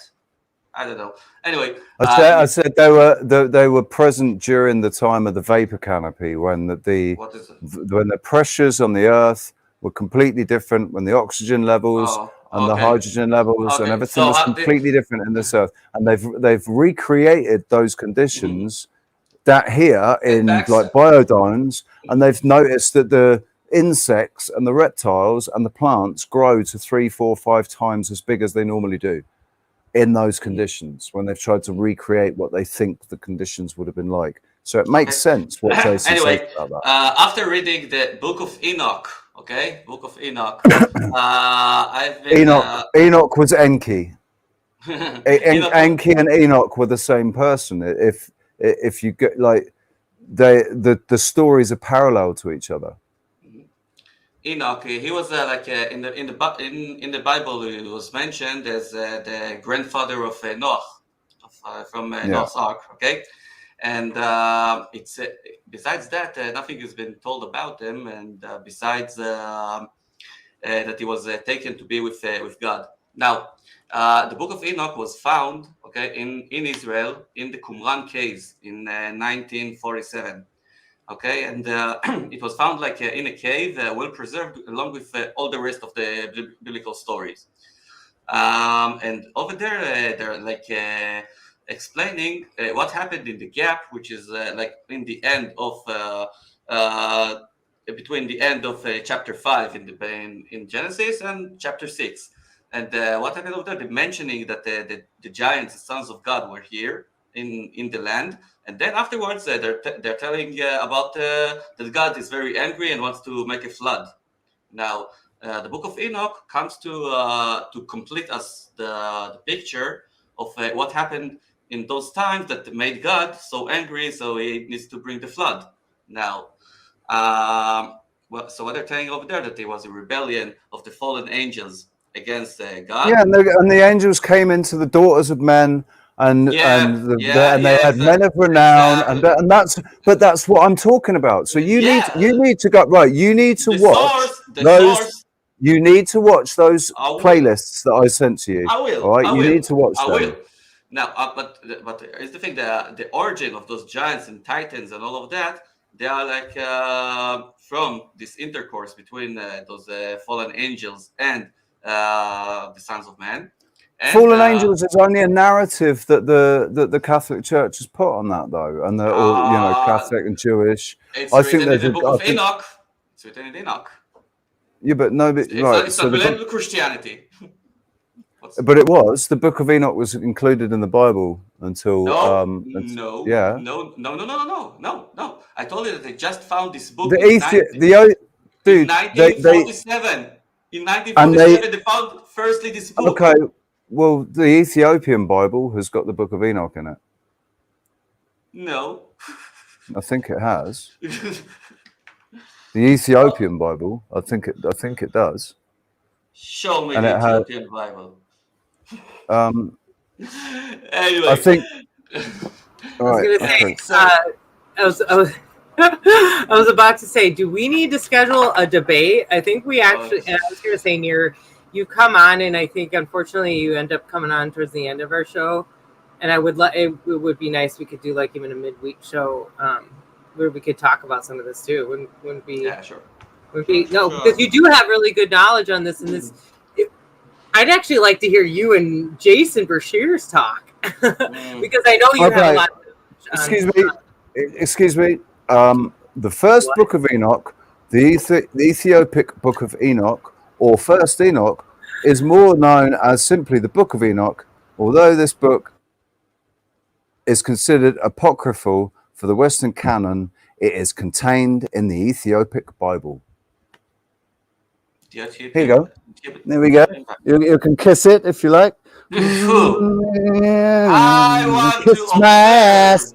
Kiss my ass, That's some mofo. good gyration movement. Your Did you see good that? friend over here is gonna go down with it, okay? Because I'm, besides being H News, I'm also like a CEO of a translation company, and so you bring me down this Ethiopian Bible book, and I will translate it, and I will see if the book is of Enoch is there. I'm just gonna send you. I'm just gonna send you.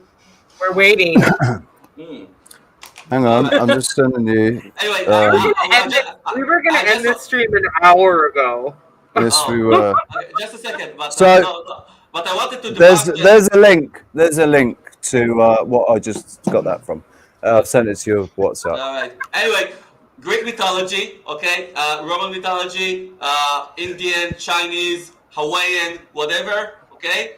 Those are all what they were representing the gods and all of that, fallen angels, and that's it. If you subscribe to the fucking, if you subscribe to that. See, and I think it's written based off of considering that, you know, Sumerian text is one of the first texts we know, the most ancient text, right? So at some point the story evolved, and then so to me that's what the Bible represents in all forms. Is a story that was like the Bible through the that telephone game, you know, that game where you play, like you whisper in someone's ear, you tell them something, and they Chinese whispers. What the Bible versions, and in other religions too, though, don't get me wrong, because Hinduism is like a translation of several different types of gods, and right. So to me, Hinduism comes from Sanskrit. Sanskrit comes from the. Telling you that somebody came down from the heavens, so your fallen angels came down from the stars, fell from the stars, but they actually describe and have depictions. There's a lot of cultures of UFOs and actually coming out of ships. So yeah, but UFOs doesn't exist. Well, I think it's more complicated. Hang on. UFOs certainly do exist because I've seen them. I've personally witnessed UFOs. I've witnessed the actual the mechanical I can type agree with that, but flying they didn't come ones. from other planets. And the orbs as well. They don't come from other planets. They come from inside. They come from inside this one. So they're not they're not UFOs. They're locals. They come from inside this one. They're going to disclose aliens soon anyway. We'll find out soon enough. All right. Yeah, man. Listen. Find out if your reptilians are real or not. All right. We're gonna find. Listen, what's gonna happen, right? Look, listen. What's gonna happen? What's gonna happen is Ukraine's gonna fire HIMARS at the that place there over there where there's like this nuclear stuff going on. It's gonna be a really big explosion, right? Or they're gonna say there was, and they're gonna say, and then what they're gonna do is they're gonna say, oh, but it's okay because the aliens have come down and they're going to help us clean it all up. And it's going to be the V, it's going to be like V, right? Some scientist or somebody said that they're here already and they haven't come down because we're not playing nice. We need a universal threat. Yeah. Yep. Somebody's got to save us. Somebody's got to save us, right? Yeah. We can't do it ourselves. Well, we've all got to I'm going to say no on that. I'm going to cancel. I'm going to cancel that spell right there. Absolutely no. No, we will save ourselves. We will be saving ourselves. We've already done it. The only time that exists is right now, and right now we're doing everything that we need to do to be in 20 years time it's all fixed, because we've set the wheels in motion now in what we're doing now. And on that note, ladies and gentlemen, you've been absolutely wonderful. Thank you very much for your time. Seriously. We appreciate your time. 4 hours 36 minutes. We've still got 34 people. We dropped down to 28 and now we're back up to 34. That's pretty impressive. Again, for all the time. Thank you for being with us. This is awesome. I can't tell you how much. If anybody's still watching on Roxanne's channel, thank you very much. Great contribution. And the challenging once. Even the people who were like, hey, wait a second, why did you time that person out? It was like, please challenge that stuff. Let's talk about it. Let's all be open books. So Yeah. thank you. Thank you for everything. And yeah, and everybody in Bernie's chat as well. If anybody's still in Bernie's, thank you very much for your time. And we will see you again. Well, we're going to go live in the week sometime, once or twice, aren't we? So yeah, we'll be back. We'll be back in a week. Just keep your eyes peeled. Do us a favor and give us all a thumbs up and leave a nice comment to help us with the algorithm, and share it in your social media if you can, and click the bell if you want to be notified for the next one. There will definitely be one next Sunday, but there's going to be more before then. If you want to be notified, click the bell. But thank you very much. We love you, and we will see you, guys. Big time. In this life in the, what do you think you've learned? Absolutely nothing. Well, I've tried to learn, but I'll calculate not a lot really. I've learned that you must treat people properly, and that you must proceed in a certain way, and you must try and have a vibe of how to sort of enjoy situations. So I've learned just to, you know, don't get miserable or fight the misery with some intelligence. This is like the most difficult area of the whole malarkey, really. It's hard to turn something around when it's going, and it's not something that you can learn by well, as far as I can see, it's something that comes to you with a bit of luck and a bit of instinct, yeah? But therefore it's not something you can ever bank on. I'm not smart enough to figure out what the hell it is or how it works at all, you know? That's why I treat it like voodoo.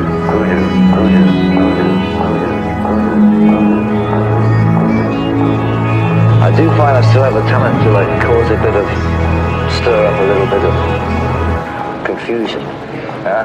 But I'll do what I can to create as much chaos as I possibly can. But my chaos is always well-natured, or has a positive goal at the end of it. When I start causing chaos in a situation, it's because the situation really needed to be changed, for example, or something is going to happen that I thought would be a good idea. And 9 times out of 10 I'm on it, I must say.